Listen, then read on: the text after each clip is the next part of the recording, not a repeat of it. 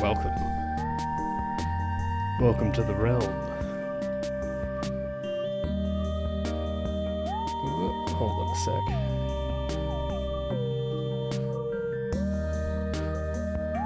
I have to triple check now that I don't have some weird keybind that mutes my mic. Whoa, says Gus.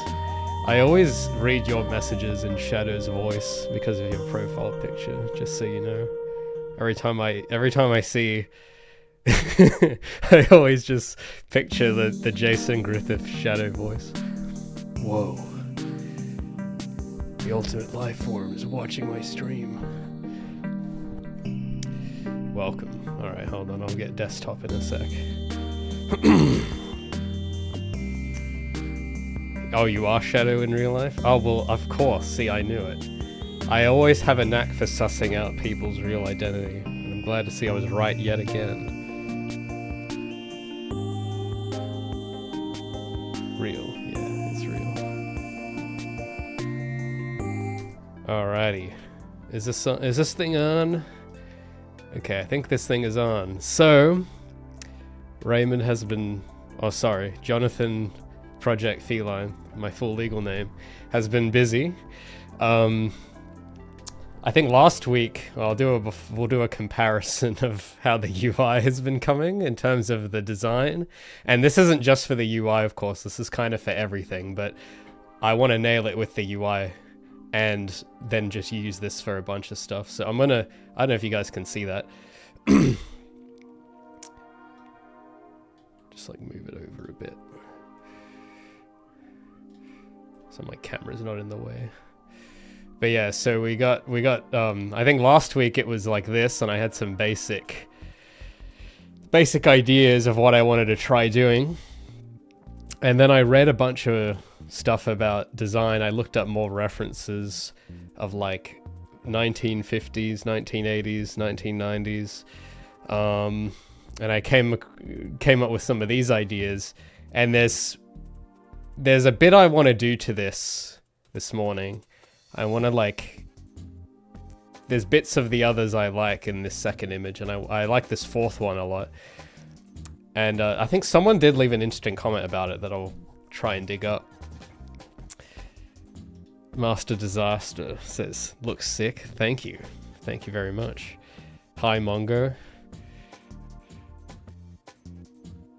Master Disaster says, John Feline, have you thought about posting your insights from the streams as shorts? I have thought about it. I just don't have time, because I'm also editing this big video at the moment about Gabby's model, and I really want to try and get back on top of a regular schedule on YouTube, but it's difficult because all these episodes I've got up the sleeve are all like huge, and they're like kind of serious in terms of scope.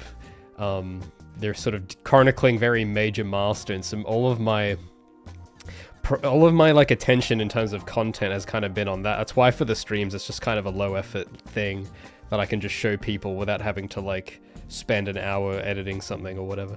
But yeah, I think it would probably help get more viewership, but again, it's just time. I just don't have time to like sit around and go through like 4 hours of footage every day and clip it into... I don't watch shorts really either, so I don't really understand kind of the whole thing with it. Like I think most shorts are kind of junk. So I mean, I know everyone else watches them, and I guess people like them, but I don't know. I don't really get shorts. Like, they don't really make money, and I don't think it would be... I don't know. They get views, but they don't make any money, and they don't. I don't really understand the value. I don't really get the point. I don't know if I'm just old. I'm not that old, but I don't really I don't really get it, and I just can't. I'm just too busy. But if I was like a full-time content creator and I had, I wanted to get like 1 million subscribers, then yeah, maybe I'd consider doing it. But as doing it part-time, I can't justify it.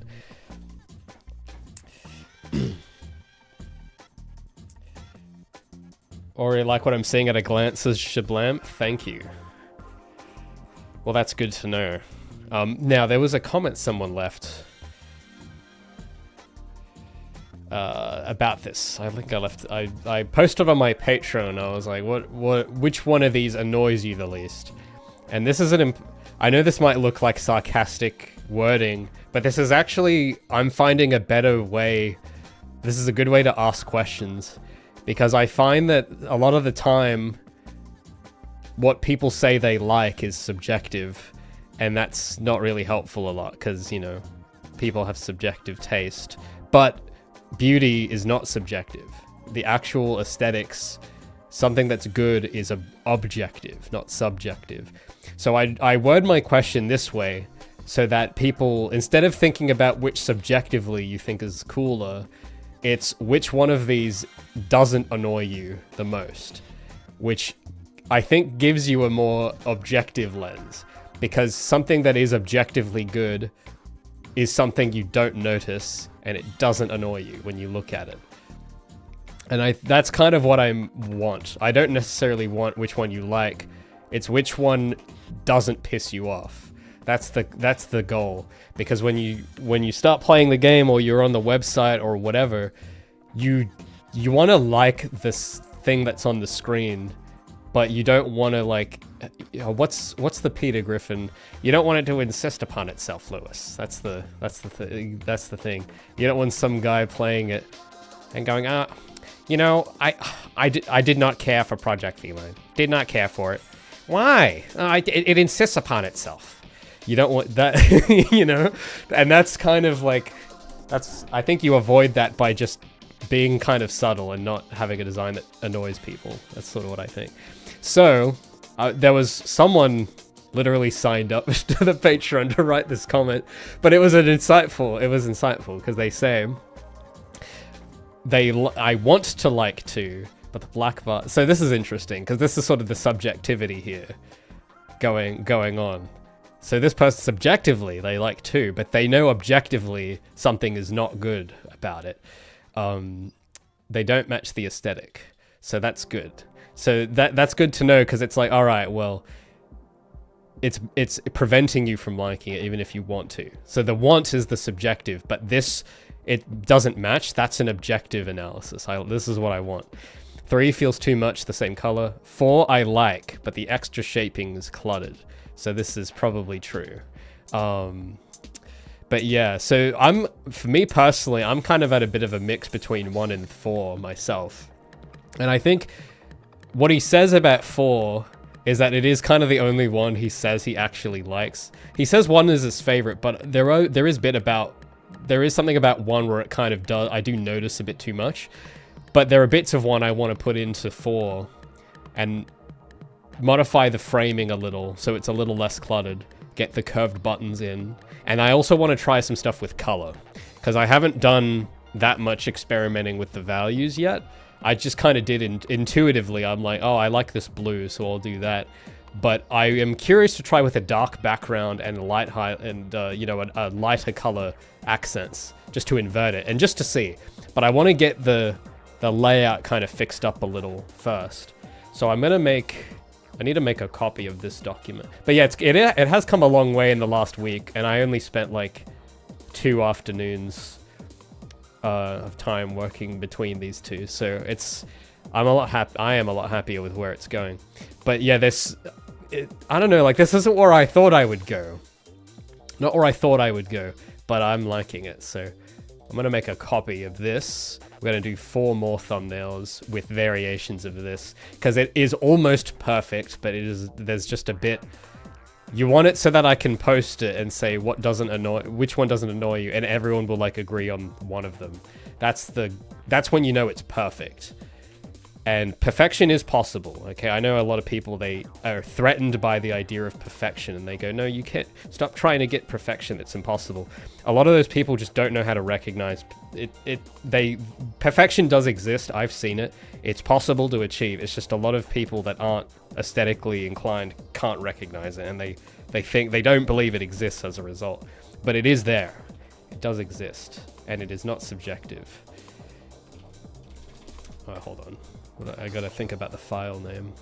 So I'm gonna just name this, what's today's date? It's the 12th. Let me check my radio alarm clock here. Yes, 12th. It'll be 11th for you guys in America. 10:14 in the morning.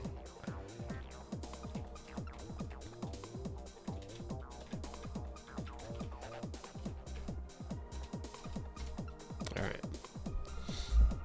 Is your Photoshop window broken? No, I've just got this custom theming on it. So this is another thing that annoys me about Adobe.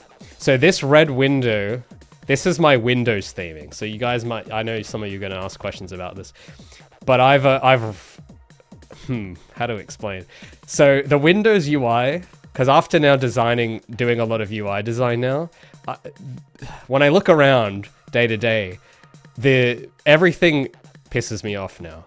So that's what I'm trying to do with I'm trying to make it so it doesn't, if I was using this so that it wouldn't annoy me. But a lot of modern interfaces annoy me, and it's becoming more and more apparent to me now. So what I've done with my Windows 10 install is I've done a bunch of registry hacks and stuff to it to bring back you know how in Windows XP you could make your own color?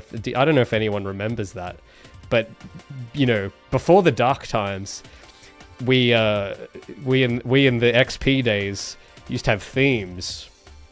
I don't even know if Windows 11 does this now. Like Windows 10 has themes, but they're not really themes. This is a real theme. This sort of stuff with the Windows XP custom, such Windows XP custom, because it used to just come with themes. And it would be this is a bit more advanced. I think this is more like custom registry stuff. But the default settings in just the customization panel, you used to be able to change the actual colors of all the interface. So yeah, there's a theme. You see how here it's got Zune, Windows Classic, Windows XP. And there was another one that was like silver. I don't know, maybe you guys might have seen this in offices, like commercial computers, or banks or something. They usually would have this sort of, they either have the Windows Classic theme, or they have this sort of silver, I don't know what all this crap is. This is imitating, this isn't the real thing. This is the real, yeah, here we go. So you used to have stuff like this, where you could have like, instead of the blue, it's like silver.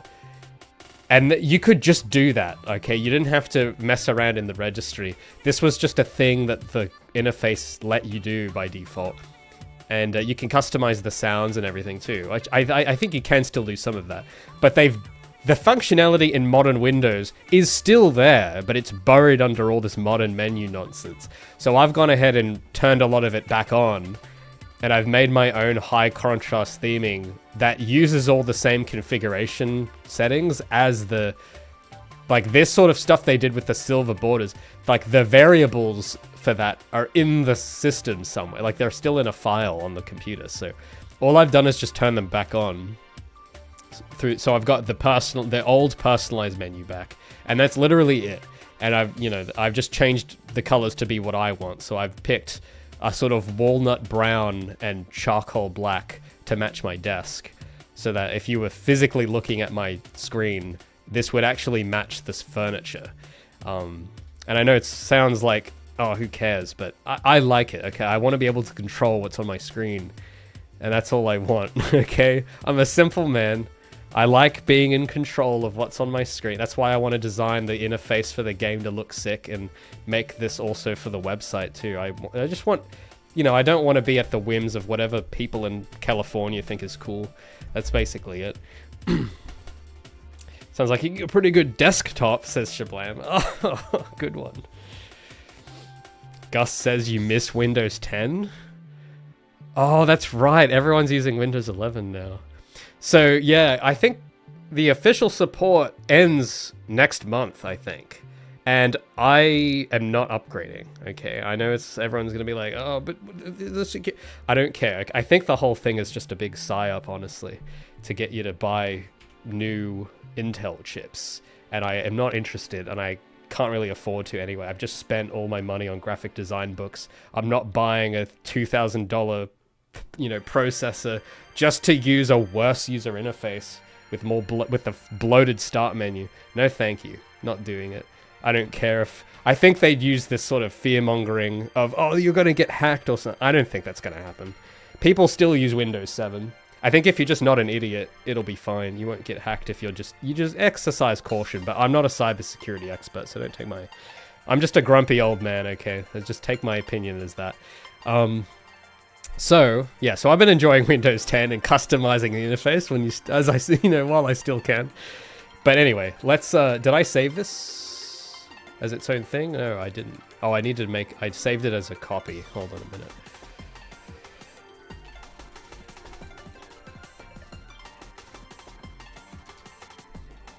So I gotta open the new... Okay. So I want to create some new variants of this now.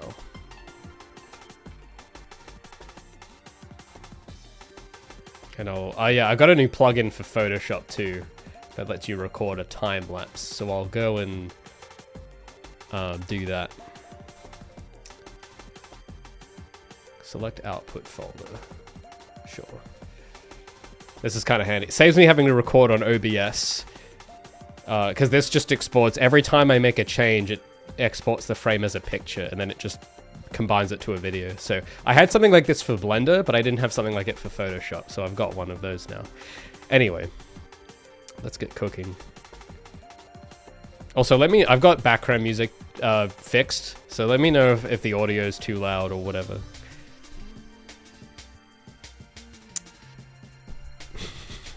Gus says, never listen to Californians.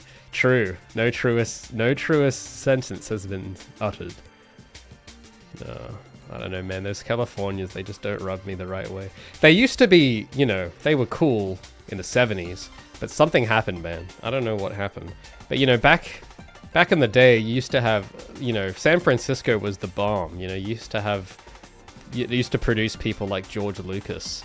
And now, what is it? It's producing people that can't design menus properly. That can't make that use some React.js framework to make the start menu or whatever they're doing now. That's what they're doing now. And it's like, what the hell happened between the 70s and now? What's going on?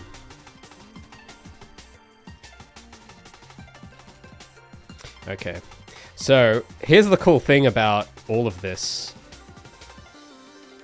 Because this menu, you might be looking at it, and you might be going, oh, Raymond, this is so pixelated. And that's, yes, I've actually been deliberately... This is actually at the same resolution as last week's canvas. So this, and the thing I've got now, it's the same resolution. Like, it's the same canvas size. Each of these squares is... Each of these quadrants... The entire canvas is 640 by 480, and each of these quadrants is 320 by 240. So that's like the resolution of like a 1980s laptop or something, or a Apple Lisa or whatever. Like that's the actual resolution of this. The actual size, that's how big it is. Like when I zoom out, that's the full size. And you notice how you can still read it. Okay? I'm quite proud of that. I've pointed stuff like this out like ages for the last few weeks, but I've tried to make a deliberate effort so that at 240p you can still read it. So I know like last week I did the fake text drawing it with the pixel tool, but I thought I'd actually try the text tool this time, get something more refined. And well, yeah, this is the outcome. And I think the font choice of Serpentine is doing quite well here with the readability. So, it's a little bit harder on the footer bit, but that's okay, because you're not actually going to play the game at 240p. Unless you're into that, in which case, there you go, you're welcome. You can kind of still read it at 240p. So, there is something I just wanted to look for quickly. What was it? I was going to get something. Oh, I can't remember now. Audio is a good level. Thanks, Shibline.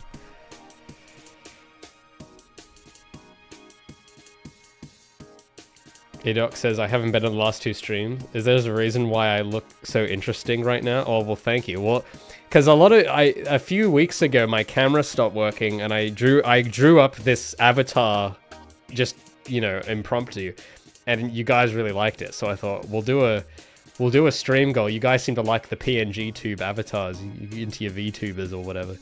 So I figured what we'll do, I'll keep it because you guys actually kind of liked it. And if we get enough subscribers, I will like actually put in effort and not have it at this, you know, this low effort MS Paint drawing. I'll actually draw something proper and animate it. So I can be a real PNG tuber. Because I don't know, you guys seem to like your drawings. You like your Chinese cartoons, as they say. So I've got a little MS Paint avatar right now, but if we get, I think it's 25 subs I've said it. If we can get there, I'll actually draw it with my full power in my professional style. Roman must get subs for Roman to be finally animated. True. So yeah, please consider, because I am just a little indie guy here. The more support we get for the stream, the more I can hone my craft and work towards this next milestone for Project Feline and make it awesome. Now, speaking of making it awesome, there was something I was going to do. Keep it MS Paint quality, just animated? Okay, if that's what the subscribers want. Oh yeah, so... Where's the panel? Sorry, I'm just thinking about animation right now. That's the other thing I gotta think about too, is I'm not sure exactly how I'm gonna animate this menu, or if you can do that in Unreal even. I don't know if they've like gutted the UI tool set that much. Hopefully not. But it certainly is not, it's not gonna be as easy as Flash, that's for sure. So I have to think. Oh yeah, so I had a bunch of other pictures here doing a layer breakdown. I found a bunch of these photos. Oh man, this was the coolest. I'll show you the reference. Because another thing I'm thinking about is character renders, which is an important ingredient. I'll show you the actual versions of the... Because I wanted to do like a render of Gabby in this pose, and I thought, oh, that would be so cool. And I found like this whole genre of photography that is just sick. It's in my reference folder. Hold on a moment. I'll show you some of my references. That's what, oh yeah, that's what I was gonna look for. So, my reference folder. And, oh, where was the pictures? I think they were just in this overall folder, I thought, or not. I don't know, maybe I didn't put them here. But one of the because one of the things I've been doing, you might have noticed with this, is that I'm using, I said I was going to do like sharp 90-degree angles, straight lines and stuff. And you'll notice that this is deviating a bit from what I said I was going to do a little. We've got curves, and we've got like curved corners and stripes. It's like more stripy. So I wanted to lean a bit more into this sort of, there's this sort of aesthetic here from the 90s, and this was from an indie game from recently, I think, and they tried to do this sort of 90s aesthetic. But this, to me, I like kind of liked, but not fully. There was something about it that did bother me a bit. But in terms of the use of lines, I thought I had seen this somewhere before, and I started looking around I was looking at these Amigre magazines, and I did actually buy these physically just to look at them. And especially stuff like this, we were looking at this last week, and they kind of do this thing with their outlines, where they have like thin and thick. And anime is a little like that. It's not as exaggerated, but if you look at good anime renders, they have this variable line width thing going on with them that makes them look cool, that a lot of modern cartoons don't do now. And there was an example I found of a Western example, so it's close to anime, but I mean, anime does this, but I found a example of what happens when you do it versus when you don't do it. So just give me a sec. I just got to find my other folder for I have another folder for the website, because I have a whole article I wrote about this. Where did I put it? Documents. One sec. So there was I have a bunch of like pictures of box covers. Oh yeah, so then there was Smash Bros. That kind of does this thing as well. Maybe it even got influenced by this, who knows, right? But there was more. There was oh yeah. So I was looking at, you guys are gonna, so here's this is actual anime, and you can, it's very low res image, but you can kind of make out there is a variable line width going on. But there's a better example that I'm just looking for here. from the West. There we go. You guys remember this show? So the line thing I'm talking about is very obvious when you compare new Ben 10 and old Ben 10. Because this was influenced by Japanese aesthetics, but this is done by a Canadian studio, I believe. And you'll notice, you don't appreciate it when it's, because it's invisible, you don't really think about it. But when you look at the new stuff, that's probably, I'm gonna just guess, I don't know if this looks very San Francisco to me, but you'll notice that the variable line width is gone. If you look at the fist in particular, the variable line width is just absent in the new one. And it just looks worse, right? Like it looks less elegant. And I don't know, when I was looking at the composition, just not thinking about it as a fist, but thinking about it as a graphic object, I was like, I like this. Why do I like this? Well, I like the variable weight. And just with simple tones, no fancy rim lighting or anything, just with one tone, another tone, and a variable line width, it creates such a strong impression versus this, which is less readable. For somehow it's like meant to be, oh, it's lower budget or whatever, but it's less readable. And they're doing more stuff to it. Like they've got the highlight, the soft shadow, the hard shadow, and the rim light. But it reads less clearly. I don't know if you guys see that. Like you blur your eyes and look at it, and one of these holds up better than the other. And this is simpler somehow, and it looks better to me. So, and then you've got just the dynamism of the pose. This is a bit unrelated to UI, but the dynamism of the pose is been completely stripped away when you compare it. And these images are perfect because the character's meant to be. It's the same composition. It's meant to be the same pose. But you can see how these people that I guarantee you the guys that worked on this did not work on the original. They probably got hired afterwards, after this was a big name. And it's a bunch of guys, like, I've met a few people like this, and there's probably heaps of them in all the industries right now, that they don't care about the craft, but they want to tell people that, oh, I work at Cartoon Network or whatever. Like, it's this prestige. And this is the result of a prestige seeker. That's what I think. I'm looking at these two. This is the result of the original, the OG, the risk takers, the pioneers that created something new. And this is like the prestige seeker. That's like, I'm too insecure to come up with my own idea, so I'm gonna regurgitate someone else's work, but worse, because that fear, that unease, that cognitive dissonance shows in the results. It's in the circumstances that led to this, because I don't know the people working here. I have not worked at the studio, but I can just see that the animators, the art director is probably not the same guy that did this, because I don't think you would choose. The soul is different. And it's not that it doesn't have soul. That's the thing. A lot of people say that it's soulless. There is soul in this, but it is an ugly soul. It's not a beautiful soul. It's different. And that's, when I look at it, you can see it in his... I know I'm kind of overanalyzing it, but you know how they say the eyes are a window to the soul? You just look at... And I know this is character design, but this is graphic design too, because this is made up of graphics. It's made up of shapes, just like a menu, and it has it's kind of incredible how just a bunch of shapes in Toon Boom can make you feel... You can feel it. You can feel the character in this thing. And it sort of goes into that quote I was talking about from Mueller Brockman, who said, every visual artistic work represents the character of the designer.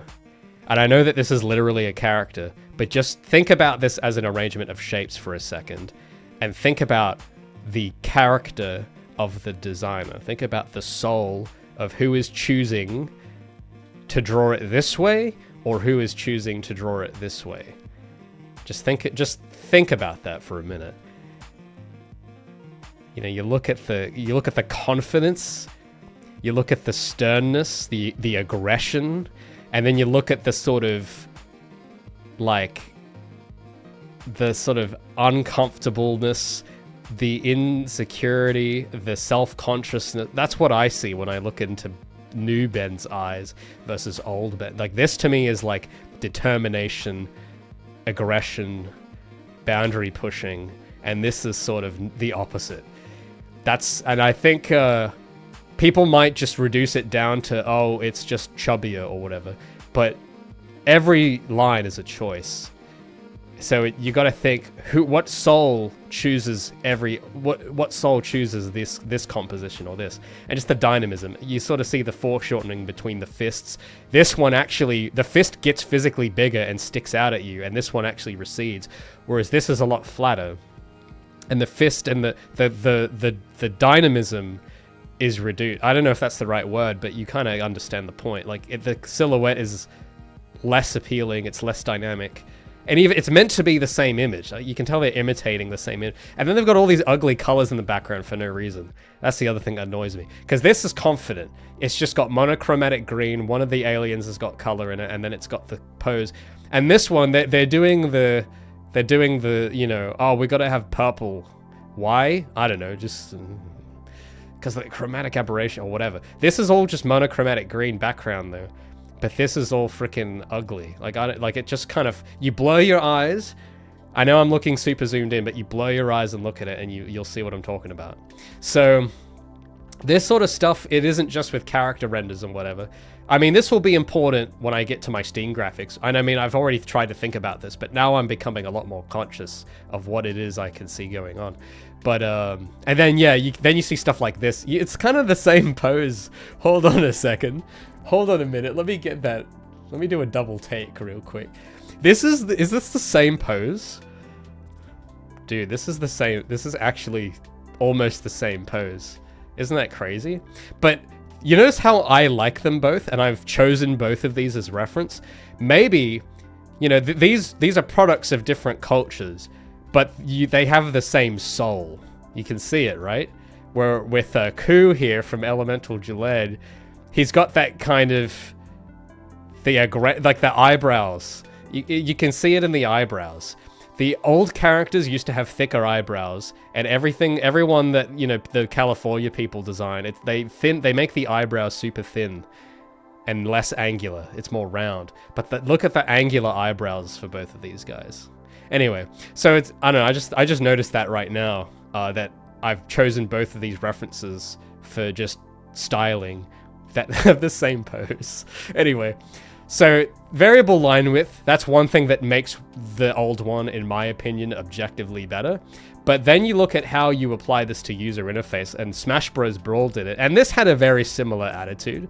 Smash Bros. Brawl, the music was very edgy and aggressive and sort of frontier sounding. Like it sounds like it's on pushing the boundaries. And if I recall, it was quite a controversial game in the competitive scene, and the art style was very serious. All the characters were very realistically textured. And there was, I'm just trying to find this other reference of line width. Oh, I cannot find it for the life of me right now. I'm just scrolling through my, okay, no, I can't find it. I thought I had it. Okay, I must have buried this somewhere else, but you know, that's something I've tried to do a little here with the menu itself, is that Gabby has variable line width, but what if the actual accents on the menus also had variable line width? Because it is just all graphics at the end of the day. So, you know.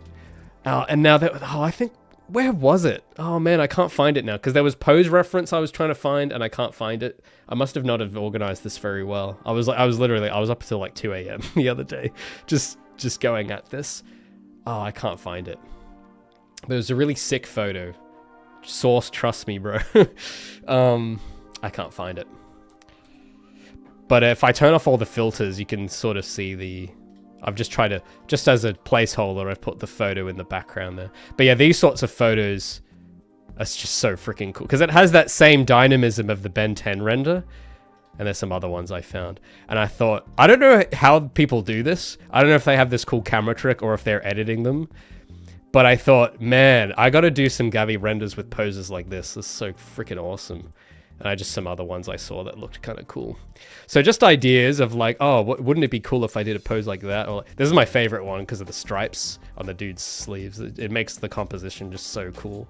And it has that sort of foreshortening in the background, the vanishing point there. And I thought, okay, I gotta, this is Kino. Okay, this is peak. It's so peak. So I thought I'd catalog those. I gotta find the actual source. I saved these images to my desktop somewhere, but I can't find them.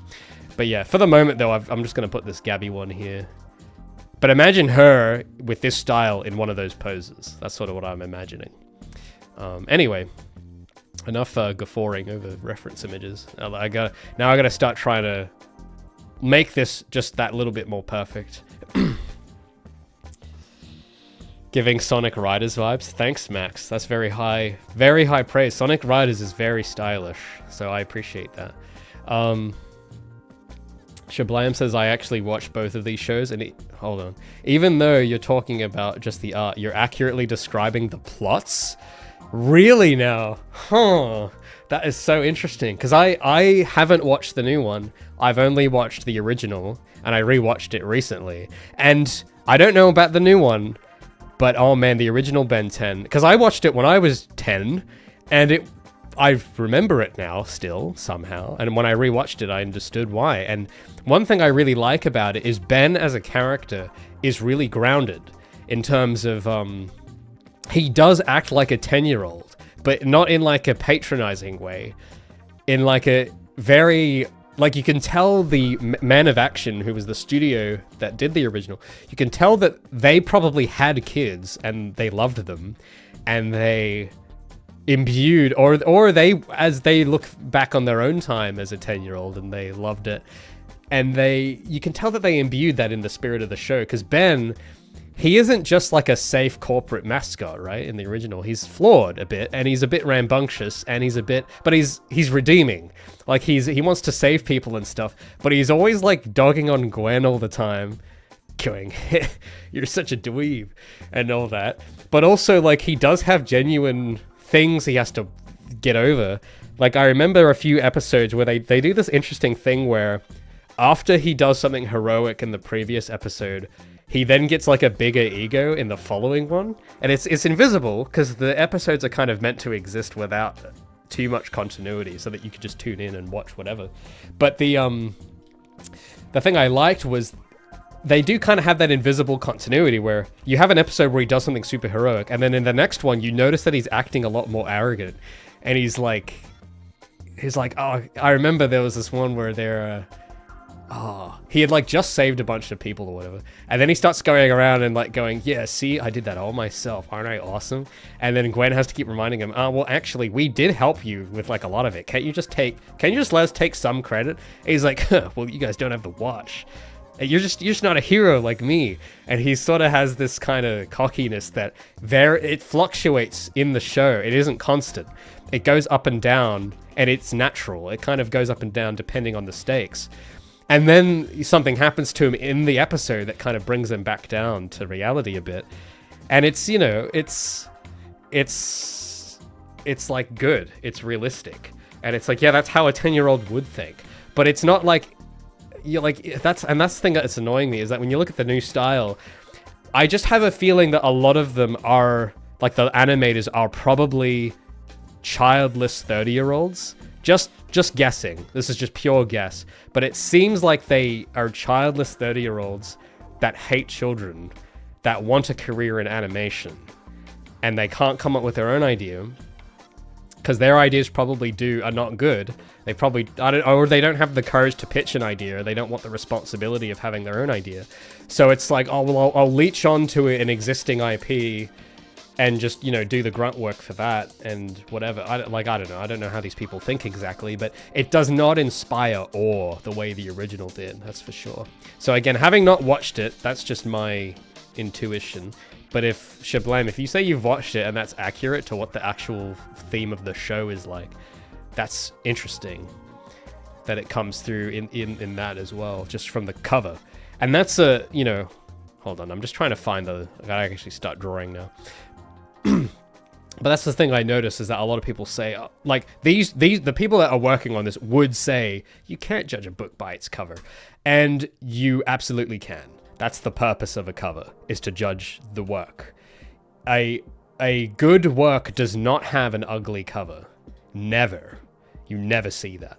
So I don't really buy, I know a lot of people say that you shouldn't judge by its cover, but I don't know. I think that's just, I don't know. I think it's like topsy-turvy brainwashing. That's the entire point of the cover, is to judge it. That's the whole point. And the smart people will make a good cover. Smarter people make a deceptively good cover and trick you. But they kind of, they kind of do earn it. It's like, oh, screw you, you tricked me, but also I respect that you're able to trick me. But that's kind of on me as well for falling for it. But I think something that's really good always has like a really good cover every time. Or good visuals in general. Like you can take a first glance and it will be good. If the work is good. If it's not good, it usually doesn't pass the first glance look. It doesn't get past that standard usually. That's just from what I've noticed. All right, so I'm just gonna. Okay, I gotta get to work now. Rented enough about Ben 10, but I don't know. You guys see what I mean? Start looking around at the cartoons at the moment, and you tell me what you see. But that's what I see. I try to avoid a lot of it, and I'm not really the age demographic for it anymore. But it's culture, and I care about it. So one thing I was wanting to do is to make this accent a bit thinner. This entire thing, because I think it's a little too thick.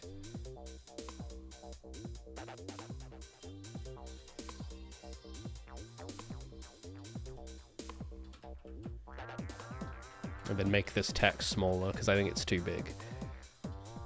So what I'm doing with the actual... That's the thing about doing this at 240p, is that it is pixel art. It is actually... I know people are going to say, oh, Raymond, this is a pixel art. Pixel art's bad. But no, like, this will get scaled up later.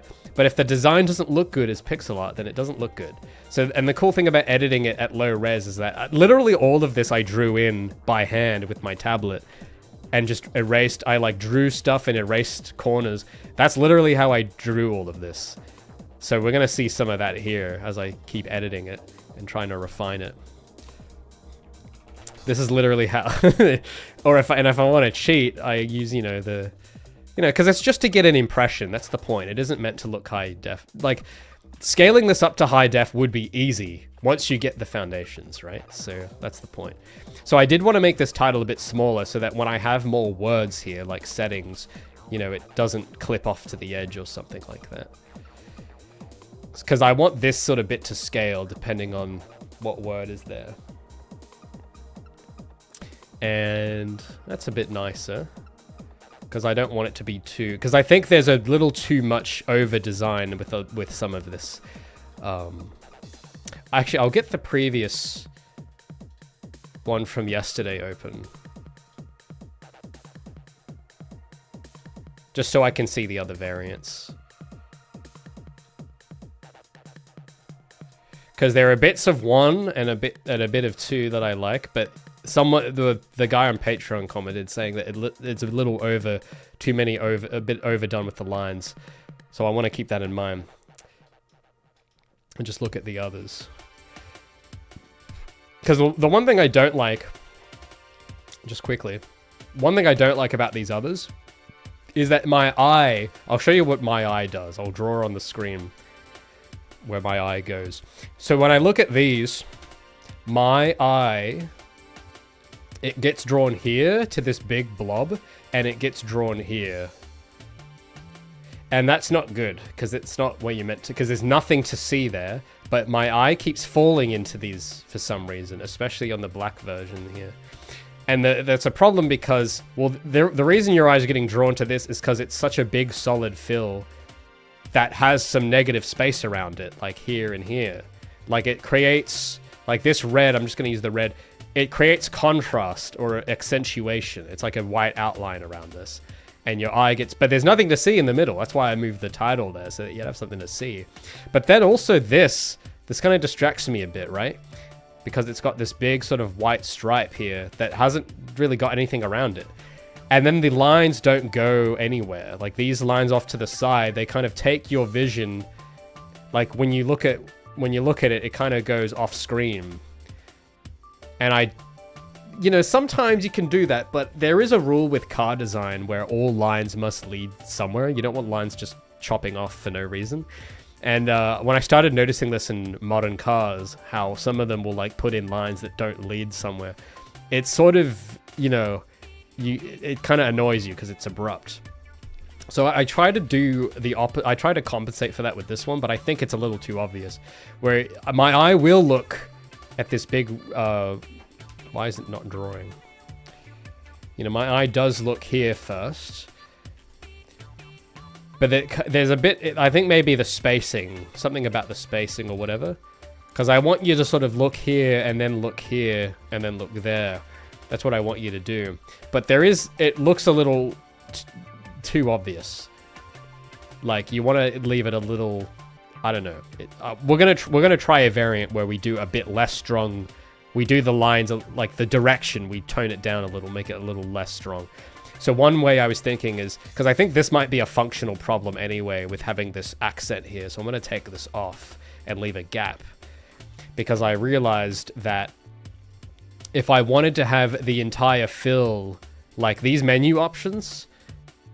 can I just get the red pen for a minute? Like if these were to come out full screen like this, like the settings, if I had the actual settings menu, it would probably come out all like this, right? Like this would be full width. Having this sort of lip here, it kind of, it's weird that it's only going a bit half. It looks fine when it's just the menu options like this, but if the entire thing is full width, I think it will mess with you a bit. So I'm going to try with it taken off. And maybe, I don't know if I want to keep that accent there or not. We'll leave it there for the moment, just to see. Maybe we'll add it to the other side, but I don't know. We'll just see how we go. And then I want to change out the squares for the curve, because a lot of people did say they liked the curved buttons. I think, and I can kind of see what they mean. They're a little more readable, I guess.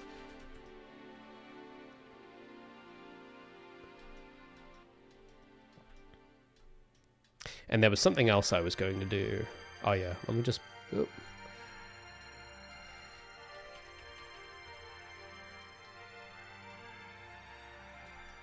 Oh, I remember what I was going to look up now. Because some of you might have... Maybe you've seen it. Oh, thanks so much, Snuphill. Big ups. Or thanks so much for gifting the sub, man. Appreciate it. We're now one sub closer to animated Raymond. I'm getting excited. What are you guys talking about in chat here? Gus says, "What? Our characters can't have flaws? They might get interesting." yeah. Well, I think flaws are interesting because there is the opposite problem where I see people they make a character deliberately flawed and try to glorify that, which I don't think is the right thing either. It's sort of like an inversion of reality, where it's like, old shows didn't do this. Like old Ben 10, Ben was flawed, but he was redeemable, and they didn't celebrate his flaws. But they acted as obstacles for him to overcome. But he wasn't the perfect character that had no obstacles, because that's uninteresting. But the opposite thing I see people do now is that they make the character deliberately flawed and make that a good thing. But like, not as obstacles, where it's like, oh, these are character flaws they must overcome. But it's like, oh no, it's good that they're flawed. Like, that's a good thing. And I don't really agree with that either. I can't name a specific example though. It's just escaping me right now, because these are the sorts of shows I avoid. There's one example that they do it right, where they don't glorify the flaws, but the character accepts the flaws and gets punished, which I think is the right way to approach a deliberately flawed character. And that was the Breaking Bad and Better Call Saul. They both do that really well, where they've got the flawed Walter White and Jimmy McGill, but they don't get rewarded with glory, or they don't get revered as, you know, maybe the audience might see it that way sometimes, but the creators of the show, if you listen to how they talk about it, they aren't rooting for like Walter or Saul and those shit. Like if you listen to people talk about Breaking Bad, a lot of people will say like, oh, on the first watch through I was rooting for Walter, but on a second watch through I hate him. And the showrunners have done that on purpose, because they kind of do set it up so that the character can become flawed, and does, but they aren't rewarded. They're punished, sort of cosmically, to cosmic proportions. And I think that's partly what makes them good shows, because it's sort of fair in a sense. Like it plays by a rule of some kind, where it's like the character doesn't get to have like they don't get to an out until they resolve the character flaw, and if they don't, then there's a consequence. And it's interesting when you keep that in mind and rewatch those shows thoroughly, and you understand why everything happens the way it does. Anyway, what was I gonna do? I was gonna do something to this. Maybe maybe that'll be the first little experiment, and I'll do a second. Actually, no, because I want to do 4 of these as different color variants. So I want to just get the sort of layout going first, and then I'll do the because I want to try different contrast, different colors. Just want to see how this looks like small. So I'm just putting it up next to the other one here, because I just want it to look a little bit less obvious. So one thing I might try as well, because this outer border is drawing my eye. I don't want my eye getting drawn to the border, and it is a little bit here. So that maybe could be a color thing, but there is something with the shape I do want to try with as well. What I might do though is I might make all of these panels the same color or a bit darker. Something like this maybe. Because this is a bit more like option 1 and 2, which a lot of you did say you liked. So it's using this sort of darker accent for the footer, lighter accent for the buttons, and then the darkest for the border. But because I want to have a hierarchy like that, where the interactive elements are like one tier, the non-interactive, still kind of important dynamic elements are a second tier, and then the static elements, the container is a third tier. So it uses 3 different shades of blue for that. But in the other 4 quadrants of the canvas here, I want to experiment with light to dark, dark to light sort of stuff. But for the moment, the shapes themselves should not annoy me before I even think about that. But I don't want to have like no border at all. But one thing I do want to try, I'll do a mask and do some gaps just to see what happens. Because I don't want to just do random subjective, oh, this would be stylish type stuff. I want to really think about, is this sensible? Is this good? Is this gonna piss me off tomorrow when I wake up? When I go to sleep and wake up tomorrow, am I gonna be annoyed by what I've done? That's the question. So I'm just gonna try, if I take out the side, because the sides are kind of, my eye is kind of falling into them a little. And again, this might be a shape thing, it might be a contrast thing. We'll see. I just want to see what happens. That's actually not terrible, but it is now a little too open. Oh, this is accidental, but this does look kind of cool. Having it sort of get thinner like that. But it's a bit too long. So what I might do, I gotta find, oh wait a minute, I gotta turn the grid on. That's what's missing. I've got my rulers, but the grid is turned off.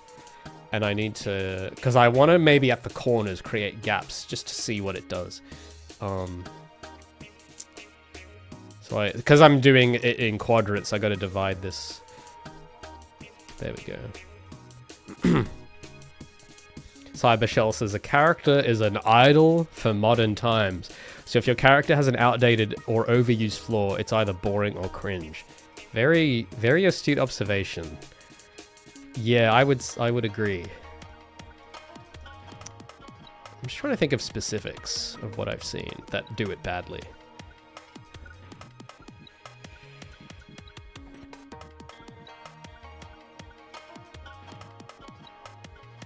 Lemon says, are you at a stage of thinking about it for yourself or open to suggestions? Oh, I mean, if I was thinking about it all for myself like this whole last week. So this is the time on Friday where on the stream. Yeah, I'm open to suggestions. That's why you guys are here.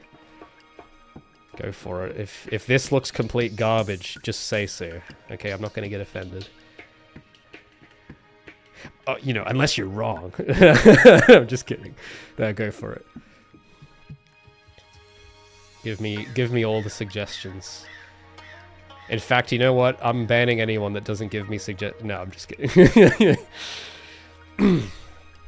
Not Kevin says, what's up, Ray? It looks so good! In all capitals. Thank you so much.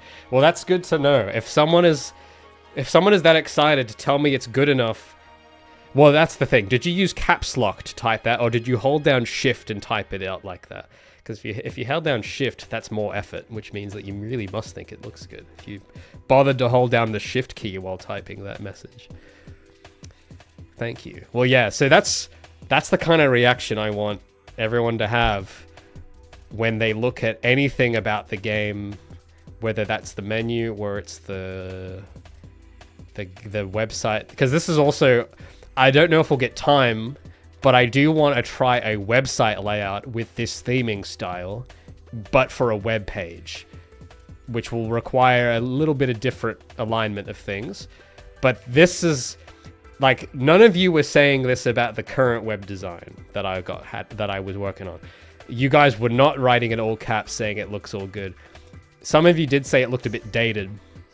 And I see what you mean now. I do agree. I was trying, but I didn't know enough, okay? Now that I know a bit more, a little more experienced, I think I know what it should have been and what it has to be. And it has to be like this sort of level where you open the page and imagine this styling, but, you know, for a web page. And imagine the little animated scan line in this blue background. And then you hover over the buttons or something. And then, you know, you've got a bit of blog to read here or something. Like, that's... It has to... And when you're there looking at it, you gotta go, whoa, that's so cool. And then... But it doesn't get in the way, right? You have to, like, go, that's so cool, and I love it. And also, it doesn't interfere with the functionality of being on the page. So you kind of want to be like, your first reaction is, oh, that's so awesome.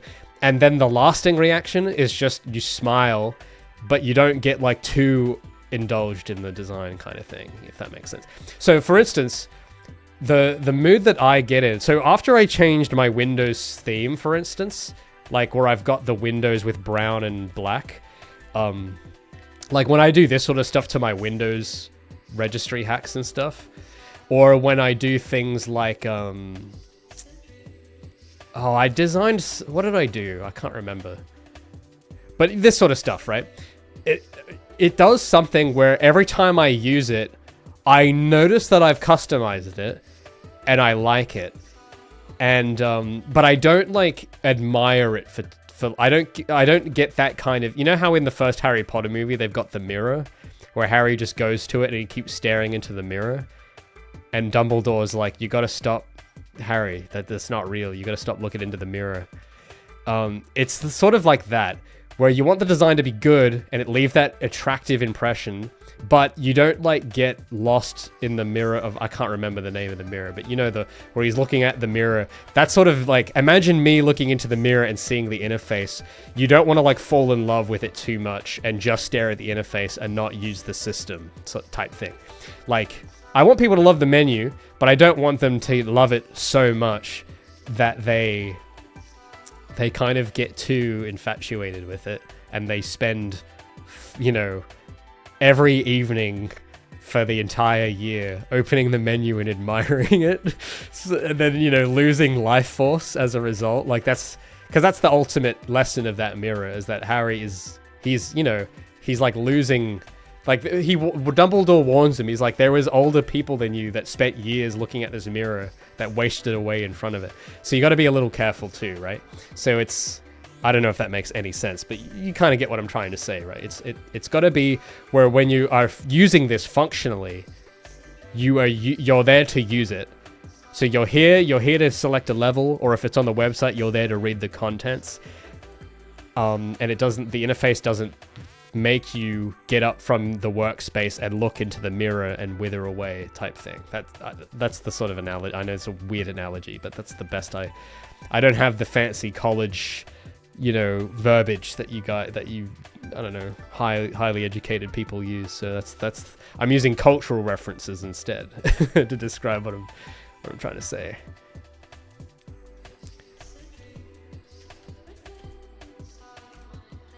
So now that I've got the grid space back on, yeah, hold on.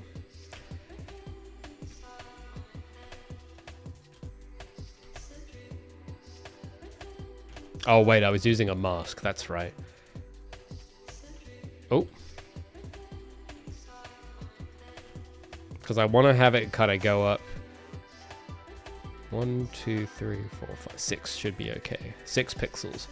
And that's the cool thing about doing it at low res is that instead of like, you can just count the pixels easier, and it should be, you know, that there should be like margins and like sensible choices for all this sort of stuff, and it's easier to kind of denominate because it is kind of, pixel art is grid thinking as well.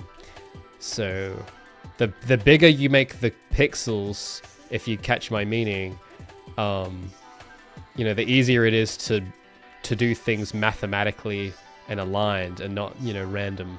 So that's why the small canvas size is kind of helping. Oh, that's right. I remember what I was trying to find a picture of now, because I took a picture of these on an analog television. That's what I was looking for. Okay, give me a sec. I'll show you this too while we're here.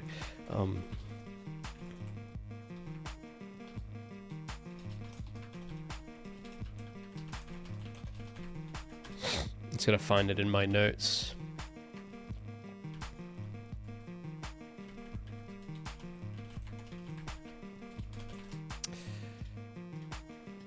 So here's my interface.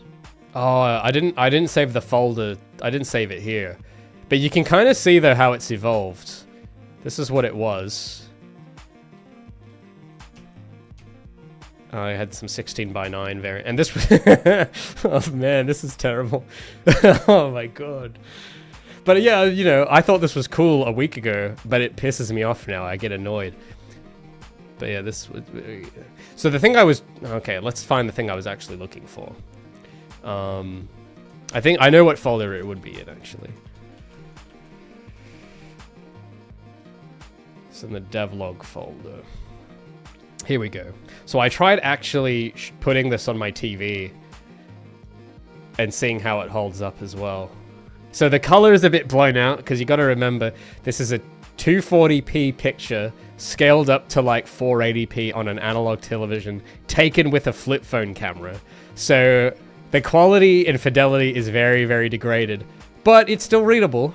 So I guess that's good if it passes that test, where even on my purposely bad technology, you can still read it. Like, you can still read the words accept and back, even though this is 240p on a flip phone camera on an analog television.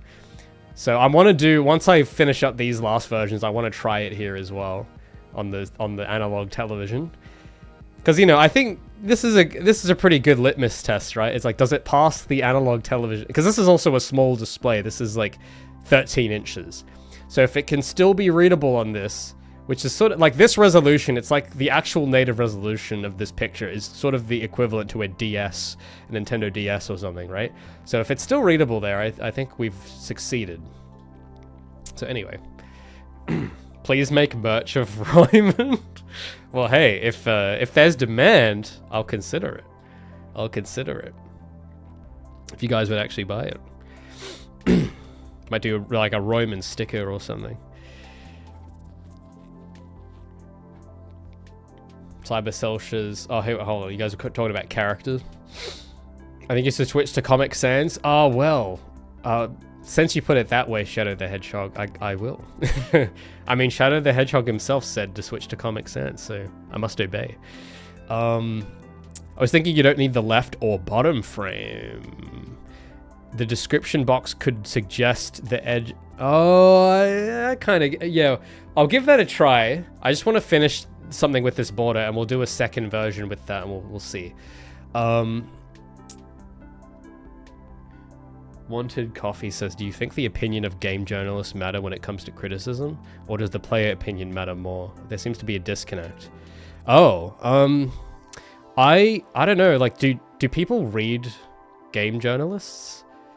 Like, I don't really care personally. I don't read IGN or whatever, so I don't know. Like, do people actually take journalists seriously? Because I never really felt compelled to, really, because I don't know. I mean, I don't have any press attention, so maybe my opinion will change once that, you know, if I get an article written about it or whatever. But I don't know. I just don't pay attention to journalism at all. Like, I don't know. Like, look, and again, this could be just because I'm like, I got the soul of an old man, but you know, I just don't, because what, journalism, that's like news, like gaming news or whatever, and I don't know, I don't follow it, I don't really care. I try to make my own self-insulated kind of heaven on earth in my brain, and I don't really care what people are writing about. That's just me, though. I know maybe, I don't know, other people might take that more seriously, so again, that's just a me thing, but I think in terms of if you're a developer and you're like insecure about, oh, what are the journalists gonna say? I think, well, ultimately the journalists are not paying the bill. They're not paying your bills. If you're a game developer, the customers are paying your bills, not the journalists.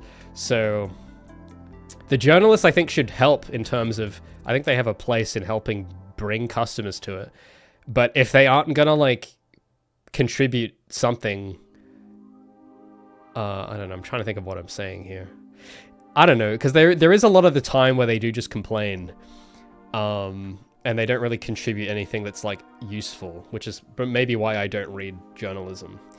That's not to say that's all of it, but I always find that, you know, because I'm just thinking of my own habits. Whenever I do find gaming news, it's from like YouTubers, like gaming YouTubers that like play games and just talk about stuff they like just genuinely. Like, you know, like kind of like those old like JonTron type people, or I don't know. I'm trying to think of a mod, because JonTron's kind of been, or you know, like old JonTron videos and stuff. That's sort of what I look at.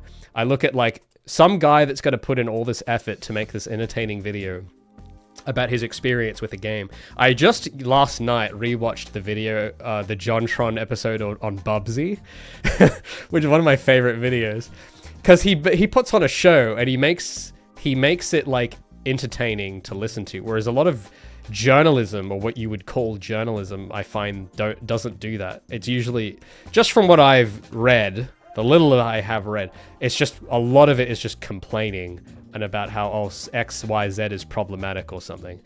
Whereas you will go watch like Angry Video Game Nerd or JonTron, or what's the guy's name? Game Grumps. You watch those sorts of guys, or whoever the modern version of those is now. And I find that it's a bit more like they have an emotional stake in the thing they're talking about. So like when I see JonTron talk about Bubsy or something, for instance, you can tell that he like gave it a go properly, and he's like, he can't just whinge, because no one wants to listen to just whinging. So he has to put in a bit of effort to like put you in his shoes of the guy as a gamer, because he's playing it as a gamer, and it's like, if you can't be bothered to play this yourself, or you can't find a copy, here's me playing it, and you can kind of put yourself in my shoes type thing. That's sort of the vibe I get. Because it's not to say everyone's experience is going to be the same. Also, yeah, this boundary thing I'm trying to do is annoying me a bit. Trying to do the gaps. I thought it would look better, but this does piss me off, so I'm gonna stop. But the I don't know if what I'm saying makes sense, but I don't know. There's like a sincerity to the old.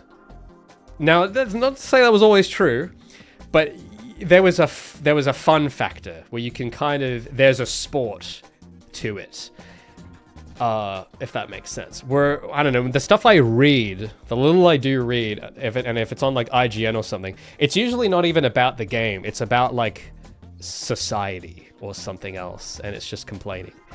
And it's like, I don't know. It's like I don't know. I don't really care to hear that stuff. But if that's not all it is, if there is like if there are journalists that are doing that sort of thing, where they're reviewing it on the game's merits and not trying to make some cultural point, that's I don't know. I haven't seen. I don't know where you would find that. That's not what I see normally. But again, I don't know if you could convey that in a written format. Because part of the energy is the performance. Like when I look at a JonTron video and have him like yelling, you know, like this, you know, like the passionate, like, oh, come on. Like the kind of gamer yell, like the angry gamer yells at thing type. Like you don't get that energy in a post. And that energy, I think, is something you do lose. Because I don't know.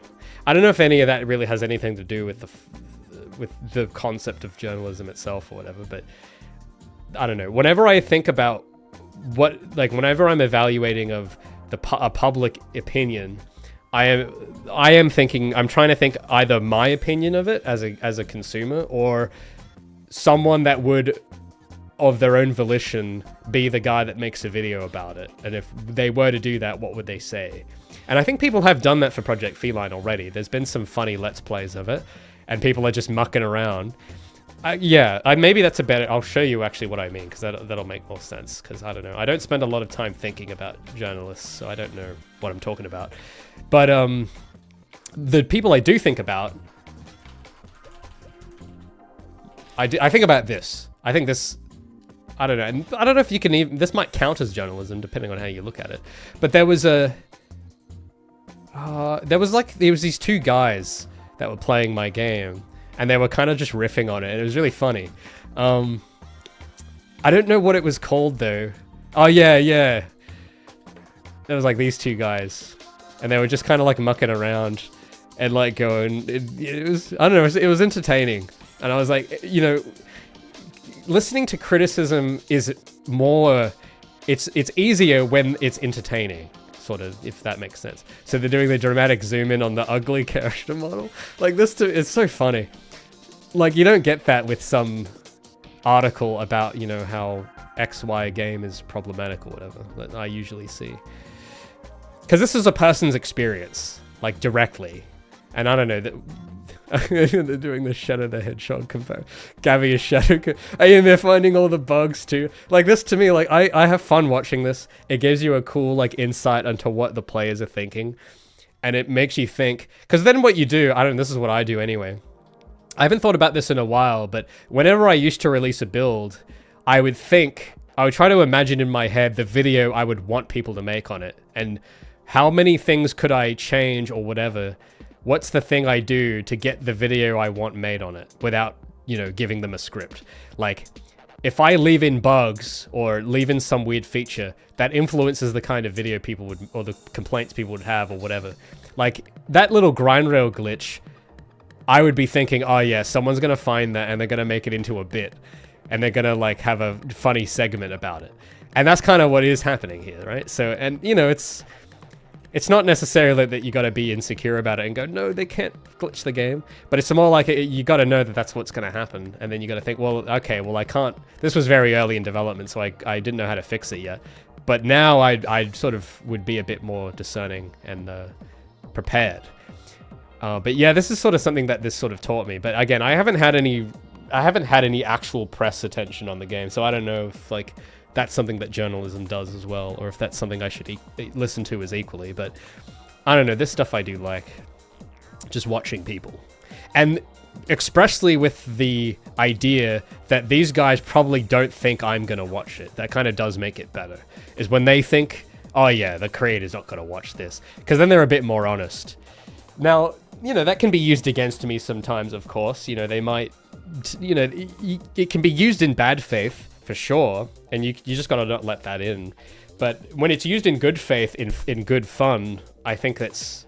I don't know, I don't really feel a need to look at journalism, I guess, as a result. Because I think I've got everything I need, just looking at videos like that. It's like, alright, yeah, this is all I need to see.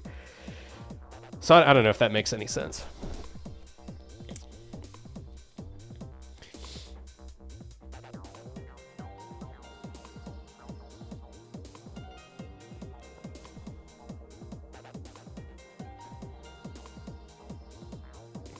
Lemon says people probably don't trust IGN anymore. I mean, yeah, I don't read IGN really. I don't know, just because there's just too much. Like, I looked at the IGN YouTube channel once, and nothing was interesting. So I just went, oh, okay, I don't care. And that's not how, I don't know, again, because maybe I'm an exceptional case, but I don't, like, look for things that way. Like, I'm not, when I look for because I don't know why people read gaming. Like, I don't know why people read it. That's partly why I don't really have a high opinion or any opinion on it at all, really. Is that, I just don't, that's not how I find, I'm trying to think, why do people read it? And I would guess it's because they want to find new games. That's my guess, but I've never in my life found new media through journalism. I've never done that. What I've always done is I've just gone to the store and looked at the cover, and that tells me everything. I don't need to read some article about it. I don't need to read I don't need a review score, okay? I make my own review score. I make my own judgment just from the box design or whatever. Not so much anymore, because I don't buy a lot of new games now, and, you know, a lot of the people aren't doing physical releases that much. But you can kind of substitute that with the Steam page, right? You look at the Steam screenshots, the cover graphics, and that's what I make my judgment on. That's why I take mine so seriously here. Because I'm thinking, if I was selling this to me, who doesn't read IGN or doesn't read all these whatever, if I'm trying to sell this to me, who is like a extremely exacting, picky person that is only going to judge the front cover and the screenshots, I have to, like, because that's actually probably the hardest person to sell to, is the guy that isn't reading the journalist stuff, that isn't reading the news, that is just deliberate, like, because that means that you can't get to them on anyone's terms except their own terms. And that's how I am.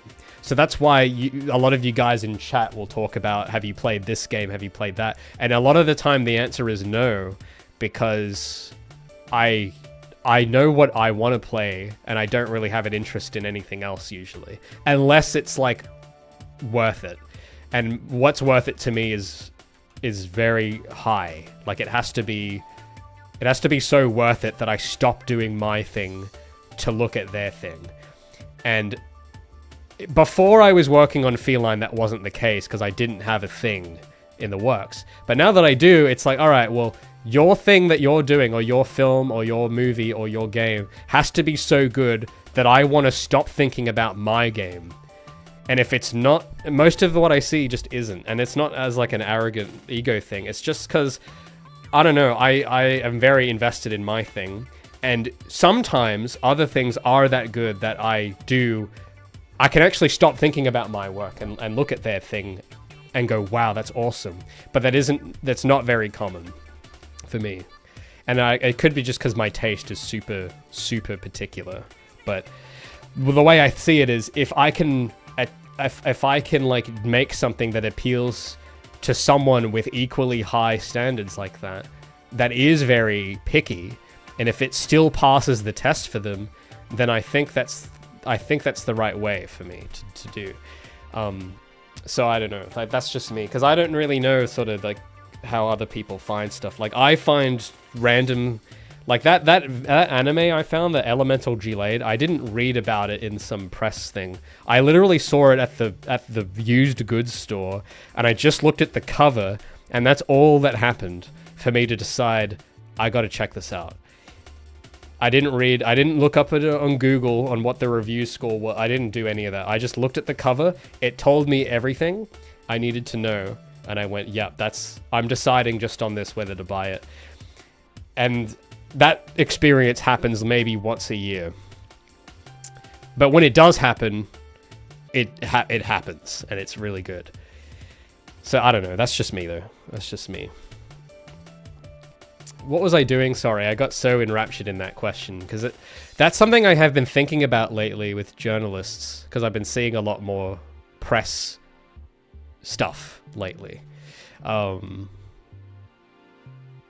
Wanted Coffee says, I feel game journalists fail to understand many artistic decisions games make. For example, Sonic Unleashed. Oh, you know what? That's a good point. I didn't think about that. Maybe that's why I've never trusted them. Because every game that I like, they all hate. And that's been, since I was a young child, that's been the case. So maybe just keep that in mind too with my take on this, is that you're asking a guy who, ever since I was a wee lad, ever since I was 8 years old, every game that I have fallen in love with has always been critically panned and hated by journalists. It's always got the lowest review score. It never wins an award. But those are the games that I cherish by my standards. So I feel like I can't even really trust a lot of them because they don't judge it on the merits that I judge it. So I just have no interest in reading journalism. well, when I was a kid, I had no awareness because I didn't even know IGN was a thing.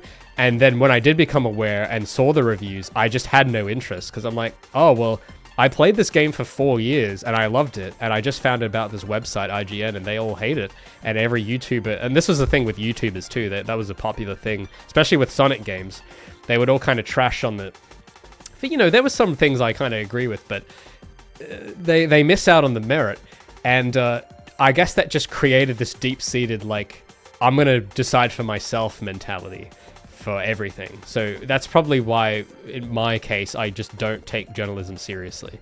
Because they don't see the thing I see in it. And it's not to... It's a temperamental difference, probably. Because I imagine people that work for these companies are not temperamentally like me, I'd imagine.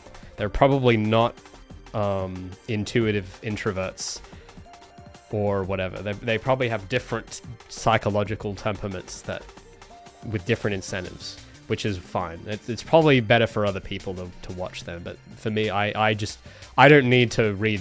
I just look at the cover and I know. Even Sonic 06, you know, a lot of people clown on this game, but this was one of my influences, and this shaped a lot of my personality and who I am.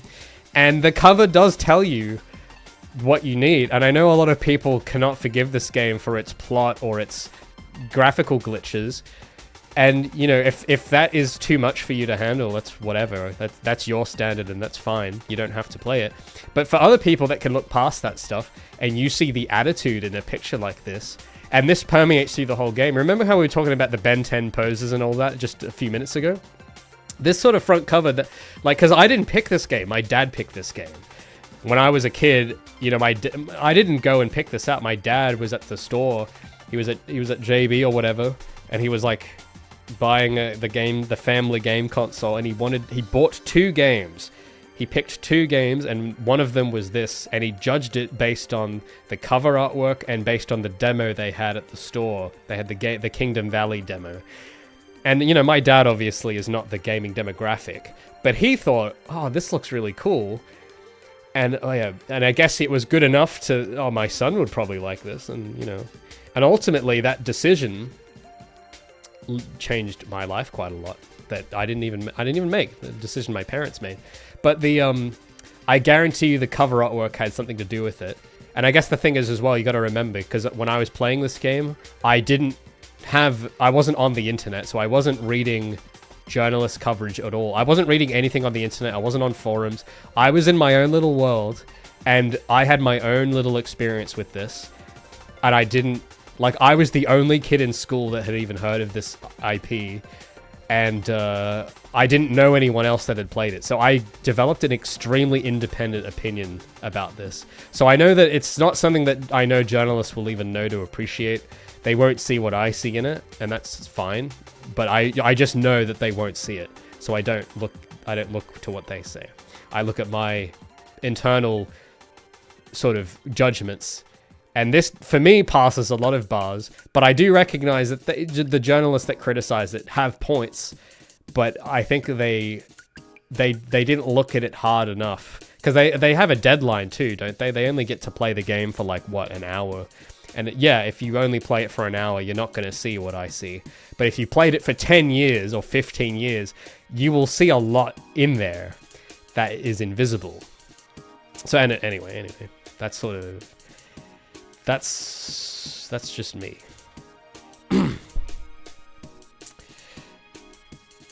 Oh, where's the layer I was on? So with that in mind, because I remember another game developer had kind of the opposite experience of what I just talked about. I was watching like the Jonathan Blow clip from the indie game movie about the press coverage of Braid, and that was rather fascinating. Because he had overwhelmingly positive coverage, but he didn't like it still. And I know a lot of people laugh at him for it, but I do understand what he means.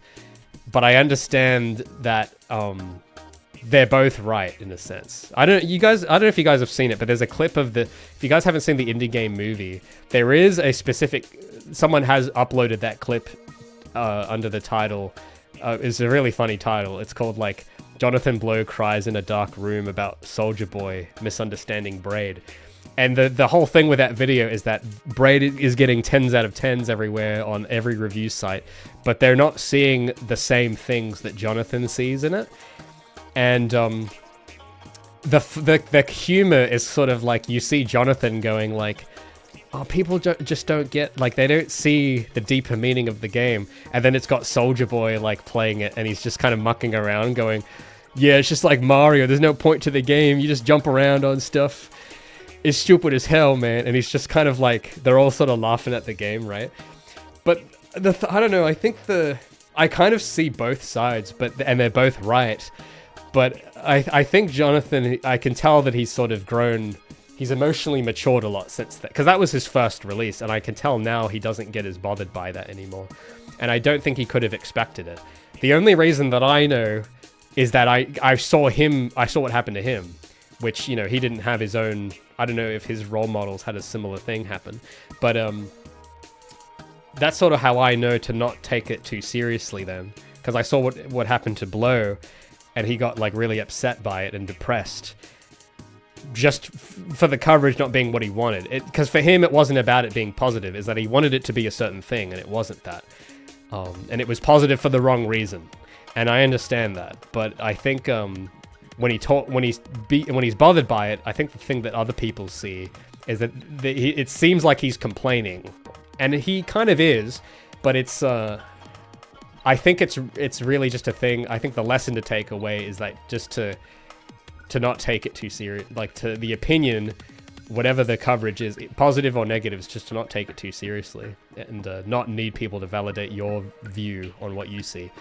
So that's how I learned to view Sonic, is that I know the journalists don't like it, but I don't care. And I think with Jonathan, I can tell that he's had a similar transformation, where he seems to care a lot less now about the press coverage of his stuff. And he might get 10 out of 10 reviews still for his new stuff, and it might not be for the reasons he thinks. And it seems to me that he's at peace with that now, and he's like, he understands that a lot of people that do play it aren't going to like it for the same reasons as him, and that's okay. I know, that's just what I see anyway. Because I know with Blow, he does have a similar temperament to this. It's similar to what I can see in myself a little, where he's got that kind of broodingness to him. And he's very inside focused, and he's in his own world. And I don't know, I'm a little like that myself, so I can kind of relate. But of course, I haven't achieved what he has, so I don't know. I always look at examples like that as like mental preparation. Like, how would I handle that situation? Would I do a better or worse job? And what can I learn from the people that have been through that already? So anyway, Kaya says Blow is literally a green text meme. It isn't good that more people enjoy your thing. No, because they enjoy it the wrong way. Yeah. Because it is kind of funny. Like, it becomes a meme. And I think, yeah, it is kind of funny. But if you are, if you're trying to make a game as well, because, a lot of people teasing him haven't made a game, and they probably don't see it.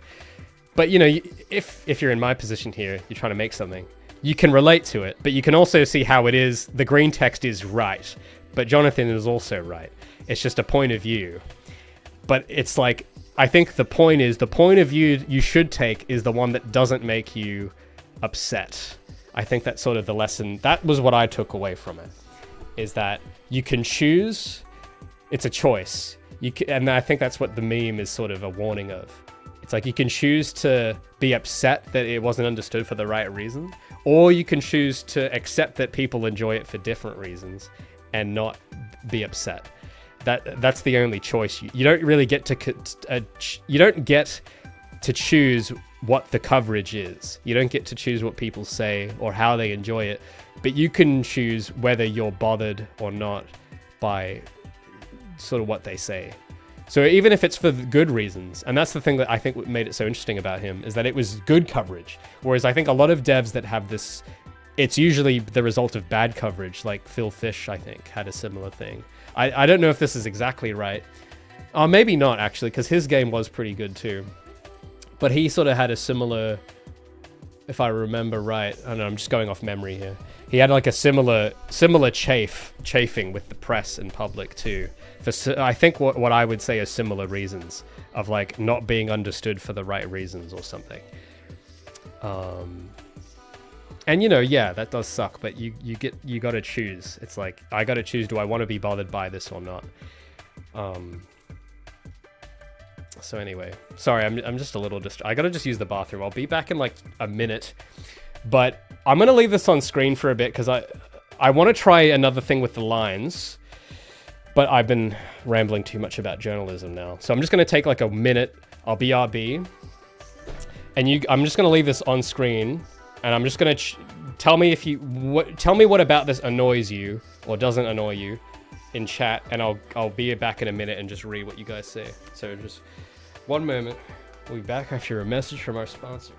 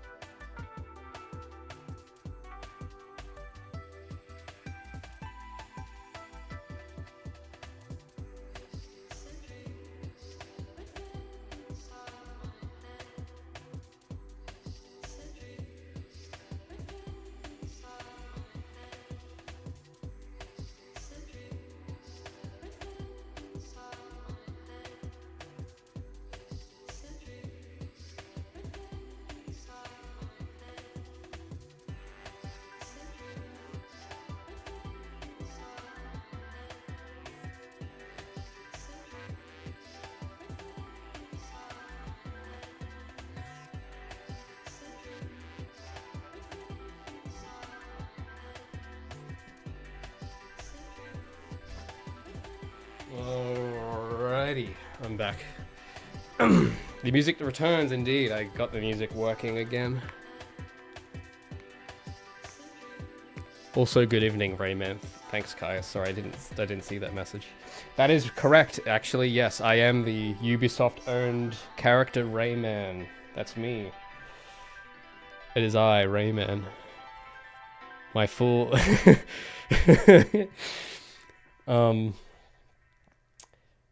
Okay, let's see what you guys. I don't know. Okay, interface talk. What do you guys reckon? Okay, please, critique the hell out of this. Go for it.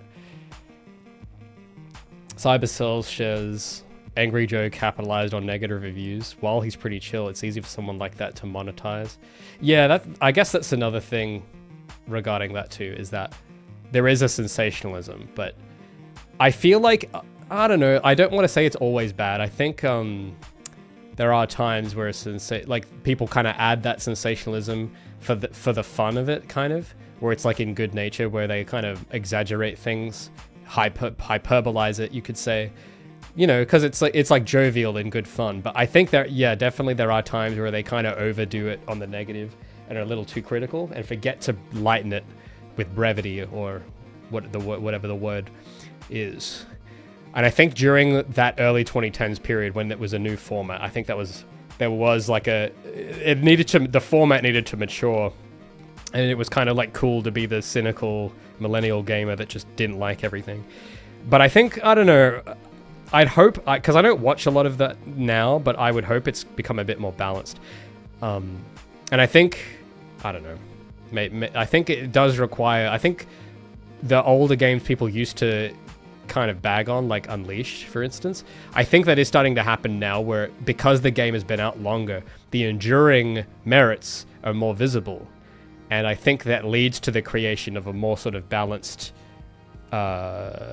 discourse, you could say, on those games. Where I have seen videos come up now where it's like, actually, this game was good. And they talk about the things people kind of missed out on or didn't recognize at the time when it came out. So I think it's just, I don't know, maybe it's just all part of the natural balance, I guess, where you'll have the people there first will be extremely critical, and then the people that review it later, after like 10 years, can kind of see the endurance. And maybe that's how it just is. I don't know. Something about the static picture makes it look cheap. Okay, yeah. Well, imagine, because I don't want to have this there all the time.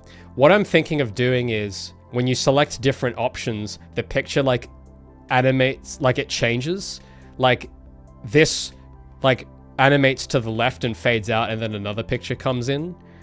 And then the background would sort of scroll with like clouds. It'd be like an animated scrolling. And then there'll be like a scan line thing going up and down. So I don't know if that would help making it look less cheap. But yeah, but that's, I'll have to think on that. We need if the menu items were at an offset angle. Oh, I see what you mean, but I kind of don't want to do that. I have made the decision to not do that in advance. Because this big empty bit here is empty for a reason. There's meant to be something that goes here. So if I did these all, what you mean is like you sort of lay them out and each item is like slanted and it's in a diagonal line. If that's what you mean, I deliberately, while it would look cool, I don't think I want to do that.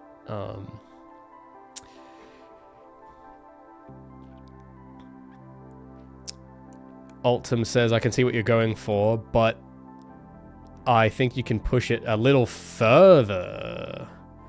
Interesting. Okay. Looking for a blue bottle of Gatorade. Interesting.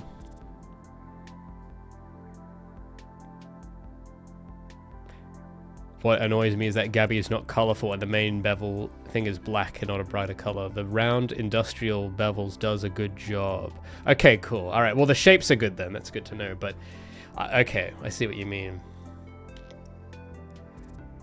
The border, the thing with the borders though, just a question about whether I should keep in the gaps or not. Like if I zoom out, that's, once I decide to keep or not, I'm gonna do 4 variants trying out some of these other ideas with colors, because a lot of the critique sounds like it's of the color scheme, which we'll try out. I just want to get the general shape where it says main. Actually, there is something I did want to try, because when you said you wanted these at a slant, like a vector curve, which I am just literally now learning what a vector curve is. I've never heard of that before, so I don't know how hard that is. I don't know if that's a thing Unreal can do as well, because that's another thing I got to consider. But if you are suggesting to do that because of the slant of the title, then there is something else I will want to try then, and that's if I made the title not italicized and just straight normal. I'm just gonna see how that looks, because if it makes it, well, you'll see. Because I've got this at a sheared at 22.5 degrees. So if I unshear that and just make the thing normal, I'll use a mask on this instead.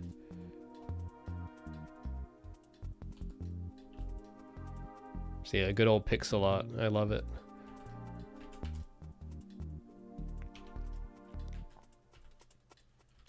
And I'll use a... Oh.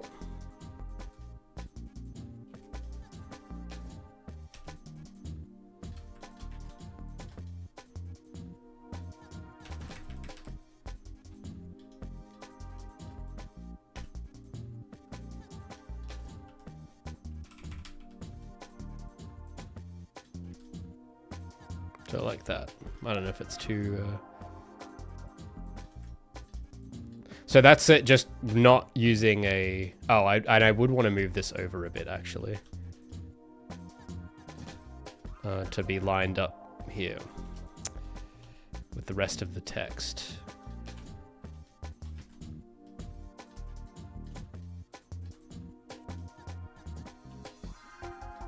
Oh, hold on. Some of it I've done on a mask and some of it I haven't.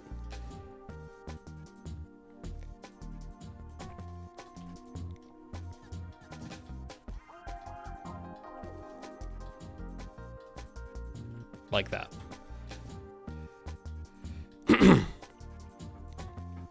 UE5 has float curve? Okay, well, that rules it out for me already, because I'm not... I'm still on Unreal 4, so I gotta stick with whatever UE4 has. Will the gaps in the border be animated? Probably not. I don't know how to do that. That's why I'm contemplating whether to have them there or not. Or just have them as, hold on, I'll draw it back in the... Because the thing I was trying to do is, like, try to make the border a little less, strong. So that you don't look at it as much. But it contains the interface, though. That's the thing. So that's... I don't know. So with the border, with the cuts in it, like, I don't know. Because I don't like how this line is sitting on its own. I think there is a bit that bothers me, but I do... Maybe it's just... maybe if I just keep one of these or something. Because having that bit on its own does annoy me. And it can't... If it annoys me, then it's not good. It has to be like... So I don't know, maybe just having a one on there and one there. Because I gotta think the purpose is to just have the border not be as strong on the eyes.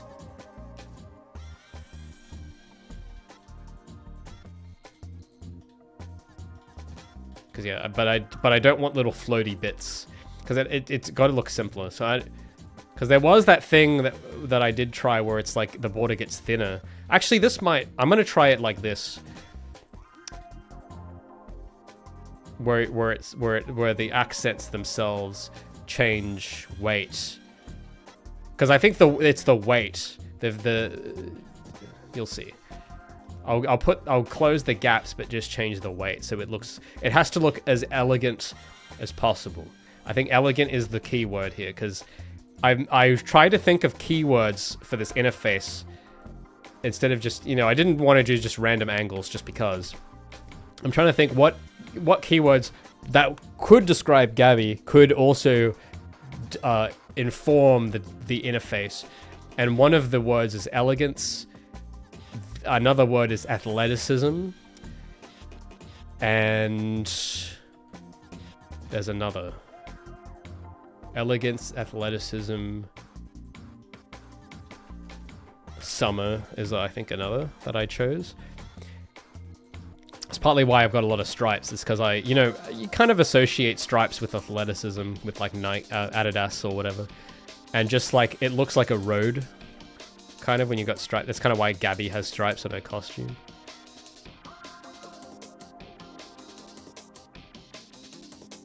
So, this looks a little too... I think this needs to come up a bit higher.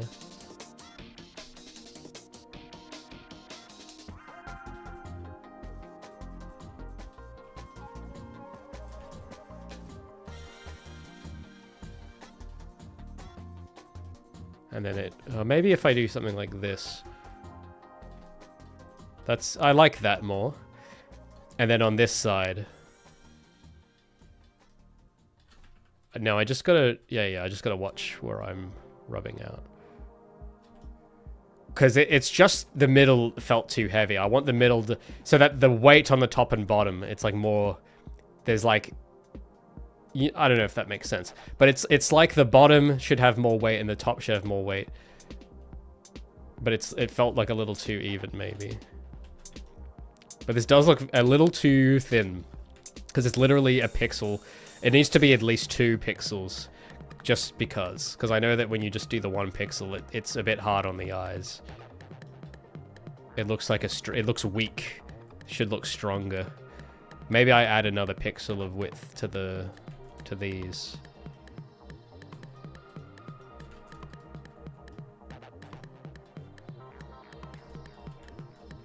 No, it's a little too... Maybe I just leave it alone.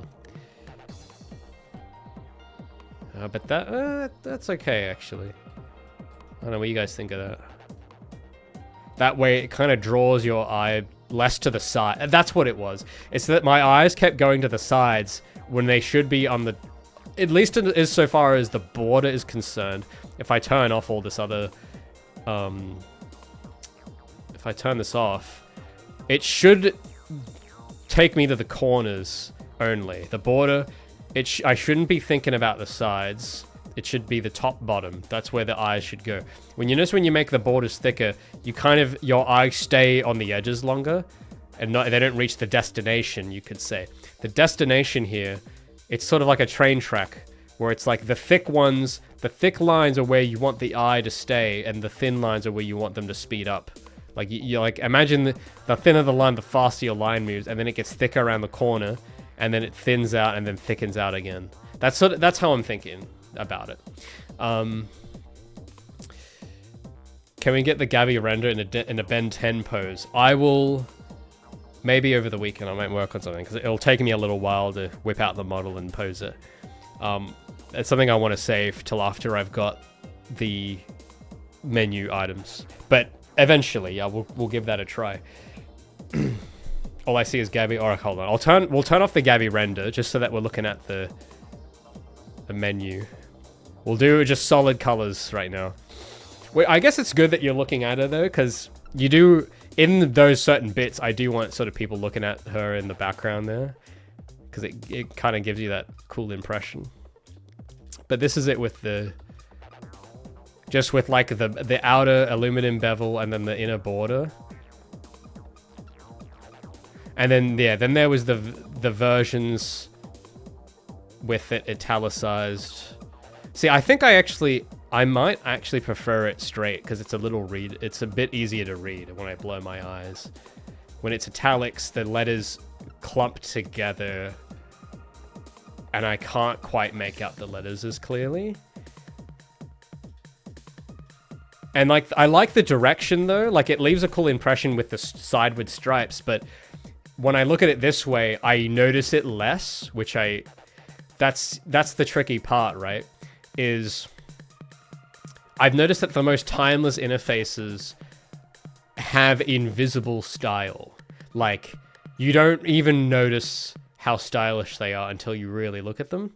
So there are a lot of little temptations here where it's like, oh, if I made the text slanted, but it, like, you notice it though.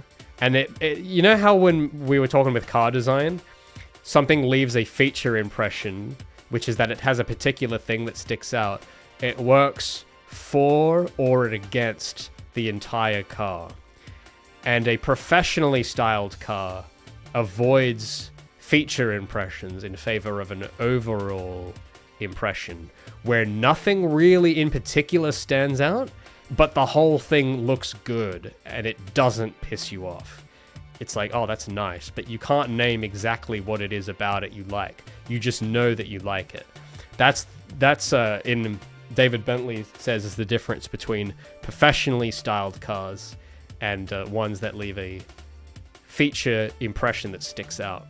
And I feel like the slanted text, it might be in the feature impression category there. So I'm gonna just leave it on with the normal text at the moment. Because yeah, that italics doesn't, the only thing it does is just try to make it look cooler. It doesn't functionally serve a purpose. It's just there for aesthetics. Now, if I bring back the menu items, I've turned on something I shouldn't have there. So that's the square items. That's the rounded ones, and then I've got square menu items in here, buried in here somewhere too.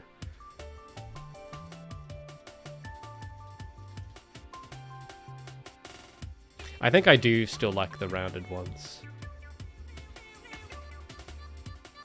Yeah, that's the square ones are a little boring. The rounded ones that give you this sort of softness to them. They look more like things you can touch and interact with. It's just this corner. This bottom corner is pissing me off a little bit. I think the accent is too low. Maybe that's what it is. Zentixter says, I like a car that takes me from point A to point B without braking. I mean, yes, of course, me too.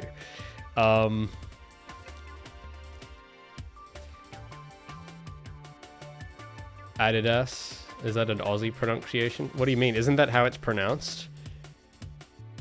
Adidas? Isn't... What do you mean? Isn't that just the way it's pronounced? Italics, Cybershell says, are usually a secondary, so regular...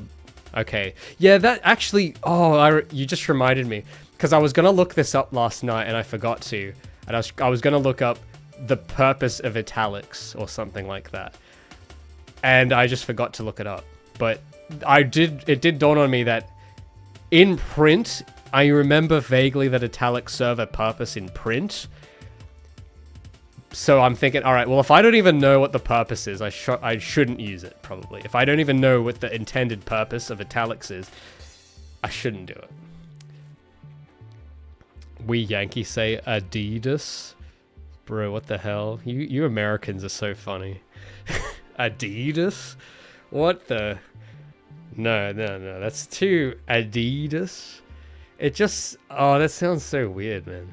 I just say Adidas. It sounds... I don't know. I don't know. You Americans pronounce it however you want, but we all know that you're wrong. Okay, you guys use the imperial system, so argument invalidated. Okay? You guys use inches and feet to measure things, so you lose.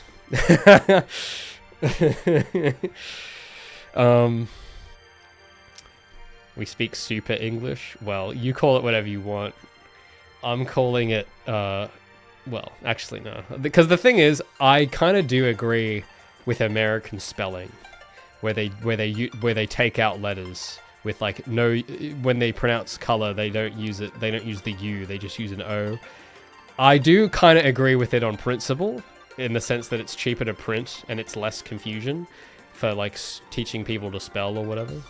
But you're right about everything except using imperial units. That's where I will. that's where I will plant my flag. Is that I agree with how you spell, but I hate how you measure stuff in imperial units. And the way you pronounce Adidas. I think that's silly. So that's the only thing yeah. So yeah, see, I am half American after all. I'm not fully American. Just have one English system, mate. Well, yeah, we can't have everything, sadly. What is the software you're using? Oh, this is Photoshop. This is Photoshop. The italics make it look faster. Okay. Guilty. I didn't like the look of that when Guilty Gear did it. Is this... Hold on, I gotta look at the Guilty Gear menus. Because I have noticed with Japanese interfaces, there is something about that does annoy me. And I can't put my finger on what it is, but I've seen every Japanese game do this. Something like, but there's a lot they do that I do like. But there is one thing about oh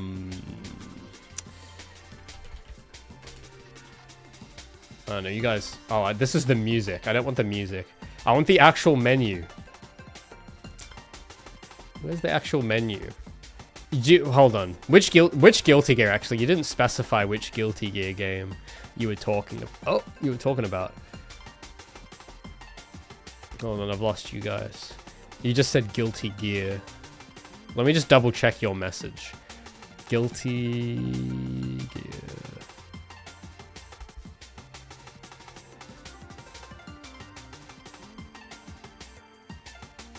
I can't find the message now. You guys are chatting too much. I can't find the message. But I'm going to go with the one that I know, which is... hold on. I want this on its own window. Thank you. Yes. This menu. This is the one I know. And, like... The transparency bothers me for some reason. But I do like a lot of the... I like the texture. I like the texture. It's just the margins and the measurements, like the thickness of outlines and stuff bothers me a little. And the font size and the choice bothers me. And like the actual borders, I like the texture and feeling, but the shape itself for some reason bothers me. And the tight margins on this bottom part I think that there's got to be a bit more room, but that's just, I don't know. It's fine though, but it's just my personal thing. And yeah, the text here is so small. I don't know if this was the one you meant, because then they got the new ones, which is more like simpler, I think. I haven't really looked at this interface too much. Yeah, this is a lot more California looking, where there's like, the texture is gone. This I don't like too much. But I don't know if this is what you were referring to with the background, where they've got the character renders. Because I can kind of see what you mean, actually. Well, I think... Because, yeah, I'm just looking at the guy picking stuff, and every time he navigates the menu, my eye goes away from the menu into the background. And I think that's because the entire image is changing, and it has this animation on it, with this fade in. That is bothering me. Because I want to look at where I'm navigating, but every time I keep looking up to the middle of the screen, and then I lose where I am on the menu, because my eyes are getting pulled to the image. But I think it's the animation it's got where it's fading is doing that, and it's the fact that it's the entire background. What I'm thinking of doing is having like an actual background pattern that stays the same, and just having like a transparent thing on the side that is only there for the main screen and then disappears, just as like a bit of style. Kind of like Persona a little, because Persona does this. They do a good maybe I should learn. There's something that they've done maybe.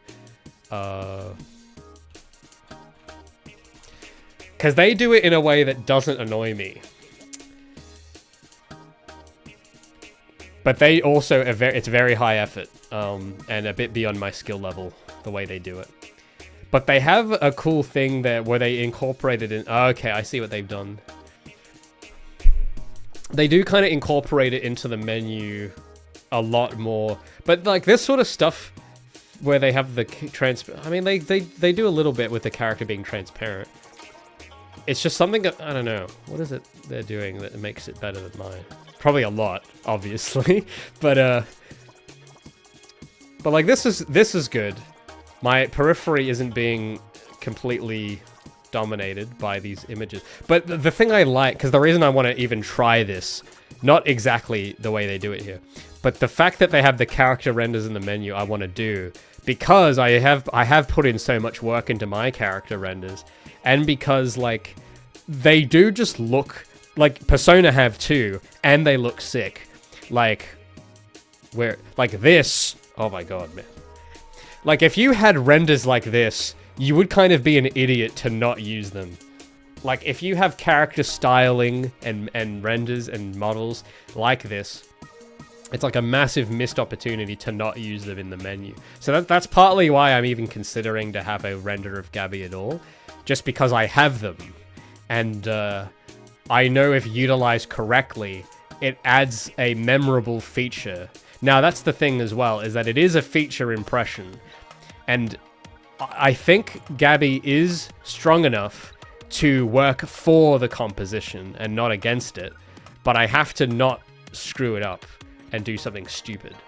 These guys, they've done it right, where it creates a feature impression that works for the composition, and it works in favor of the entire interface, which is really impressive, isn't it? Because it's like, you don't even judge the interface by anything else. Most of you probably aren't thinking about the kerning or the font choice of this letter, or the black and white negative space of this panel, or the angle that it's sitting at, or the margins, or whatever. You guys probably aren't even looking at... You're probably just noticing the character render and how cool it is, and it distracts you from the rest. But the thing is, the reason this works... And I think a lot of people are tempted to copy this and they get it wrong because they only focus on the feature and not on the rest. The reason this works is because, yes, you are drawn and your intention is dominated by the feature, but they've also done everything else properly so that even if you take this out, the menu still doesn't annoy you. Like, the font choice is still good and the text and everything is still perfect. Still. And that's what they've done right. Whereas, I'll just look up a simpler version, because this is a very high effort version. I remember isn't there like a PlayStation Portable version of this? I was looking at this on the Game UI database. But I don't want to do, because the thing is, they have a very different, like an inky print style to it, where you could print this out and it would look good on a magazine. Whereas I'm going for a more digital style, where it looks like the character is using a screen. And these guys, the thing that makes this work is the masking, where they've got their hair masked out and the background element. I don't know if I want to do that exactly, because that's their look, and that's sort of something they have going. But I think the portable is a good reference, because it's simpler than the remaster. So is there more menus than just this? Oh, this is a 2-hour loop. Okay. Because this is really good. But this is too good. Like, this is so good that it's a bit... It's like, I know that I can't do that. I'm not good enough for that. But the portable, I could probably... It's simpler. You can break it down easier. I just want to see if there's more footage of the menus. I don't know. Is there like an actual... I'll just search the Game UI database. What do you guys have to say? I saw an EV with all manual dials. Oh, that's awesome.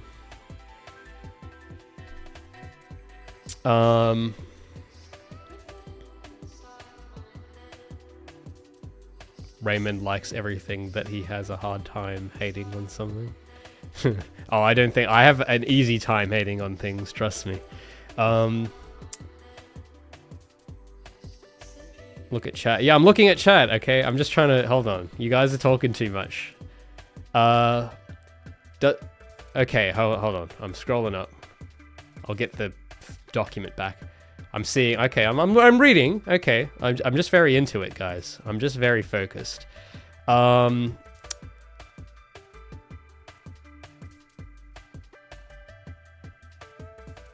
on, I'm catching up. I'm just reading that you guys talked about Adidas.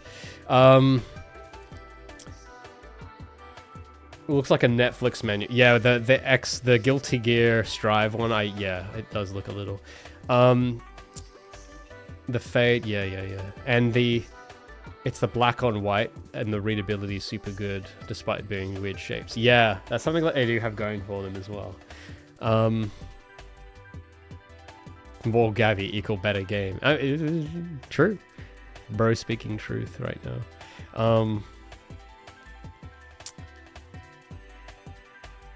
But yeah, I did like Xerd's menus a lot better than Strive's for sure. But I think it's just it's the theming of the outlines. It probably is for their game, but I wouldn't. I think when I say I like it, it means would I copy it or use it? And usually when I say I don't like something, it doesn't necessarily mean that I think they shouldn't have done it. It more means like I wouldn't do that for my thing. That's all it means. For Raymond's birthday, you might need to print out UI and give it to him as a gift. That actually would be a great present. Just having a complete, like a huge, repainting all the walls in my room to be just good UI. Been trying to align the track list of my songs for my physical multi-CD soundtrack project using guides. Dude, that's awesome. I'm so glad to hear it. I'm curious how that would look, actually, because I have done a lot of... Oh, should I show you? I do gotta... Hold on. I gotta get the camera, and I gotta show you this sick stuff. Because CD covers do this as well, by the way, for their designs.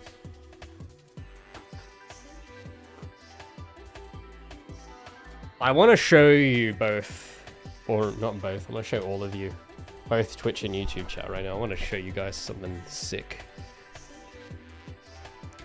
But I just need... Okay, can you guys... Okay, you guys can see this, right? But I need to invert, because I've got some, there's the CD covers and stuff that all do this sort of thing. but I'm trying to like flip this, or maybe I don't need to, maybe I can just do that. So like these CDs have great designs on them, but you'll notice if you look at the back and stuff, and there's a third one that also does this really well.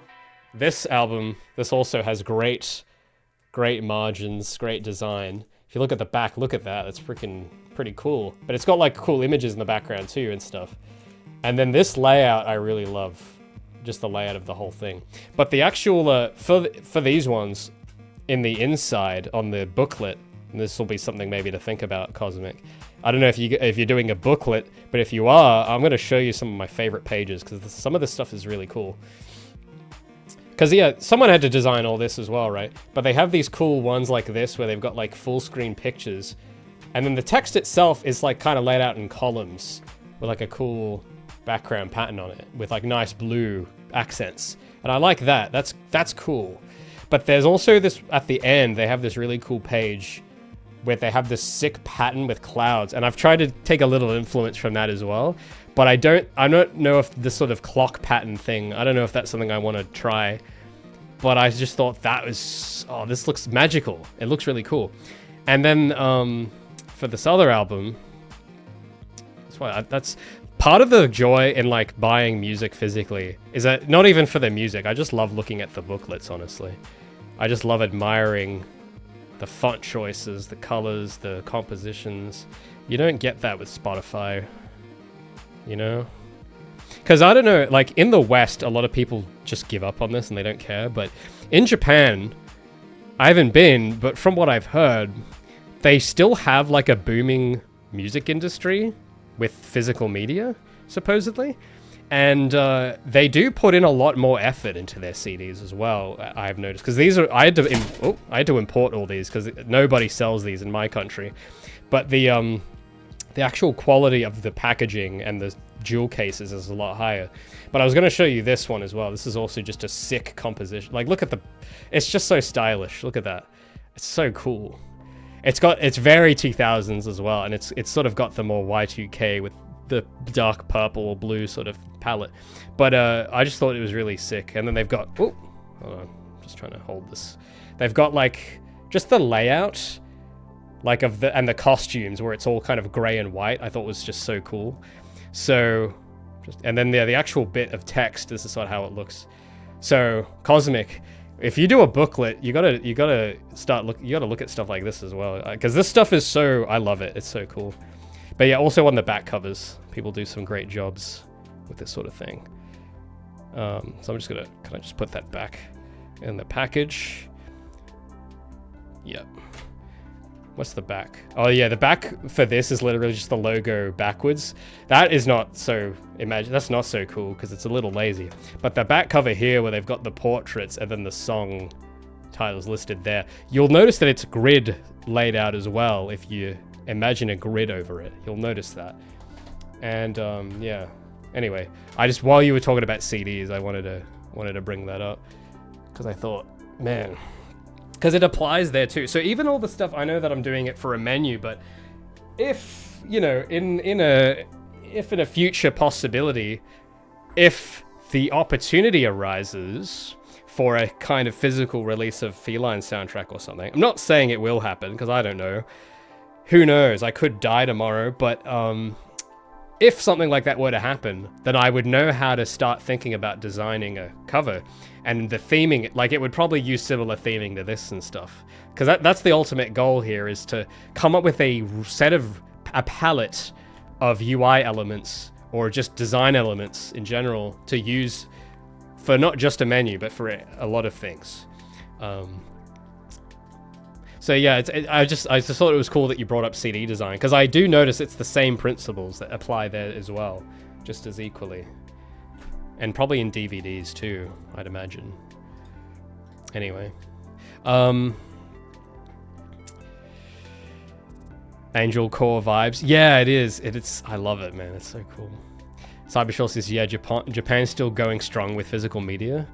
I wish the US, EU, AU is the same. Yeah, I wish too, man. I wish so badly. Because I would actually consume products if they did that. Okay, I know this sounds crazy. There's evil Raymond talking Oh my god, Raymond's actually a consumer? No, I would be if they actually if they did physical media like this.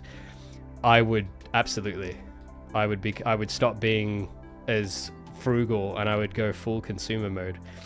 Because, if it's good quality, not if it's just junk, but if it's like high quality craftsmanship, margins, or whatever, like if it's done well, because you're not just buying the media, you're buying kind of like a little gallery of artwork, and that's kind of like how people have personal art collections. This is my version. You just collect DVD cases. That's my private art collection. I collect DVD cases. I mean, hey, if rich people do it, then it's fine. It's sophisticated, okay? It's high culture. And yeah, for whatever reason, Japan, they get it. Everywhere else though, they're like, nah, man, what do you mean? No one's gonna do that. And unfortunately, it is kind of true though in these other places. What makes it so tragic is that I think in like Australia and America, it is kind of true. Like there is a reason it's not as popular, and it's because people just do not really buy it as much. And I mean, I don't know about America, but I know Australia, probably a lot of that is due to the population being so small compared to America. There's probably other reasons, but it is interesting though how Japan has still retained that. I'm just trying to, okay, because I wanted to, this corner is annoying me. Maybe I want to bring this lower, like that.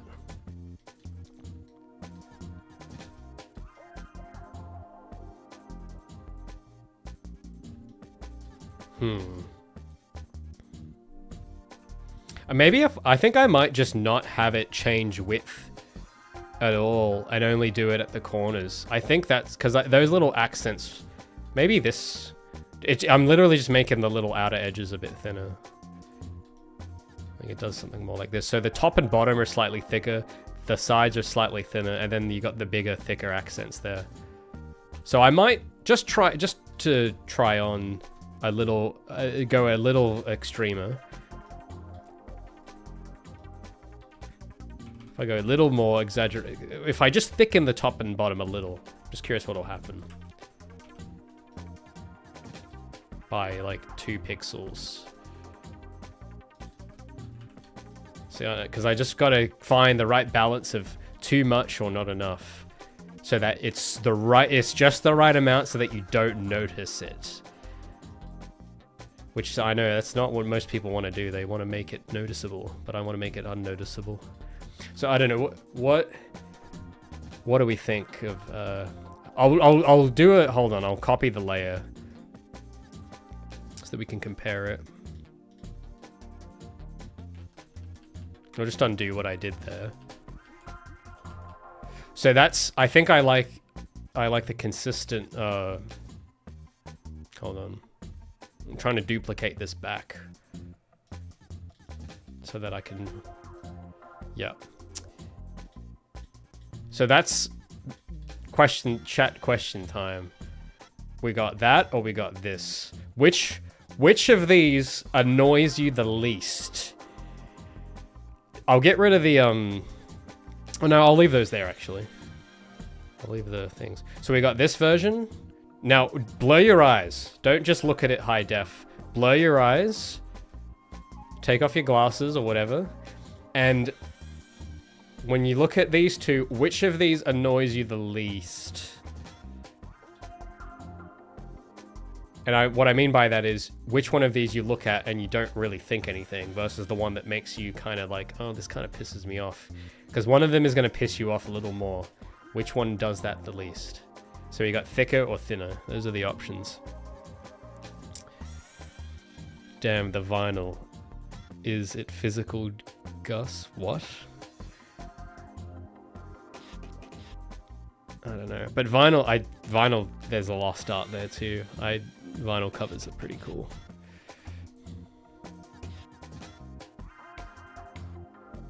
Oh, he's talking about the Cult of the Lamb vinyl record. Oh, right. I'll have to look at that in just a moment. If I remove my glasses, I can't see anything. Well, yeah. clocked it now. Well, I don't know how bad people's eyesight is. Is that actually the case though? Because I don't have glasses. And I always assume when people take off their glasses, their eyes just get blurry. Like, but I didn't know you literally couldn't see anything though. I didn't know it was that bad. You see no difference? Okay. Eric likes thinner. Caius likes thicker. Gus likes thinner. Strifey likes thicker. Oh, it's very mixed. It's like even 50-50 between the thickness and the thinnest. Thicker feels too close to the top. Okay, we might be able to do a compromise then. Okay, I'll try one more. We'll do in the middle. So this is 1, 2, 3, 4, 5, 6. I think the thinnest one is 3 pixels. So we'll do 4 pixels, which is like only a pixel. I don't know, it's probably, maybe it's...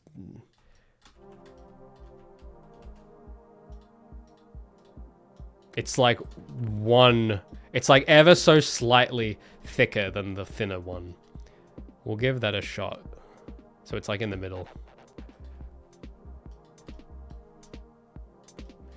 So that's like with it slightly, like that's more thickness, that's medium, and that's low. I think I kind of see what some of you mean with the thicker one, where it does push, it shoves itself out a little. But the thin one kind of does look delicate as well. So maybe, I don't know, what do you guys think?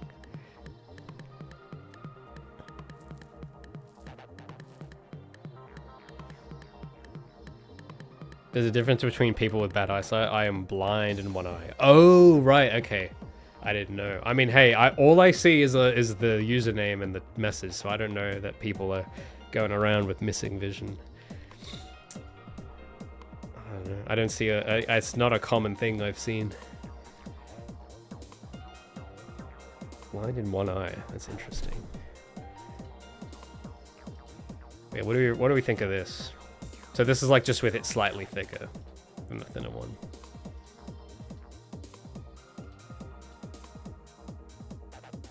Oh, yeah. Zextra says, I'm not blind, but my eyesight is so bad. If I remove my glasses, my eye vision falls to like 240. Well, yeah, well, that's the thing, because this picture, this is 240p, the actual picture. So I'm curious, even if your 240p vision, your natural 240p vision, I don't know. Maybe it's too extreme of a standard. Because what I'm wondering is, if you do look at things without, if you use your natural 240p vision without glasses, can you still distinguish between good and bad design? Like, is that still a thing? Because when I look at this and I blur my eyes, I don't know if it's as bad as when you, because, you know, I mean, you know, when you unfocus your eyes, everything looks blurrier, right? What I do is I look at everything like that sometimes, and usually stuff that's designed well still looks good when I blur my eyes naturally. Even if I shrink it down, when I look further away and shrink my eyes, and like blur them just by not looking at the thing in focus, usually the great stuff still looks good. So that's the threshold I'm looking for. I don't know if that's still the same for people that need glasses though. I don't know if it's like so blurry that you can't make out anything, or if like you can make things out but only the rough basic shapes, which is that's the one I'm looking for right now. It's like on an intuitive, without the crisp detail or anything, is this still good? Because if it is, then I've succeeded. Striffy still likes the thicker ones. Could keep on our glasses and turn down the stream quality. Or that. Yeah, you could do that as well. Can you change the image between? I remove my glasses to see if there's... Alright, cool. Yeah, I'm just toggling between them now. So we got ultra thin, or just thin, medium, thick. Thin, medium, thick. Thin, medium... Oh, sorry. Out of order. Thin, medium, thick. I think I like the medium, actually. Because the thick one, with this thicker accent at the top, it annoys me. So I think the medium annoys me the least. So I think we'll settle on that. Because it gets rid of some of the problem from before. Because that was before the sides were a lot thicker, and that was bothering me. Now it's like, it's thin on the outline, so it isn't over-directing you. So if we zoom out and look at it next to the other references, it's like thin enough so it doesn't overdraw your eye too much. I've made the title a little smaller. I'll turn all the images and stuff back on too, so it's a fair comparison.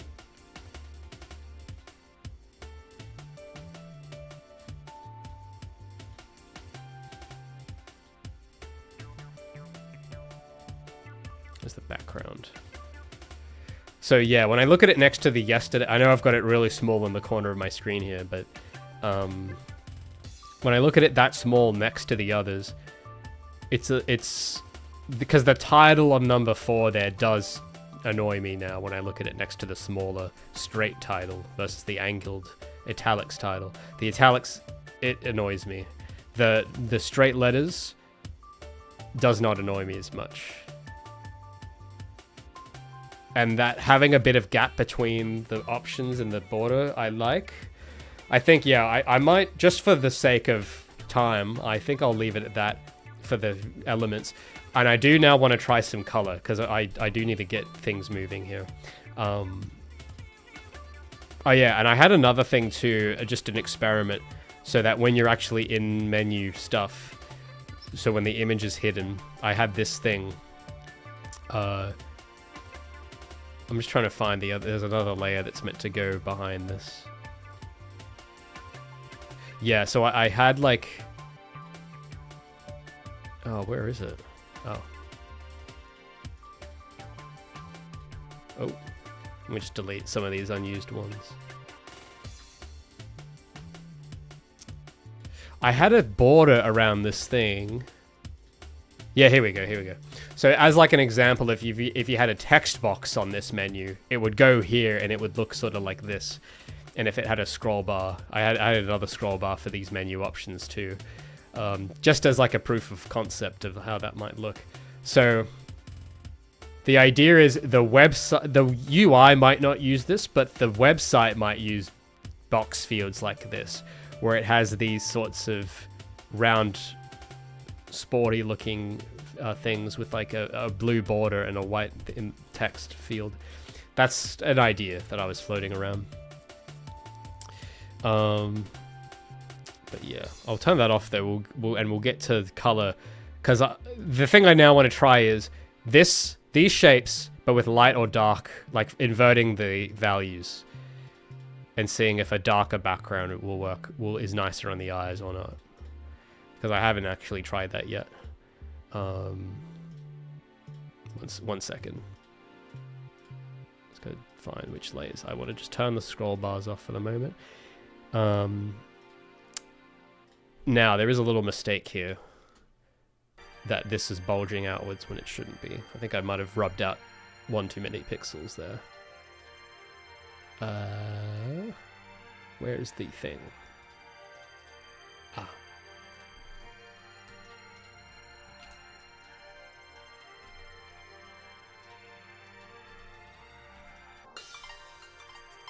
Like that. So we'll make a copy of this.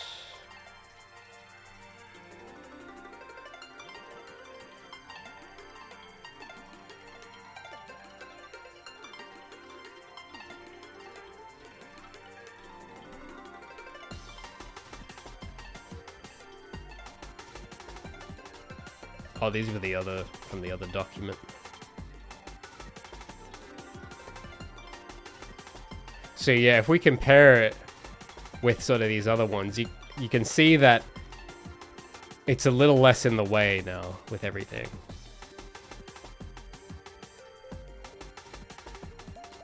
So I'll get rid of these. And we'll make a copy of this with different colors. Because yeah, I guess the trick is, right, because I want a lot of the elements by default without me trying to have a good overall impression, and then I want to create deliberate feature impressions on things like the character render deliberately.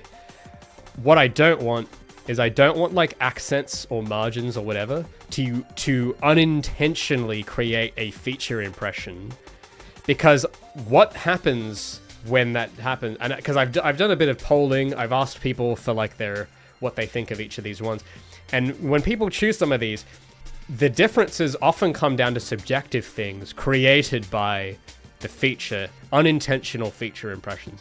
So things like this, the borders and like the stripes on the sides of these older ones, to me that's feature impression because it was unintentional, and you can kind of predict who will and won't like it based on their aesthetic sense and their subjective taste, which it means that there's going to be more people, there's like too much people that won't like it as a result.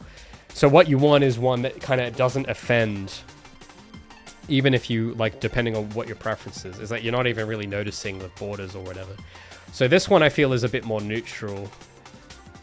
But then you do want, because I think the reason people prefer some of the others with the bolder stripes is because it creates a feature impression that appeals to their subjective senses, their subjective sensibilities, which are going to be per person, which is why not everyone agrees. But for more objective standards, which is a thing you can achieve, it's a bit different, where, you know, it's usually it's unnoticeable. And that's, I don't know, I think it's easier to manage that stuff when you do add deliberate feature impressions and not by accident. So anyway, so we're going to try on this one, we'll do number 2 here. We're going to try a dark blue with cyan elements instead of the other way around. We're going to try it just to see, because I have no idea how it looks, how it would look. I'm going to do some recoloring. So this shouldn't take too long. We're just going to try stuff. So I'm going to change this to like 20 or 10 for the fill.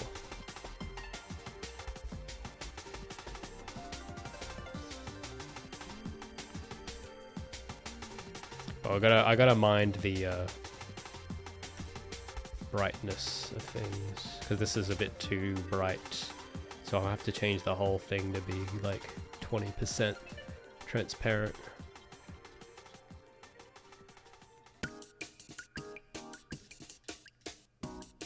Probably delete this.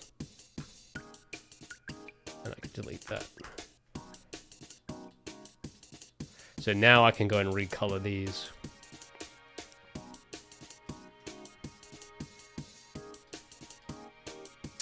But I think white, definitely not. It's too strong. But if we do like and I'm just using the lab color picker thing. So I'm just typing in values manually of what I think is the least offensive. And I'm going to try, because it's a bit pale, I'm going to try this color. And I know that we're going to turn off the text, because I'm going to have to go and adjust all the font, the text color.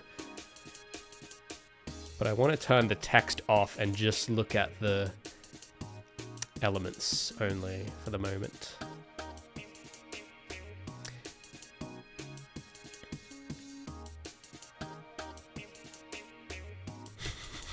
I'm just checking chat.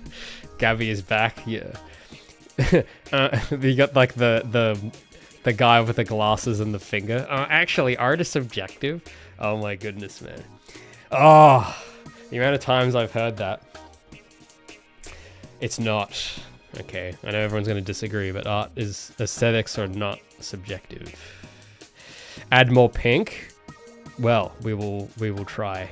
I do want to do this with still the blue, and then the third one we'll try some pink, because I am reserving pink for highlight color, but I want to try this with the blue, and then we'll do a inverted dark and then pink accents on the third one. That'll be idea number 3. But there was something I wrote recently, because I did a Patreon post last week about all of this stuff and the insights I've been developing, the stuff I've been reading. And I did learn something I just came to know something about aesthetics. that I think needs to be said or repeated more, that I think is worth paying attention to. And that's that it's that idea that everyone says aesthetics are subjective, or art is in the eye of the beholder. When you look more seriously at things, and you don't just, kind of get fooled by the feature impression. When you start being critical, and people might not like that because it's like, oh, you're being the angry video game nerd or Angry Joe by being critical, and that's not really the point. It's not that you're mean, it's that you're critical in the sense that you raise the standards and you don't just accept anything. That's kind of what the intended when they say critical thinking. It doesn't mean talking about it like a 2010s YouTuber. It just means having higher standards. And when you look at it like that, oh, what color was I meant to put here?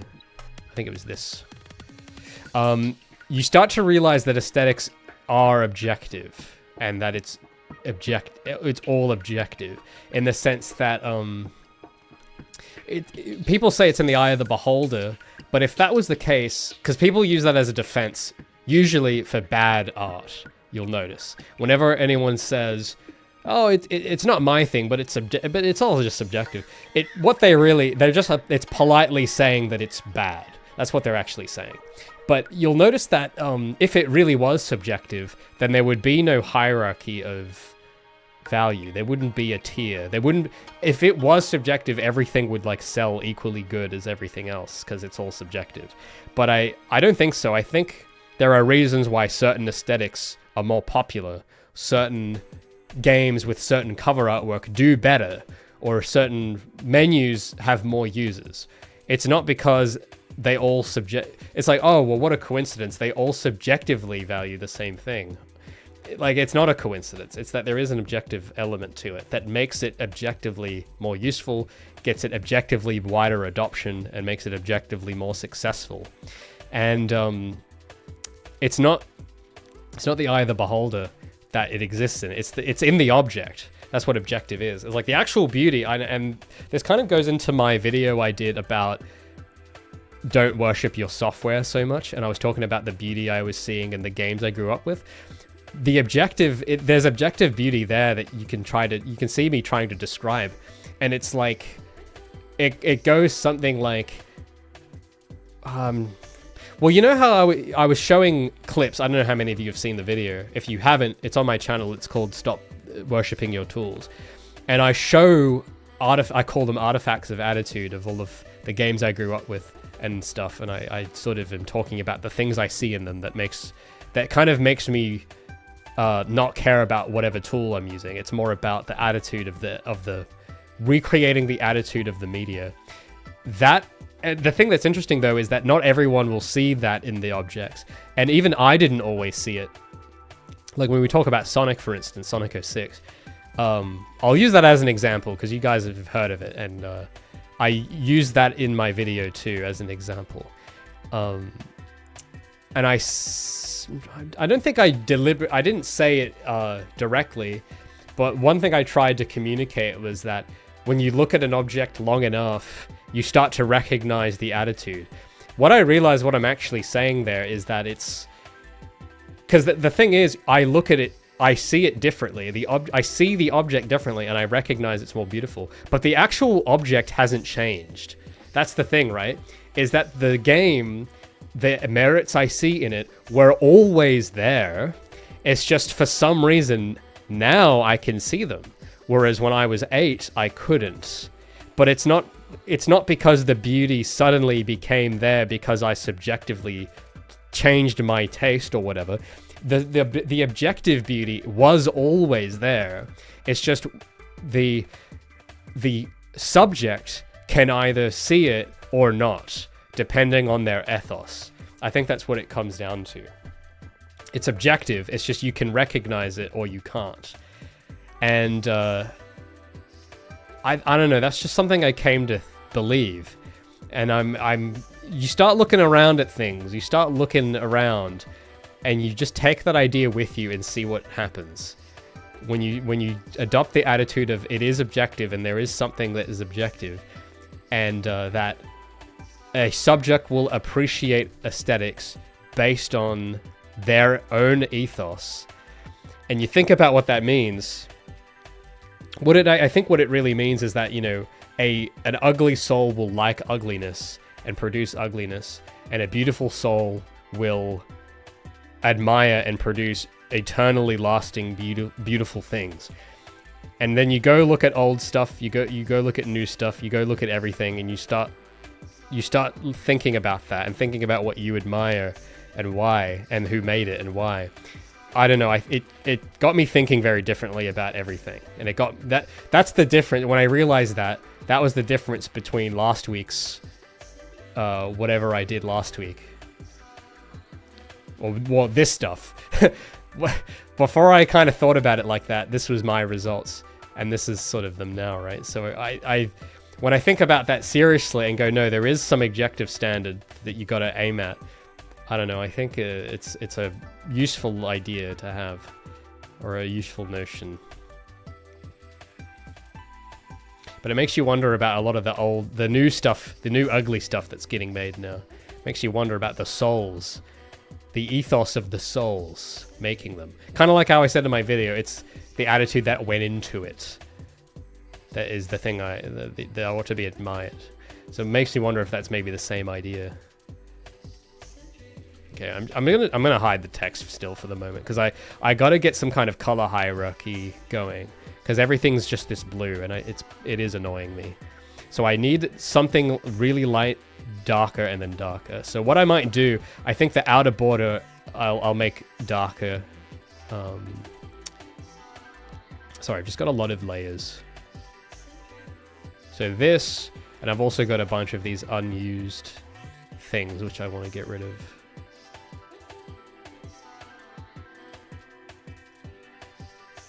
Okay.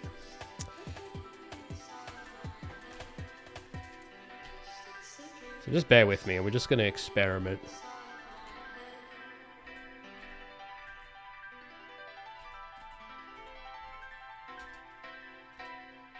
So anything that is...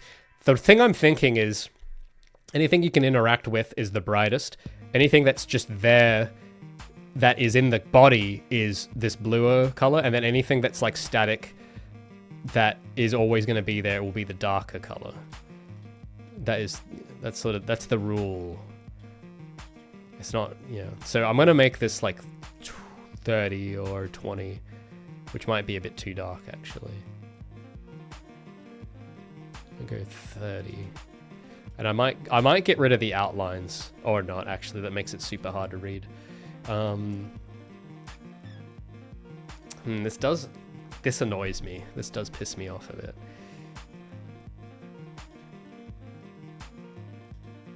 Maybe this has to be darker. Yeah, no, this is meant. We'll go. Yeah, we'll make that even darker.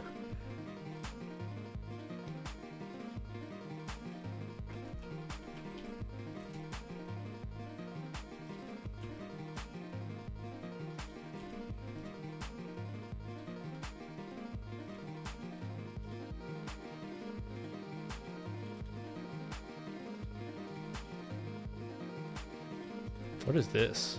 I've just got this random layer here at it. Oh, it's that. Okay, I'll turn that off. Striffy says... What's this? What's ethos? Oh, so it's like, it's like a philosophy thing. I have my own, like, personal meaning of what it means, but... According to I'll cite my sources here, because I have my own weird abstract version of what I mean when I say it. But the Greeks, it means the character. So, and this is not, because I think I do have to specify, this is not like you as a fiction. This isn't character design. This isn't like you as a mascot. No, this is you as your personality, your character. When Martin Luther King says, judged by the content of his character. This is what this is ethos. That's the Greek word. Judged by the ethos. That's kind of the Greek version of what he's saying. And the there's a lot to this idea, but the way that I've come to understand it is that, you know, that video actually about don't worship your tools, that's kind of the whole idea is ethos, I think, of that whole video. It's talking literally about ethos, the character of something, which I think that is the thing I was really trying to say when I think about it, is that I do get really annoyed how people get so infatuated with, oh, no, do I use Photoshop or Critter? Do I use Unreal 5 or Godot? No, it's, you need, what I think the people that get really caught up on that stuff of, because there are so many videos with like millions of views that talk about this sort of thing, of the best software for the top 10 tools for game developers in 2025. It's like, no, you don't lack tools. There are plenty of tools. The tool is not going to make a difference. I think the people a lot of the time assume that the tool affects the outcome in an equal way to this, and I don't think that's the case. And I think a lot of people, they have abundant tools, but they lack ethos. They have not developed an ethos. And I think that is really, if I had to just my own opinion, this is responsible for most of the mediocrity in like indie published things, or even AAA, any media that's published now. When I avoid stuff, the stuff I avoid has poor ethos. That's the thing that they have in common. And I'm just figuring this out literally right now as I'm reading the word, because I've had this idea for years and I haven't known how to describe it. But that's literally, I think that's the deficit. It isn't the software. It's not that you don't have the good enough tool. You don't have character. And it usually, here's the funny bit, and this is actually a normal problem that every young person has. The antidote is to suffer, is to go through hell. That's how you build ethos and character. It's like the old adage, the old wisdom. Conflict, suffering builds character. And that's, I think, the real thing people are lacking. It isn't the software. It's not the whatever. It's not that I don't have 10K. I don't have enough mega scans. I don't have enough 4K ray tracing. No, it's that you and your product lack ethos. That's the problem. And that's actually, like, it's not something to be ashamed of. I know that when I do say that, there are going to be people that get offended, but it's not, look, that's normal, that's fine. Most people aren't born, nobody is born with ethos straight out of the womb, but you got to build it. And that's, I think this is actually probably what separates the best media from the worst, is the content of the ethos and the quality, the resilience, the integrity, you could say. And a high integrity character, not a character design like Gabby, not that. I mean you personally and your work. There is, because your work is a manifestation of your ethos. It's a demonstration of the character. Like Brockman says, it's a manifestation of the character of the designer. And it is objective. There is objective qualities to it. And if you disagree, it's probably just, it's not because you're bad. It just means you can't see it yet. Okay, you got to suffer more. You need to develop your character more. You got to level up more. Like an RPG, you got to treat it like your character's a bit underleveled and you can't see the magic spells yet. But when you reach level 20 whatever or level 50, you start to see the magic spells and you realize that it is not random and it's not subjective. It is magic and it is objective and it's real. So I don't know, that's a super mystical way of putting it, but that's kind of what that's ethos. I think that's the thing that's actually the problem with a lot of the media. That's why I'm like super like obsessive just over the menu, because I know the menu is a manifestation of my ethos, and if my ethos is bad, or if it's uncaring, or if it's lazy or whatever, it shows in the outcome, and the outcome will look lazy. So, and there's so much of that in the scene right now, right? Like the world doesn't need more of that. So that's why I'm kind of putting myself through more work and more suffering to kind of stand out. Because I mean, what else are you gonna do?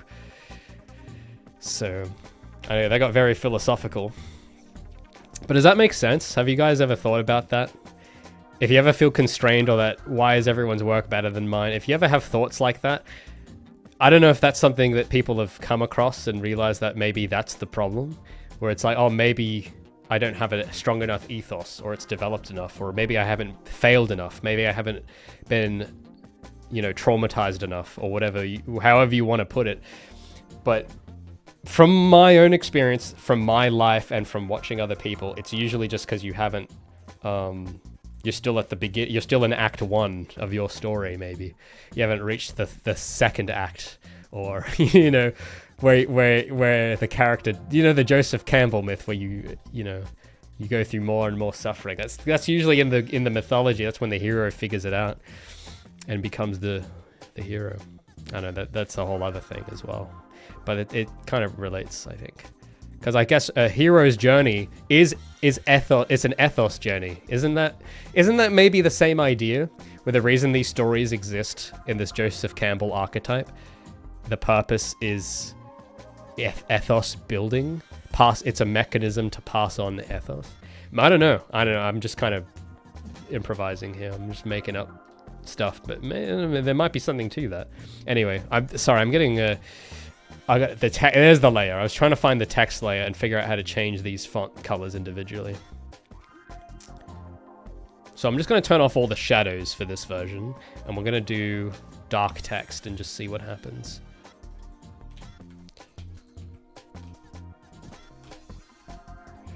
I don't know. What do you guys make of that? Striffy says the characteristics, spirit of a culture, era, or community as manifested in its beliefs or aspirations. Yeah, that's a pretty good definition. The vibe. The vibe. It's the vibe, Your Honor. yeah, pretty much.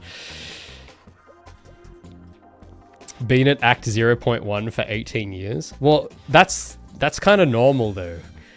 Like, that's kind of... You don't really start this until 18, I think.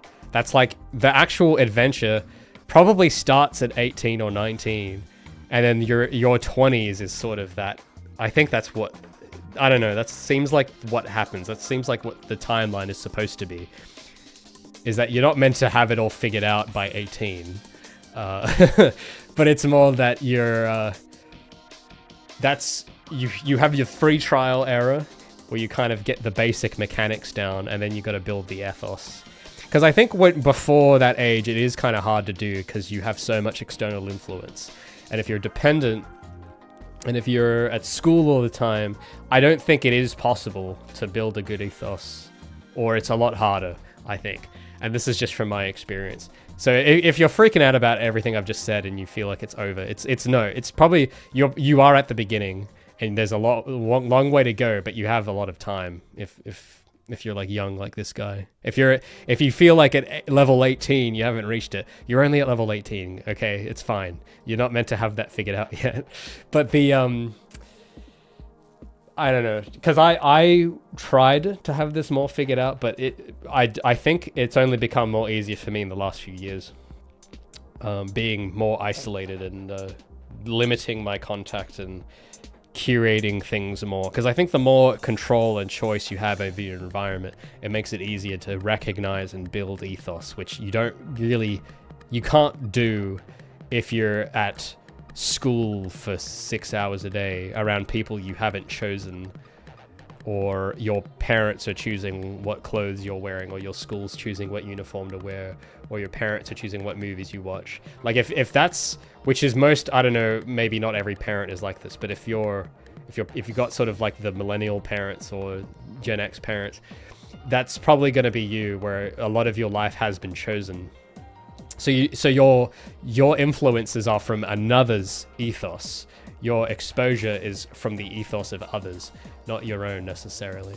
And I think that's kind of why in American culture there's this emphasis to like move out at 18, which isn't the norm everywhere else. But I think in America they realized that, and they went, yeah, that's why they have this sort of independent streak, so that you can be surrounded by more of your own choices and build your character faster.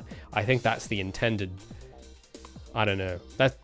I think that I'm just saying this so that if you do feel guilty that you aren't like, you haven't got it figured out, keep in mind there is a lot of factors that you can't control that do make that harder. So that, don't beat yourself up too much over it. But if you know, if you've just realized all this right now, now's the time to get proactive. So it might come down to small things too, like little tiny choices that help you build ethos. That's why I've done, just this last year, I've done a lot of changes. So that's why I've got my flip phone now, and I'm not using like, you know, I've like changed up a lot of my choices, like tiny little lifestyle things. Like, you know, I'm using a specific phone model that I chose, not something that a gift or whatever. I'm not, you know, or I'm being more selective about music that I'm choosing. That's partly, and that's with the game journalism thing we were talking about. It's like also why I don't let IGN reviewers choose my games for me. No, I just decide myself. And I think those, when you pay attention to what you choose, and that's sort of what I was trying to say in my video, when you pay attention to what you choose, I think it helps you identify your ethos more and be more deliberate about where it's going. Anyway, we're getting a little too deep, so we'll reel it back a little and think about the UI. So here's an idea with this header is still pissing me off. I don't like this. It's too dark.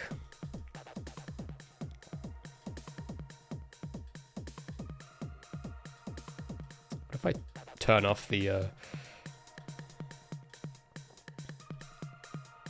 I think it's just the background makes this harder to read. So if I tone down those clouds a bit, that might help. Or invert them. But not the color. I just want to invert the values. So I'll do a little trick so that yeah, okay, this is a little easier on the eyes, but I don't know. I'm not sure if it's as cool. But I do think these buttons I don't like the light blue. I don't like it. It's just something about it's wrong. So I do want to bring this back a little. I think that's 60.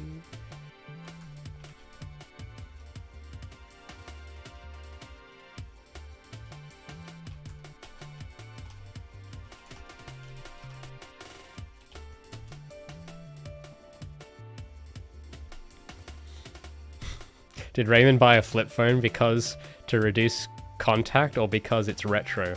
Both and more reasons.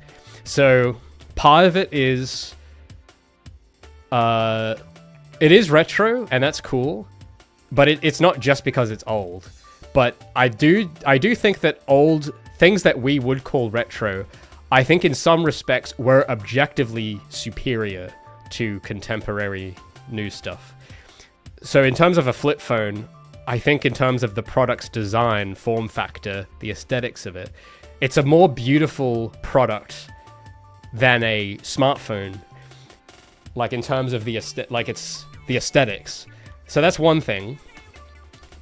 And that wouldn't be the case if people kept, it wouldn't be considered retro if people kept doing it, but people didn't keep doing it. So I guess it's retro.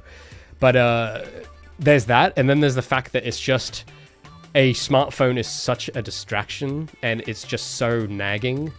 It's like, well, I'm not going to say that, but it's like being nagged by it's super annoying, and I'm like, I don't like this. So I'm like, all right, I'm gonna get, because it's a matter of control as well. Because the other thing I also noticed was that a lot of when you do own a smartphone, you might even notice this yourself, is that a lot of the time you spend on it is not deliberate. You're not actually meaning to. And I know this is true, and I know I'm not crazy about this, because I see so many people complain about doom scrolling. And the fact that that's even a word is a symptom of what I'm talking about. The fact that it's even a thing, and people feel shame about it. Because what is that really? It means, oh, I'm losing time unintentionally out of habit. And that's actually the problem. And it's like, all right, well, what if you removed the temptation completely? So, and I took that seriously. I was like, oh, what if I actually just did that? And then I did that, and I'm like, oh wow, I'm actually way happier, and I'm more productive, and I'm thinking better. I can ideate better. I can work longer. I can sleep better. Like everything, my IQ went up like 1 million just by just by doing that. And that was yeah. So it wasn't just because it's retro and cool. No, it's because there actually are objective lifestyle improvements that, and funny fact, wow, people 20 years ago were less mentally ill than they are now. Oh, what a coincidence. I'm sure that's just an accident though. So there's that too, right? And also, all the people making the great games that I loved weren't using smartphones. The guys making Halo 2 weren't using iPhones. The guys making Sonic 06 weren't using iPhones. The guys making... Think of your favorite game of all time. It's probably not made recently, and it's probably made by guys not using flip phones. Probably made by guys without Instagram accounts. And it's just... You start to wonder if maybe, oh, it just doesn't matter. It's just whatever. But maybe it does matter. Maybe it actually matters a lot. And I don't know. That's what I think. So that's what I decided to do the thing, and that's why and it's also, a lot of the time you don't get a lot of cool options with smartphones. It's like, all the options are the same pretty much. They all do and look the same. So you don't get to live the consequences of your decisions every day. You're living with the consequences of like the limited scope of, the five, you either have the band on the bottom or the top or whatever the design is now. You have 2 or 3 lenses. That's the choice. You don't get to decide the color or the shape or the form factor. There's a lot of choices. So yeah, that's another thing as well, is that in product design in general, everything's become so less diversified in this, that it's because that it's made it so that you can't even really make cool choices about anything. You choose between the 5 mediocre options instead of, like that's something else I think is going on. So I'm just trying to evaluate the menu now, and there's something about this that still pisses me off, and I can't put my finger on it. I think this text will need to be white for sure, or close to white.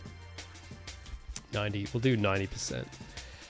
So yeah, that was part of the other thing too, because the phone I was using before, a smartphone, I didn't choose it. It was a birthday gift, and it was like the latest Samsung thing or whatever. And I had it for a few years, and I was like, I mean, it's powerful, it takes good photos, but it also does a lot of stuff I don't want and don't need. And I also, it's such a... You get into this compulsion, I think, as well, with even if you think you're disciplined, you will often find you compulsively check it, which I don't do with my current phone, which is a huge improvement. So there's that as well. So I'm just trying to, I'm just messing with colors here. I think I'll just leave, because I can't think of another thing to improve it, so I'll just leave that there. We'll get to the next one. We'll do some pink with this next one. Okay, actually, I know what to... Okay, we'll try something. I'm going to copy number 2 here, move it down. Oh. Yeah, oh.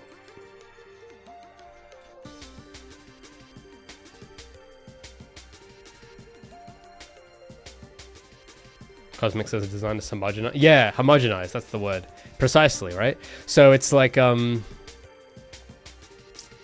yeah, sorry, I'm half thinking about design right now and half trying to read.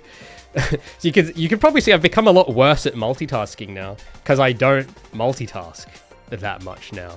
Like, I just don't, because I just can't focus. So that's why I've always been notoriously bad with streaming and reading chat, because I am not a good multitasker. And I don't think people should be good multitaskers. Maybe it's overrated.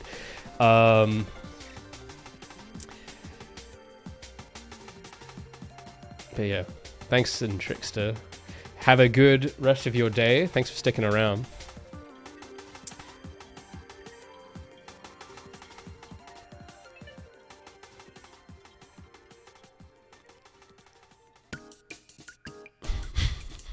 Cybershell says you dampen the noise. You become happy if your brain isn't overstimulated.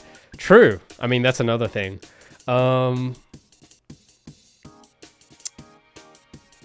Evolving with epigenetics. I don't know. Maybe.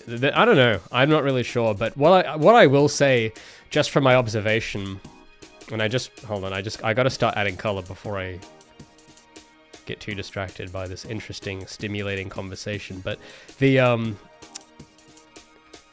I do think, yeah, there's a point where people's thresholds people's thresholds do improve, right? To a point.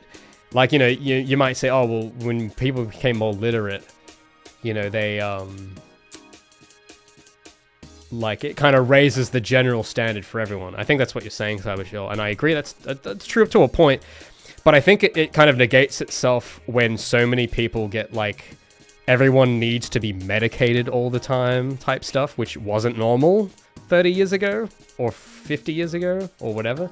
If it gets to the point where you have to be, like, chemically altered to tolerate the new standard, I think that's when the new standard maybe is not the new standard.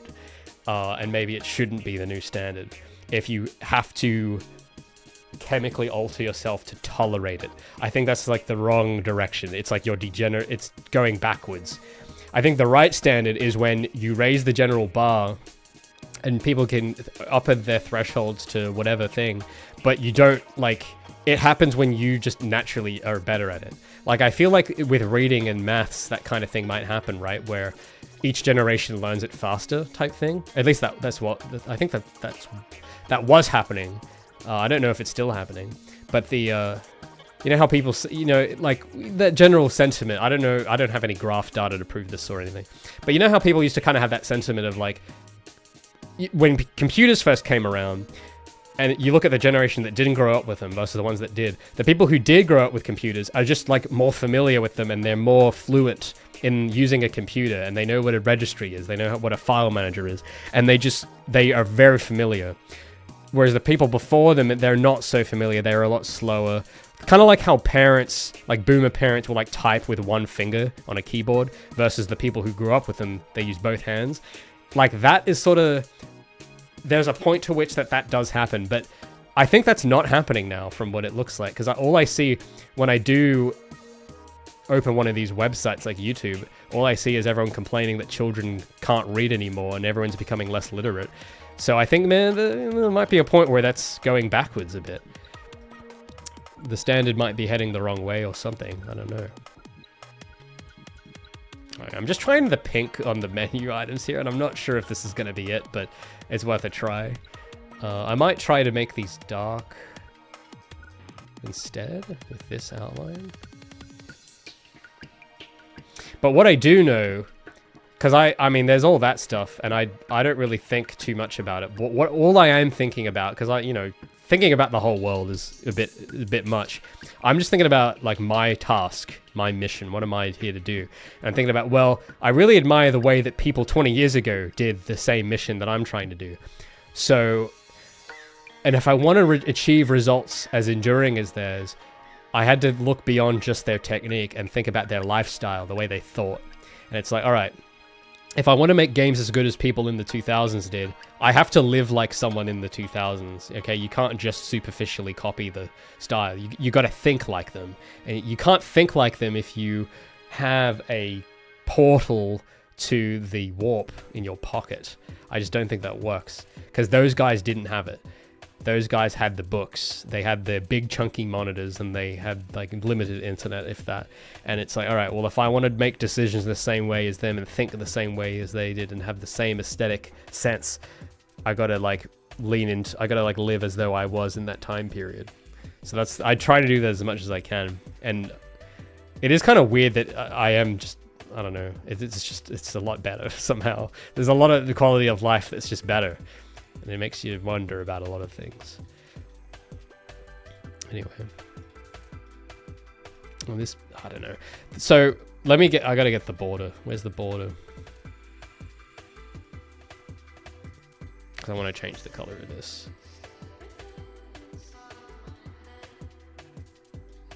There we go. Sorry, I just have it buried in a few folders.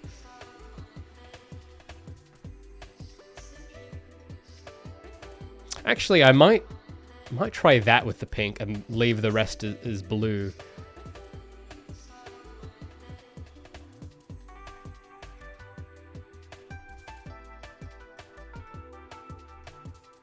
Because yeah, I think the pink buttons are a little much.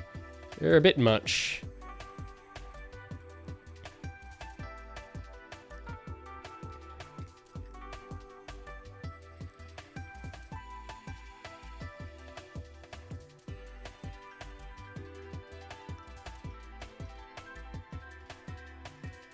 Sorry, yeah, I've over organized my folders in this document a little, so it's taken me a while to dig through them.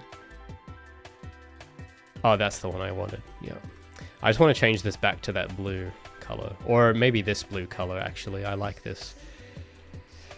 Yeah, I'm getting a bit hungry as well, so I'll have to wrap it up soon. But I just want to get this and a fourth variant of some kind going. That is like, you know, that doesn't annoy me.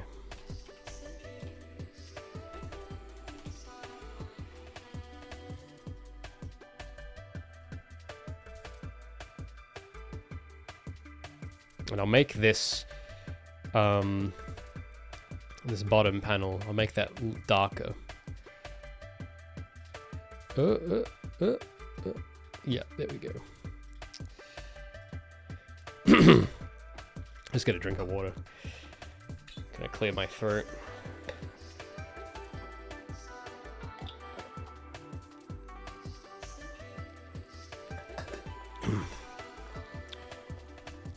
Snowfang says, you're definitely right about living like those from that timeline to make something akin to it. There's so many subtle, tiny things that have been shaved away with time. Yeah, true. Because you got to remember, and this is something I think people don't like to forget, is that the greatest works are products of their time, of their culture, of their environment, and of their person, of course, the individual or group of individuals. So you think about Halo 2, Halo 3, or I'm just going to use those because it's like massive popular examples. But, you know, I think Halo's IP is a great example of this whole thing, because the IP exists, but the ethos is different, the character is different, the studio is different, everything about it is different. And it's also, what a coincidence, it's like fallen off just around the same time for no reason. And the thing that I always think is that is amusing to watch is that, you know, of course, Halo's IP is still getting a lot of funding. It's getting a lot of support from Microsoft still, and they have a studio working right now on a new title with even more employees and more studio and more budget. And I know it won't work, and I don't know how other people don't see it, but I look at it and I know that it won't work. Because the character, the ethos of each individual, the studio itself, is not the ethos of original Bungie. And you can see it you just look at the videos these people do, you look in their eyes and you see it immediately. It's the same with the Ben 10 remake. It's that there's an insecurity. And I know this sounds like Ray's just projecting or he's being judgmental, but you listen to them talk, and they don't believe in it either. Like, they aren't confident, and you can tell. There was that dude on the Halo team. This is public, so this isn't. I don't know them. Okay, like I'm not in with these guys. I'm not networked with them or anything. But you just listen to the videos they put out and the PR they put out. And there's that dude, the art director in the new Dawn Halo Studios video where they're rebranding the studio. And the guy literally says, "We're starting to believe in the process." It's not that they believe in it already, not that they believe when they were hired, but that now, after 10 years, they're starting to believe. And I just thought that was something else, man. I thought that was... I don't think old Bungie would have thought that way. I don't think they would have been on it 10 years. I don't think they would have gone through Halo 1, 2, 3, and Reach and still been like, oh man, we just got to figure out what makes Halo great. And we just got to make sure we nail that. And I think we're starting to believe, like, no, they knew immediately. They knew from game one. They knew. And I think I don't know. I have not seen anyone else point this out, but I know that it's got an effect. And I know one of the differences between these groups is that one of these groups is on Twitter all the time and using Facebook and using LinkedIn all the time, and they're on their phones, and the other group wasn't doing that. And one of them made culture and history, and one of them didn't. And I don't know, man. Like, I know it sounds all unrelated, but I can't help but think that there is something to that. You know? Because you got to think, well, why would the ethos be so unconfident? And because that's something that isn't just happening with Halo. I have seen it happen everywhere. And I think part of that ethos is the circumstances of technology, is the adoption of all these things where you're surrounded by so many people all the time. I think that adds an anxiety that wasn't there with the older people. And they weren't... You know how there's the meme of the millennials being self-conscious? What did the millennials grow up with that other generations didn't? Maybe that has something to do with it. Maybe that's a factor. And I don't know. So my ethos is to do the least millennial thing possible, pretty much, is to go the complete opposite. Look at what, because the studio that made Halo 1 and 2 and 3, those guys grew up in the 70s and 80s.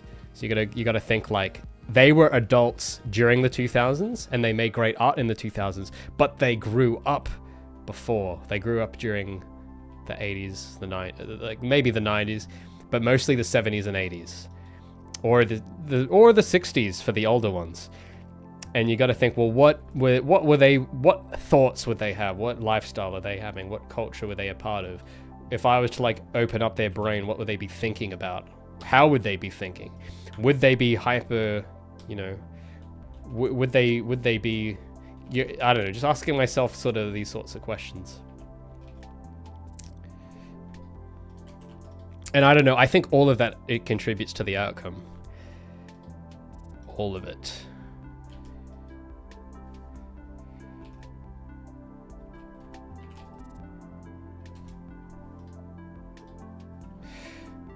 So I'm just, We've definitely got some ideas happening. I'm not sure if I like all of them, but we're definitely getting, we're definitely exploring options, okay? As the great Heisenberg would say, I just think we should explore our options. We're definitely exploring options. I can't say I like them all, but options have been explored. These blue buttons are annoying me though, really. So I do want to change that.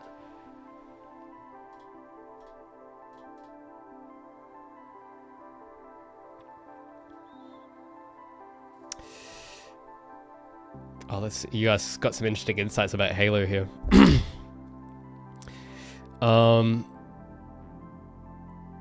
Snowfang says, I love animes and games from the 90s and 2000s, and it's jarring to see how different then and now it's, especially when making a game in that manner myself around when you announced your game. Oh, cool. Well, yeah, I have kind of noticed it is kind of jarring too, how different it's all become. But also the world has become very different, so, you know, maybe it's not so surprising. But, sincerity and reverence for the sub-creation that created the world of Halo and most franchises. Well, yeah, and I would say, to add to that, I think that I did make a video about sincerity a while ago, and I'm now finding it's kind of becoming a more and more important ingredient with a lot of these examples. Because I think as well, the Gen X people probably grew up and had sincerity preserved in a way. And I think there was something about the millennials growing up in the 90s with the internet and Facebook and MySpace. I think something happened where sincerity became attacked. And I think it might have just been because the sincerity was more accessible, in the sense that sincerity was not expressed artistically in proportion as much. It was more in these crude formats. Like sincerity, the only way to express sincerity back then was to know someone personally, or you buy a movie that's been masterfully crafted with sincerity. But I think the social media becoming a thing was like the first time in history where you could have easy access to poorly packaged sincerity, that wasn't designed with master craftsmanship, that had an amateur nature. And it became that I think when that became more accessible, because that used to exist, but it was only like, you know, if you wanted to see like a fan-made web comic or whatever, like you'd you know, that would be like, people would make those, but they would make them in their room and not share them. And I think the minute that changed and DeviantArt and things like these became things, the access and criticism of not expertly made sincere, because that's the thing is I'm not knocking its sincerity, and that's sort of where the idea of like what our modern idea of cringe comes from, right? And I actually kind of like it. I don't think it's bad, but I think the thing that makes it interesting is that I think genuinely good stuff has cringe, but they iron it out in the production process with craft, so that there's the sincerity there, but I think the cringe comes more from the execution and like it not being masterfully crafted. I think maybe there's a degree to which that's true, but there's probably more to it. And then I think when it then went the complete, now it's gone in the corporate world, I think it's kind of gone a 180 where the surface level craftsmanship has gone up, but the genuine sincerity has gone down to kind of compensate, to overcorrect maybe. And I think that having sincerity as a thing, it's because I think without craft, it's vulnerable, if that makes sense. You're putting it out without armor on, and I think that made people very hyper vigilant, and that's why I think millennials, it's so hard to get like a straight, honest anything out of them, is because they never built armor, which you would normally build with craft, I think. But you didn't need craft to publish. And you don't need it now, but I think people now it's become more flooded. The user base has gone up so much that you kind of need craft again just to compete. But I think if there was a sweet spot during that era where you could get noticed and recognized without craft, because the amount of people using the internet was a lot lower, less competition, easier to stand out, and the bar was a bit lower, but it might have been dangerously low. And yes, there was some sincere stuff, but I think as that generation aged, the lack of craft, I think, might have made them self-conscious, but maybe over, because it was so public, the work was public. Whereas I think that process happens normally, but it isn't published online with previous generations. I don't know. I don't know. I'm getting a little over wordy with it, but maybe that has something to do with this whole dynamic that's going on. So I'm also just having a tough time picking a shade of blue that doesn't annoy me for these buttons. I'll read chat in just a moment. I just really need to pick a good oh, actually, this is not bad. The white. I might try that on for a moment here. The white does not piss me off, but it is a little strong, actually, looking at it for more than a few seconds. Actually, I like this. This is good. I'm going to leave it here for the buttons. So there's an idea with pink, or like sort of dark reddish pink, I guess, because I don't know if light pink would work. I mean, we could try that as well, I guess. Wherever I've got the container. There we go. Sorry, I do work a lot slower on stream, so I know this might be a bit infuriating to watch me fiddle with colors for an hour. But, you know, I think the light pink pisses me off. I don't like it. I think I might leave it as that. So that's an idea, and then I have to change the text color of this to like a off-white, because blue on white is a bit wrong, I think. So there's and then some fourth, I don't know what to do for the next one. Some fourth idea of some kind. I'll read chat for a minute and just try to come up with an idea for the fourth one. Let's see what you guys think on this whole sincerity concept.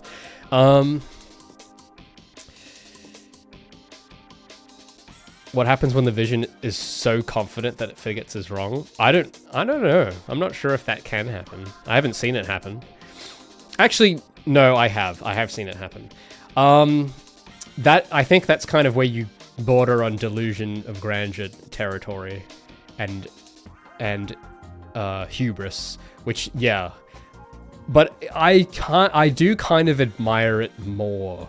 I have met some people that are like that, or they were so confident for that's the thing, is that it was unreasonable. They weren't confident for a reason. They just really wishfully thinking I want my thing to be the thing, but they lacked the courage to self-analyze enough, and they never noticed that maybe it wasn't the thing. So yeah, that's definitely something else, but I kind of I admire it a bit more, because at least you believe in something, even if it's for the wrong reason, or even if it's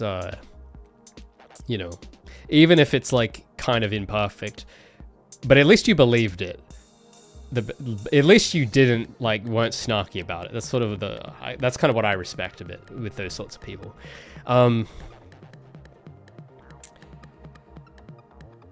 Could you do a blue border on the light blue background?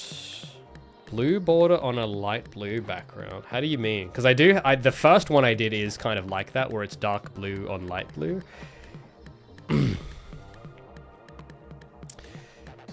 Snowfang says, true that, well, anyone could post anything. The filter that cut the craft from the crap disappeared. Yeah, it's sincere, you're right, but I guess there's like a sort of polished believability. Well, now that you that did come, another idea came to mind when you said that. I think the process of craft, of honing something and sanding the rough edges off, there is a degree to which, if you haven't been through that, you are kind of you aren't as a person, I think, forged enough to create.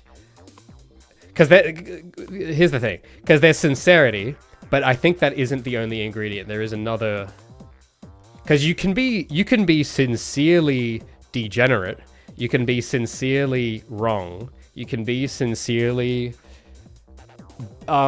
negative. So I think there's a degree to which I think early, when I think of millennial creators from that era of the early Newgrounds DeviantArt, and just from, because there's a person in my head I'm picturing right now who introduced me to this sort of world, and he is a millennial. He's in his mid-30s. So I'm thinking of him, and he had an interesting life where he was I knew him when I was really young. I was 10 years old when I met this guy, and he was 19, and he's in his 30s now. But he's I remember when I was a kid, I thought he was really cool. But then as he got older, I got back in touch with him after a long time, and I noticed that he lost his coolness a lot, and he became way more self-conscious, and his art shows it too.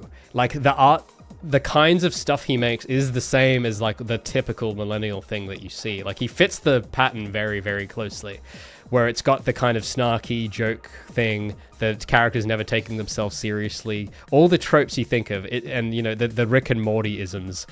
It's got all his work has all of those things, but they didn't always. When I knew him as a child, it didn't. It was more serious. But after, something must have happened between the age of 19 and 30 where something happened to him. I don't know what.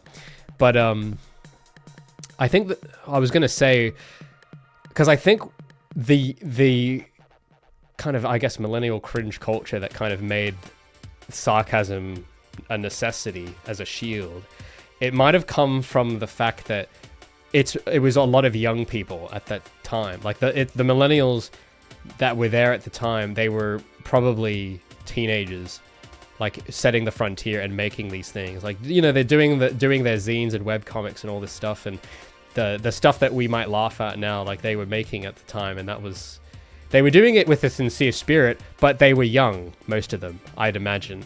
They were probably all amateurs and all not, and I'm not using that in a derogatory way. I mean, genuinely, they fit the clinical definition of the word amateur. To being that they were probably doing it as a hobby, and they were doing it for fun, which is not knocking that. That's totally fine. I think the thing though is that if you're like if you were like these younger, if you were like 14, let's say, or between the age of like 14 and 25 or something during that period, and you're an online creator or a YouTuber or whatever during that internet as a millennial, at that age you haven't, that the ethos I was talking about, you haven't forged that yet, because you can't really when you're that young. It doesn't happen like instantly. Very few people would have had a forged ethos, and if you have an unforged ethos or a unstill or unfirm ethos that is fluid, that is undefined because you're young, and that's normal for it to not be defined yet. But if you're then taking that version of you and preserving it in history, because the internet is a forever archive, and if that's the version of you that's being preserved, and it's yielding a lot of public discourse and attention, I think that as a natural reaction, you do become very scared and overprotective and deep and like ashamed, if that makes sense, or self-conscious. That's a better word, self-conscious, because the version of you that you have immortalized is like the not final form. But I think that can be a catalyst to build the ethos, but I think a lot of them, they kind of change the culture so that that covering it with the wrong thing became the norm. I don't know, this sounds super abstract. I'm just I don't know if you get what I mean, but like instead of improving the craft and building character through craft, you build it through trying to like make lack of character endearing or normal. And it's like, oh, instead of me improving and being good and like not being like maturing, it's like, instead of doing that, I'm gonna make it so that I have a sarcastic overcompensation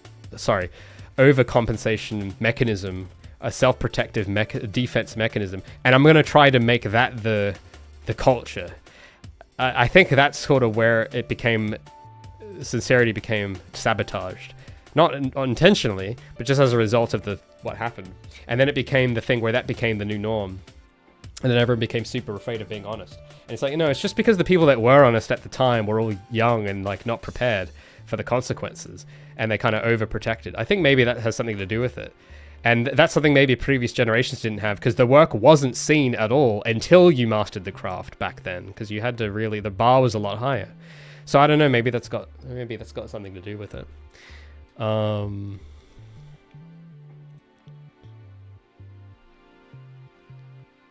don't know. I've probably spent I've thought about this way too much, probably. So I'm just trying to also think, what's a fourth idea I could try for this bottom quadrant? Because this is just the same as the first one. But at the moment, just from these three, I guess, what do you guys think of the darker backgrounds? Oh wait, there's a layer missing from one of these.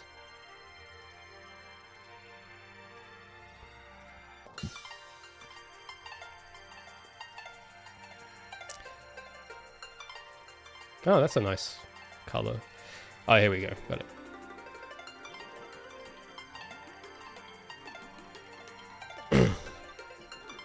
Snowfang says that makes a lot of sense, actually. The mid-2000s were people really tearing into anything. Yeah, that also did start happening, yeah. Made them super insecure about their creation. Yeah, probably. Because that also was not something... Well, that's the thing. Public work used to still have that kind of thing, but the people making the stuff that was getting criticized before this point were professionals, and only professionals. They weren't outside artists like the millennials, most of them would have been. They weren't in an institution. They weren't part of a professional institution or anything. They're all just in their rooms. And if that's the case, it's like, all right, well, you're going to be a little bit more fragile, which is fine. It just means that that's going to happen. And I think how could you be prepared for that? It's the first time in history it's happened. So I don't necessarily feel strongly about it, but it is interesting to look back on and observe it and think about maybe that's why it was like that. And then, yeah, also the critics became... It used to just be, IGN or whatever. That used to be the only critic you needed to worry about. And now it was, people of the outside the institute, the outsider artists, were becoming the artists and the critics. So you had this big open battlefield of magnificent proportions of outsider artists, outsider critics. And when I say outsider, it means like not in an institution. Oh, that's the definition of outside artist. So technically I fit that definition because I'm not in an institution either. But but these guys at the time, like, they were kind of trailblazing a new landscape of like their own a world where outside artists had the same distribution and reach as the institutions. And I think the process of passing the gates into the institution, where that mechanism of ethos, of like of filtering ethos, maybe, where it's like you only got to work at Disney or whatever if you personally had a good ethos or a good work ethic, or you weren't fragile or whatever it was. Whereas you don't need those same restrictions publishing to YouTube. And maybe, I don't know, that might have had something that maybe created this huge counter reaction where it's like, oh, I was super sincere and honest, which is well intentioned, but I didn't have the skill and I didn't hone the craft to mentally forge myself into someone capable, because being sincere is costly. It costs you something, and I think that maybe wasn't considered. So it's like they do it out of a good, like, childlike intention. They aren't prepared for the cost. They overcorrect, and they are now like super sarcastic or whatever. And then Rick and Morty exists, and then I don't know. I'm just trying to think of the simplest version of that whole idea, but it would go something like that. That's what I think it would go like. The world may end. It says, I'm stuck between the top left and right. Thank you for your input. Yeah, it's a tough one. I do, because I'm trying to think of another way to use that pink somewhere, because you guys keep suggesting to use pink. But it is a tough color because it's so signaling.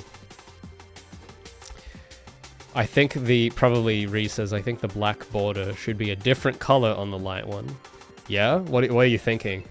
Something lighter, maybe? Or dark? Well, you can't get darker than black, I guess. Is it because it looks too strong? We actually, yeah, you know, that might be the fourth one. We'll give that a shot. So yeah, here we go.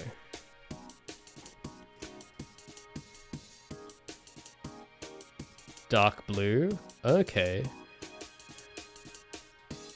Here's the thing, though.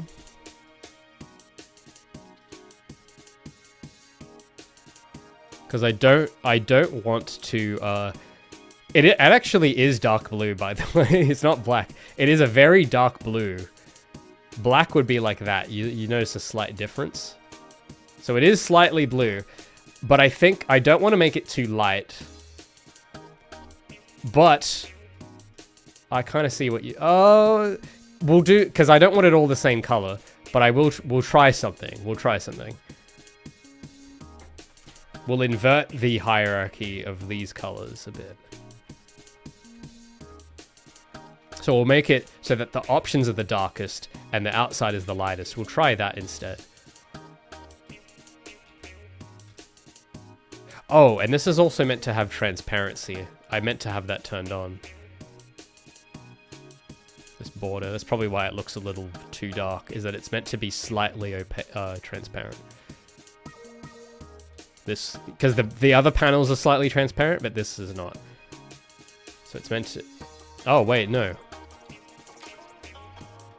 90%, that's right. Yep. So it matches now.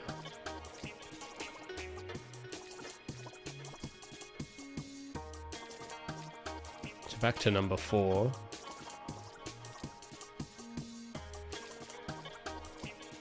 So yeah, then if I take the buttons... I do want to... This outline is annoying me. The color of the outline here. It's annoying me a bit. It looks a little too undersaturated.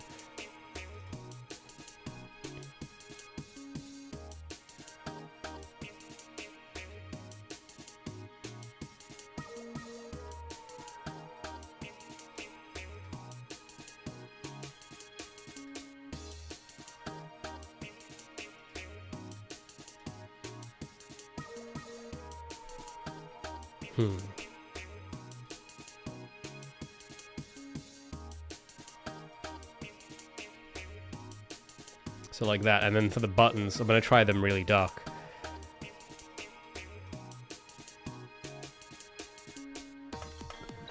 I'm actually kind of liking this too.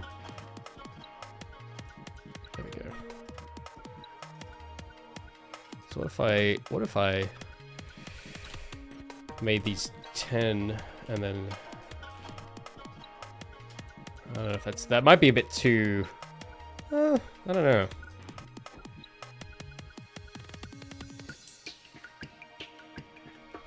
So it sort of inverted the brightness hierarchy so that the stuff that you interact with is the darkest and most opaque. The stuff that's like dynamic, that is non-interactive, is like middle, and then the outer edge static border is light blue. And this text color does need to, it's got to be changed. This is not good. It's got to be like 75%, 15, 30.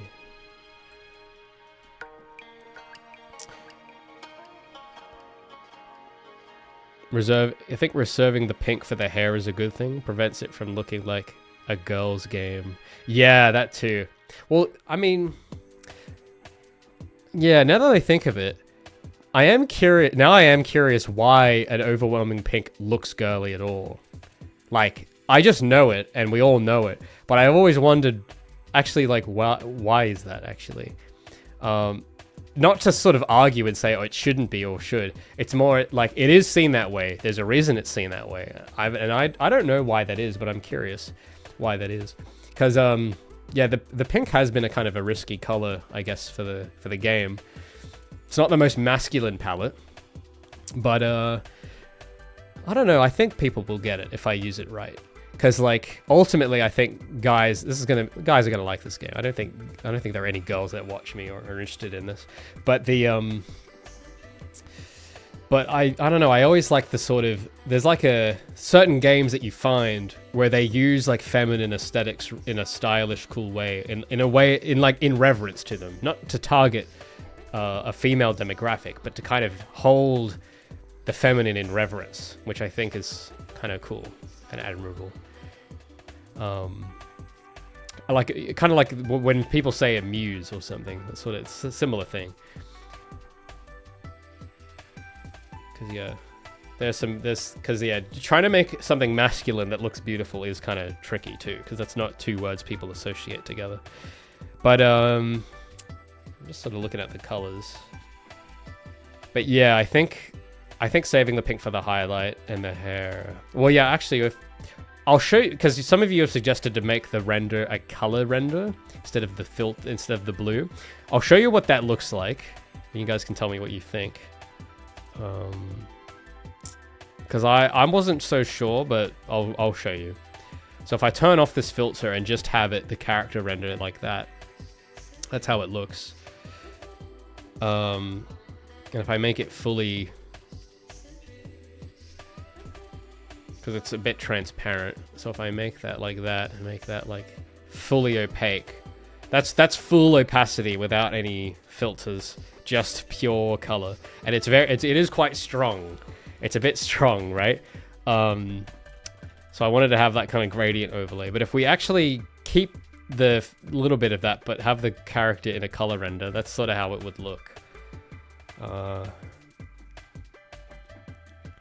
the highlight part was pink, since it's not over dominating the blue, I think it would look nice. The highlight part. Oh, you mean the highlighted option? Or some other highlight that I'm not seeing?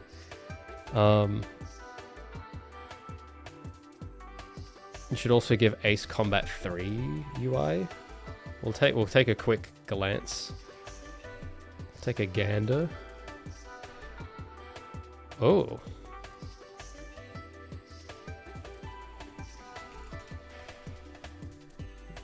This is, if it'll load. If it'll load. Yeah, I see. Oh yeah. Very nice. It's got a lot of the same elements. It's got the scan lines, it's got the little tab accents, the rounded corner. Wow.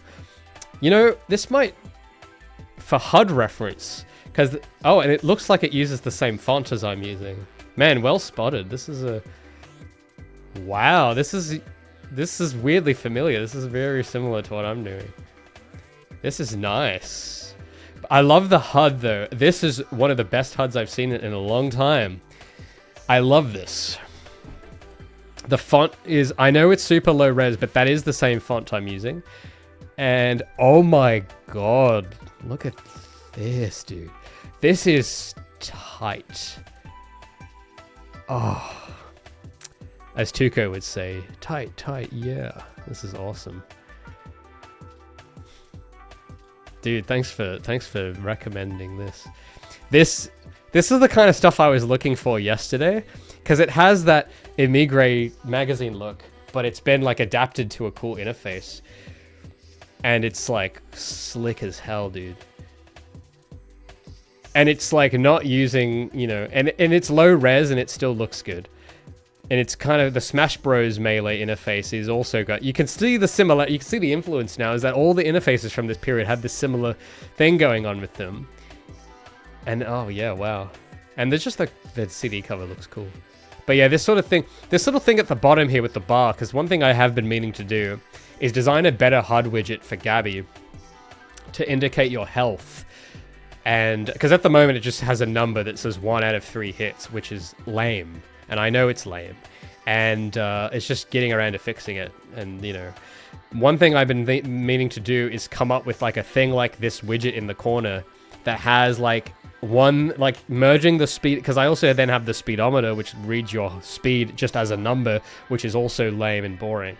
But if I had some kind of thing like this where they've got a bar on the screen where you can visually in your periphery see how fast you're going and how much health you have without you having to look at it directly, I think that's something I've been wanting to do, but I just didn't really know where to look for reference, or because, you know, it's easy to get that wrong, to pick the wrong radius, to pick the wrong thickness of the line, to pick the wrong color.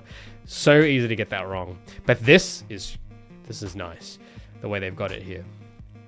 Because I can see the thing without having to look at it. Like, you can look at it in your periphery and you can read it.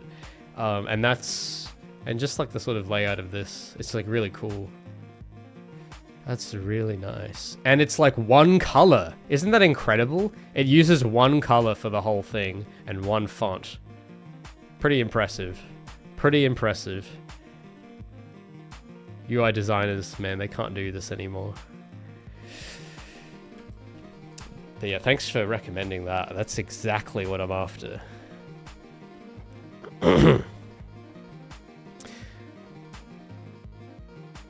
Oh yeah, we looked at Persona 5 already, and it's a bit too, there's so much style, and I can't really even hope to emulate it, so I don't want to go full Persona 5. It's a little too much. But there's something with their color though that I just remembered that I will look at.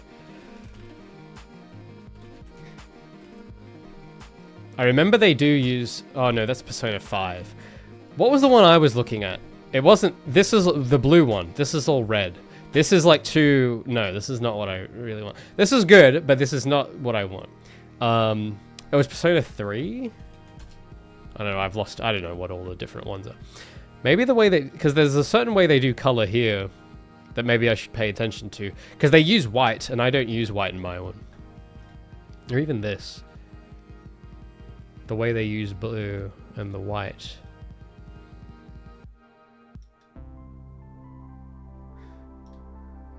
Because it is, the shapes are, okay, when I said it was too much, it's the shapes. I'm trying to ignore the kerning and the shapes, and I'm just trying to look at the color at the moment instead, and just think about the color and what they're doing. And the way they've got, because they do the silhouette character renders and stuff. Something about the way they're using color and the use of their character renders is harmonious and good. Something about it. This is nice.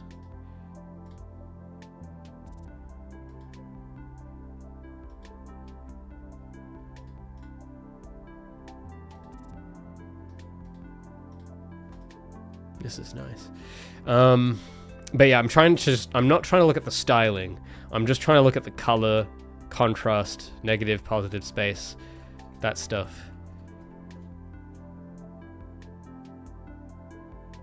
Because I don't necessarily want to go this fully, but I do have potential because I have my own character renders.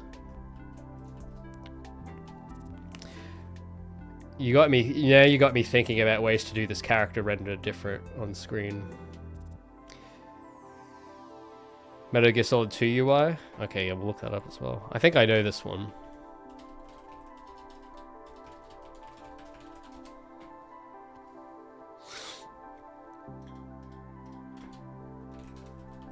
Sons of Liberty. Oh yeah, it's, oh, blue and white. Wow, it's funny how all of these have blue and white, all using the same color scheme. But I want to see the menu.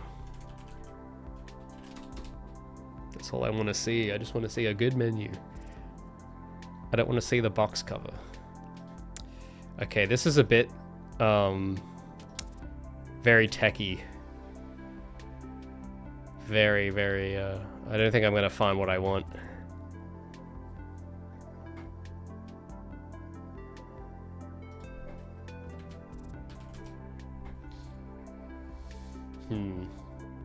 The sort of key artwork, but not the in-game menu, not really. Okay, I think the persona, I think, is a bit more, because they have them on the menus.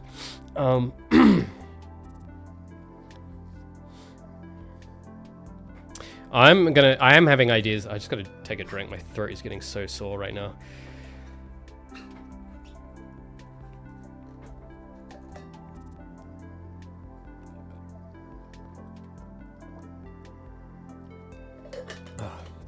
I have to make some honey tea later. Pan Am Airlines. Alright, I'll look up one more thing and then I gotta try. I want to finish off this last one and then rest my voice. What is it called? Pan Am Airlines. Ooh. The logo has me intrigued. This font is freaking awesome. So it's a poster, you say? Oh, holy. This is gonna be the coolest. Dude, why aren't all airlines like this? What the hell? This is actually peak. Why does... Oh my god, because, okay, so in Australia, alright, we got Jetstar and Qantas. And they're... Yeah, no, they don't... Their stuff does not hold a candle to this. Okay, it's very boring, it's just logos. But this, oh my god, dude. I want to hang these up in my room. This is so beautiful. Is this a Europe? Yeah, it's European, isn't it? Yeah, man. The Europeans, they know how to, they can cook. Okay. I don't know why. I don't know what it is, but I've noticed a pattern where every designer I've looked at that's European has like the best work somehow. I don't know what it is. But they do, it's something about, I don't know, European design. It's like, I think the Japanese have something similar, but they've got their own flavor of it. But there's something about Europe as well that's just special. That, like this, oh my god, okay. This is kind of not, this will help me in some other areas later, but this is still beautiful though, but not quite what I want to look at right now. Okay, okay. Oh, they're defunct? No, why? This is such a tragedy. I've only heard of this airline a minute ago, and I'm so sad that they're, you know, they're out, they're extinct. That's so sad, because I would actually, if I mean, I'm guessing, well, people back then would have had more disposable income, but if I did have that level, and if I saw ads like that all the time, I'd probably just go to the airport more often just for the fun of it, because the posters are so cool. Because airports are cool. I like airports. I used to, but now they're so busy and just smelly, and the branding has gotten worse, and I don't enjoy. Because as a kid, I think we went on like vacation once or twice to the airport. I just remember it being really enchanting, and then I went there as an adult, and I'm like, oh, this place stinks now. What's going on? It just smells like cheap coffee and food, but like not good food. It's like the not great food. I don't know what it is. So with the render, okay, because I'm trying to think. I'm trying to put on my big thinking cap right now with my I'm sitting in my thinking chair. I've got my handy dandy notebook. I'm trying to think of the best possible combination of pixels. The perfect combination exists. So I'm gonna hide, or maybe I'll move this to some other area of the comp. Because this isn't the one I want to use, but this is the kind of the only good render I have at the moment. I want to do I'm gonna try something that's a bit like Persona with the layout.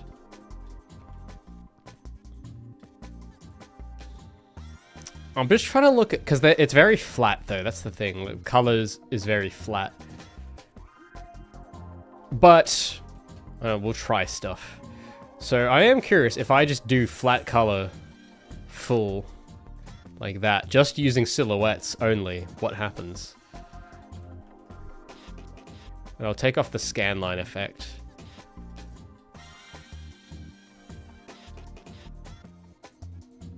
That's a bit distracting.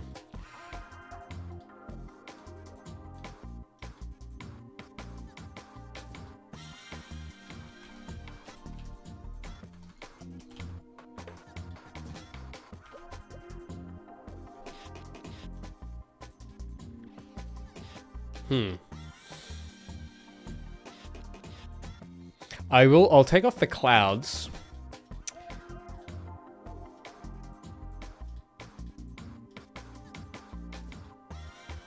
And I'll just I'll just focus on the background color.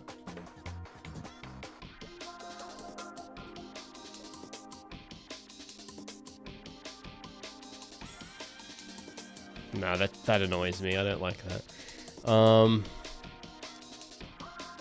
I don't know. I have to look more at Persona's interfaces to get a sense of what I like about. Because I don't know. I don't want to do it exactly the way they've done it, but just something that, in my case, for my purposes, for my reasons, that makes the character renders like a fun addition, not a distraction, but an addition to the composition.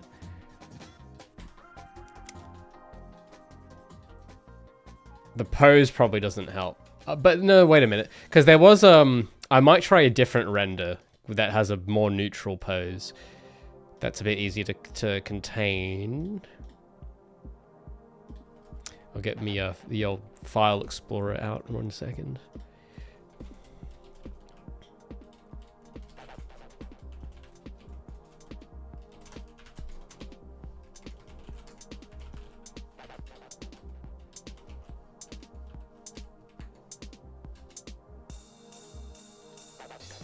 So there's a picture. I used this last week. I just gotta find it. Where have I put it? It was her looking at you, serious, like with her fist or something. This won't be what I end up using, but it's the closest I've got at the moment. I just can't. Oh, well, there's some other ones here that might be worth trying out.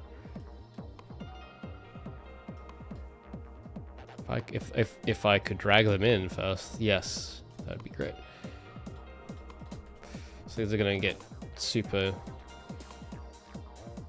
So I've got this one of her like in a running pose, but it's similar to that other one we looked at actually, the photo, but it's not exactly the same. So that there was that other picture that I kind of wanted to do something more like, of that dude running like that, and this render I've got of Gabby it's close, but it's not exactly. It's the closest there is we've got at the moment. But I could probably tweak it to make it match this pose better, because that pose is so good. It is really good. So something like this, and then like if you were to make that transparent, it would look like that kind of, or you could just have it like that. And then I've got the other one, which is this, where she's sort of looking at you. I wonder what happens if I just zoom in on her eye. It's a bit funny, isn't it? Okay, not really that good, but it was worth a try.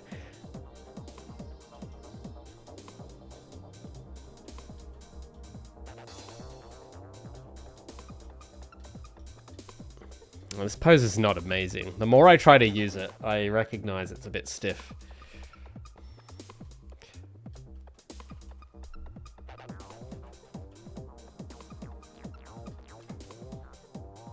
But I think having it just fill on background is not nice either. And it needs some kind of outline or shadow or glow. A lot of early 2000s anime renders have glows on them. Like that. But I don't know, it's a bit much though, I think. It's not... It would need to be, I think, because the Persona ones do stay mostly monochromatic, so it would have to, whatever I do, I think it has to sort of stay in this sort of monochromatic scheme, like that.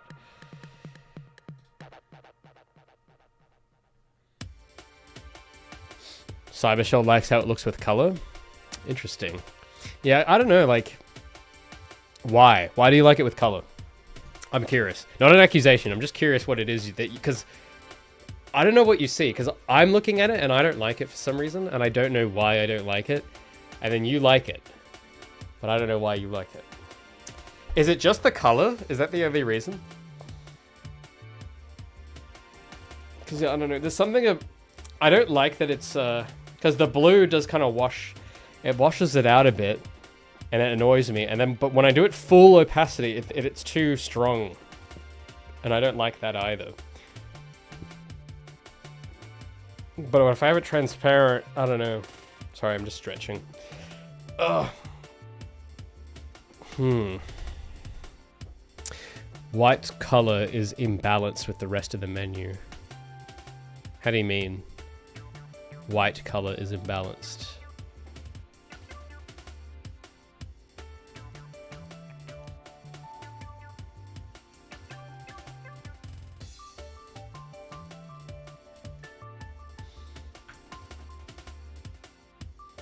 What if you do a flat color render, but the hair is flat pink? I don't have exactly that on hand right now, but I know what you mean. Actually, I've got something kind of close. It's not really. You'll see. Hold on. It's in my renders folder.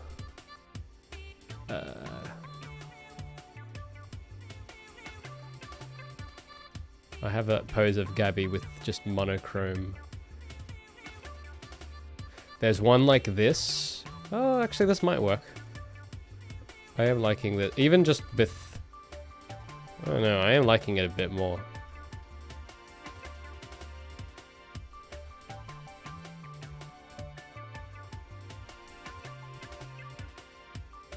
I'm just going to put it there for the moment.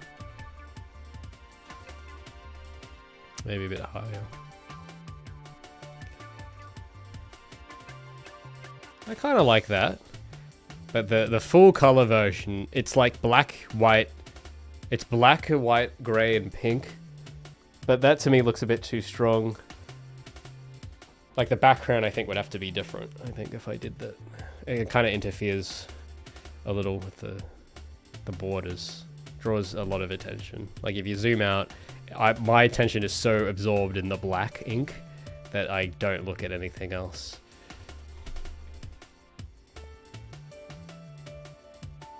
But now, when I have her pose like that, I can't read the title, so I'll have to move her foot out of the way there.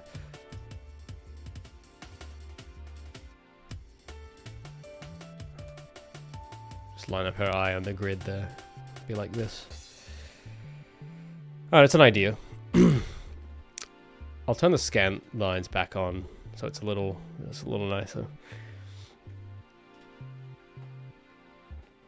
Replace the black with blue. Well, the best I can do at the moment is put this filter on it, but it's a pre-exported image, and changing, like color picking all the black and changing it is going to take a bit of time. But just to rough it for the moment, I'll just leave it. I think I'll just try using a color overlay for the moment. Because yeah, this is all... I think I did this in the Clip Studio, and I like meticulously colored this. So it'll take a while to switch it all out, but Just for example, I'm just going to just try and imagine it at the moment.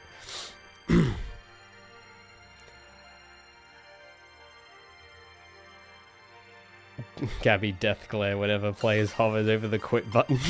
Yeah.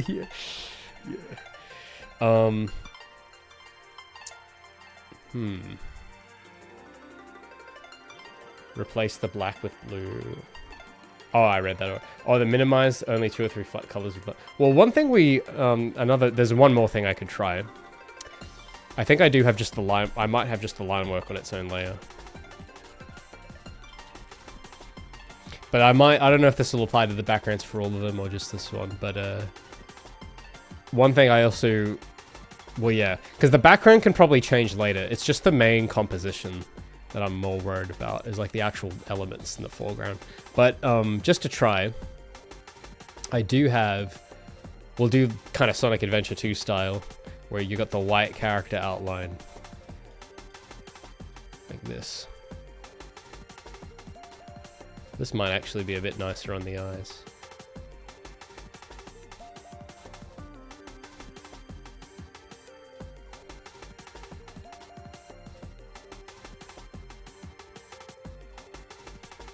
Like that. So in the foreground it would look like this. And behind that color filter it would look like that. But I think this case, because it's transparent, I can use a color overlay on the whole thing. Or not, actually. Maybe that doesn't... Does that not work?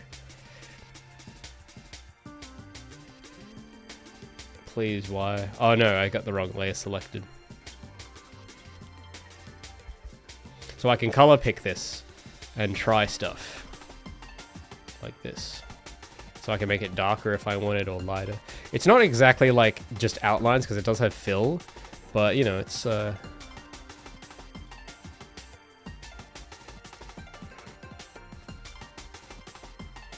might just leave it white actually. Make it a little transparent. But yeah, I don't know, it's just an idea. But in terms of just ignoring the background, just looking at the color, well, I'll make them all the same. We'll use the same render for all of them, just to be consistent. Because the thing I want to emphasize is just the actual menu elements for the moment. That's my goal for this morning. So, I don't know. Let me know your thoughts on these, on each of these. I got the labels 1, 2, 3, and 4. We'll just give this a save. So we got 1, which is what we started with, and I've like tidied up the borders to be a bit thinner on the edges and the sides, and made the buttons round. Number 2 is sort of like dark background blue. 3 is dark background with pink accents, and then 4 is like similar to 1, but it's got an inverted emphasis with colors, so that in number 1, the interactable elements are light blue, dynamic non-interactive is medium blue, and static is non-interactive is dark navy, and then in number 4 it's the opposite, where the static is the lightest blue, dynamic non-interactive is medium, and then like the interactive is the dark navy. Just kind of to swap them around. And it just occurred to me as well that the transparency on one of these is set wrong.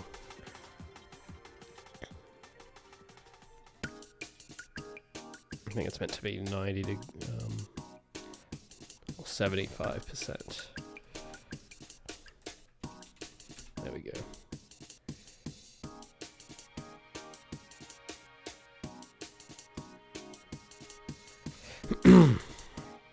Questa prefers 4. Thank you.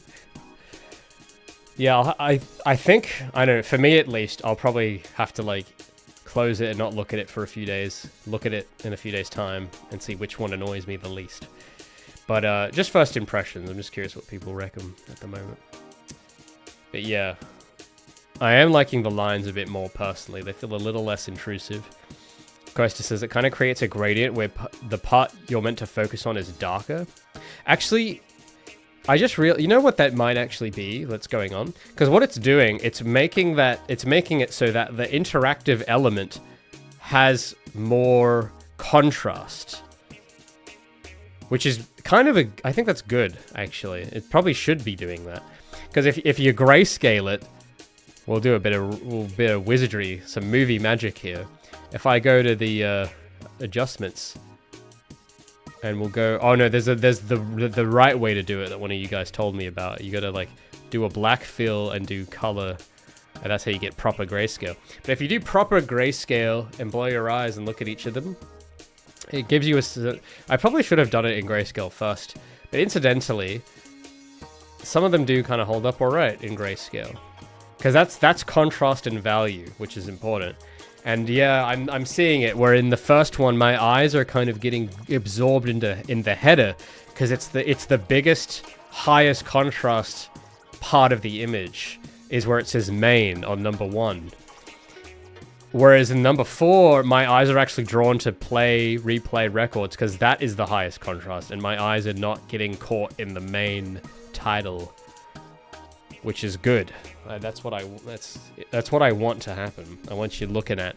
I want you to notice it in the periphery, but I don't want your eyes being completely glued to the big bar that says main. I just want it being there for style and so that you know what menu you're on.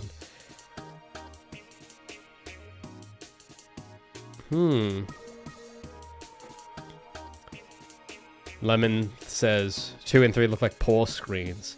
Interesting. Maybe I can use them as pause screens. But yeah, I think the values for 2 are a little screwed up, because the footer and aside are the same value, which is annoying me.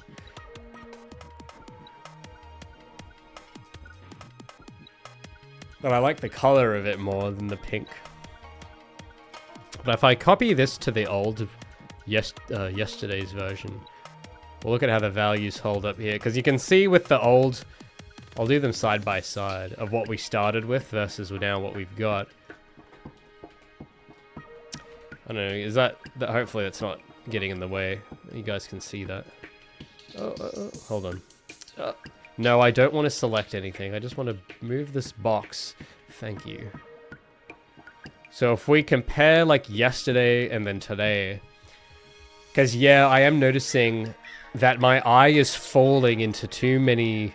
This is going to be the weirdest wording, but the dark color and contrast on number 2 on the old one, and on the accents on 3 and 4 of the old one, the darkness is like a chasm, and my eye is falling into it, and it's not on purpose. It's not really what I want.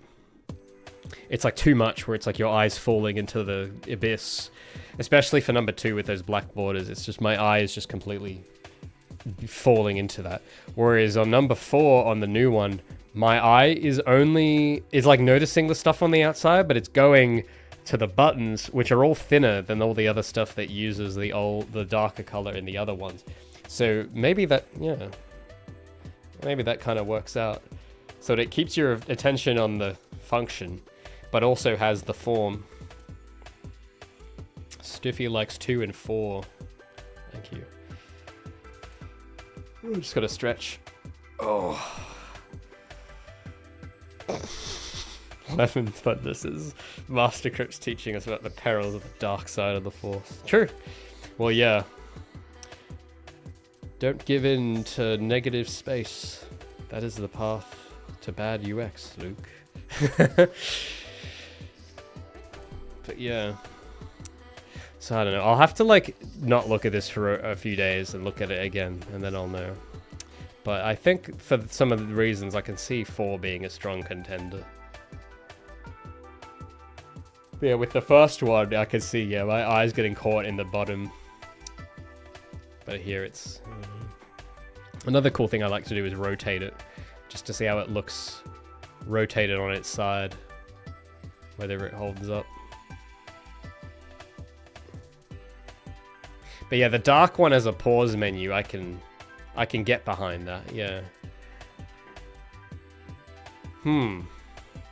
I think it's just the the value and color is just a little off. I like number 2's values. It's a little off, just a little bit. But the general, yeah, maybe that can be used for the pause. Chasms, yeah. I'm not a professor, okay? I'm just a guy, okay? I'm just a little dude in his room here that gets super obsessed with graphics and UI for no reason. Give us a lecture on geographic features. Oh yeah, no problem. Yeah, let me just go and draw upon my years of geography experience that I totally have. Absolutely. But yeah. Oh my goodness, it's like 2 p.m. already. That went by quick. I'll have to get going. I'll just see for any last minute questions. And I think that might be it for the stream. Lemon says that the saturation of 2 will look better if the frame is less strong. Yeah, I think you could be right. Yeah, for sure. Coesta says the overall light color of these 4. Oh, hold on a minute. I'll turn the color back on. You say the overall light color of 4 has a little more levity. Okay, I'll consider that too. That's something I need to be aware of. Because yeah, because the thing is, that's the tricky thing. There is not a wrong choice of the right amount of dark or light or whatever. But things like levity, it's more about, it's less about how much is right and how much you want. That's sort of where intention comes in. That's a choice intention can only decide. So when it came to things like curves and the curved lines and stuff, I had a similar thing where using straight angles or curves, there's no right or wrong, but they do. What's the quote from Brockman? The character of the designer. That's sort of how it says something, and it's a choice. It's not a right or wrong. It's just like one choice will communicate one thing about the character of the designer, and one will communicate something else. So color is like that too, where dark color communicates something, light color communicates something, and it might be levity, you know. And I think for like the angles and stuff, like part of the reason as well, I've gone a little away from the angularness. Like there's still some angles, but they're not as harsh, and I've got the rounded corners. Part of the reason I did that is because I think for Gabby, the sharp corners look too much like me and less like Gabby, because I would pick sharp corners, but Gabby wouldn't. I don't think she would do that. She would have rounded edges. So I had to think a bit more extreme even about Mueller Brockman's quote. Not just the character of the designer, but I'm thinking of the character of the game, as in Gabby being the character of the game. You know, what... maybe because the part of the goal with this interface has been an interface that communicates the ethos of her, which is a little more of an interesting challenge than an ethos of me necessarily directly. Because that's kind of the default that you'll do no matter what. Unconsciously, you will... anything you make will have your character in it. But it's like, what happens if you kind of do it through something where it's like the interface is the character of the character, who is a character of you, in a way. I don't know, I just thought it'd be kind of an interesting idea. So levity, maybe that's something about Gabby that I want to keep, that sense of levity, because I don't want everything being too serious or too dark, too edgy, but not super sanitized either, sort of like a middle ground. But yeah, I'll think about that more.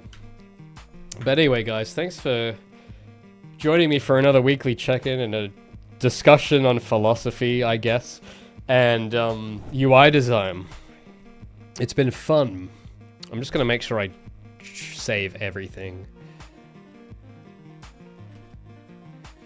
It's all so the quest, it's all about designing something that annoys you the least. That's sort of where, and I think we're definitely a lot further along than last week. And this, I don't know, one of these might be the one.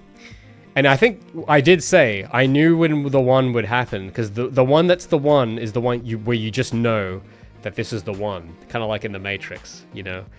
The one just knows it, but you know, and it's like I think one of these is approaching very closely to just being the one that will be selected to save the world. No, but you know, to save the game. So, and it's been exciting. But yeah, I'm really looking forward to try to adapt this to a web page. Because imagine, I mean, I'm getting pretty excited just imagining it. Because I've got all my content and framework and everything ready, I just don't have a design. And if I get this sort of design going with a web page, man, that'd be cool. So, we'll see how we do though. In the meantime, I'm going to be working more on... I've still got that devlog on her model still in the editing bay, but I have been kind of spending a little more time on graphics this week. But I'm going to be working more on that as well. So I'm just not sure if I'll have anything cool to show off, because it's really... editing is boring. It's very boring. But anyway, guys, thanks for joining. I will see you guys at the same time next week on the Raymond Cripps stream.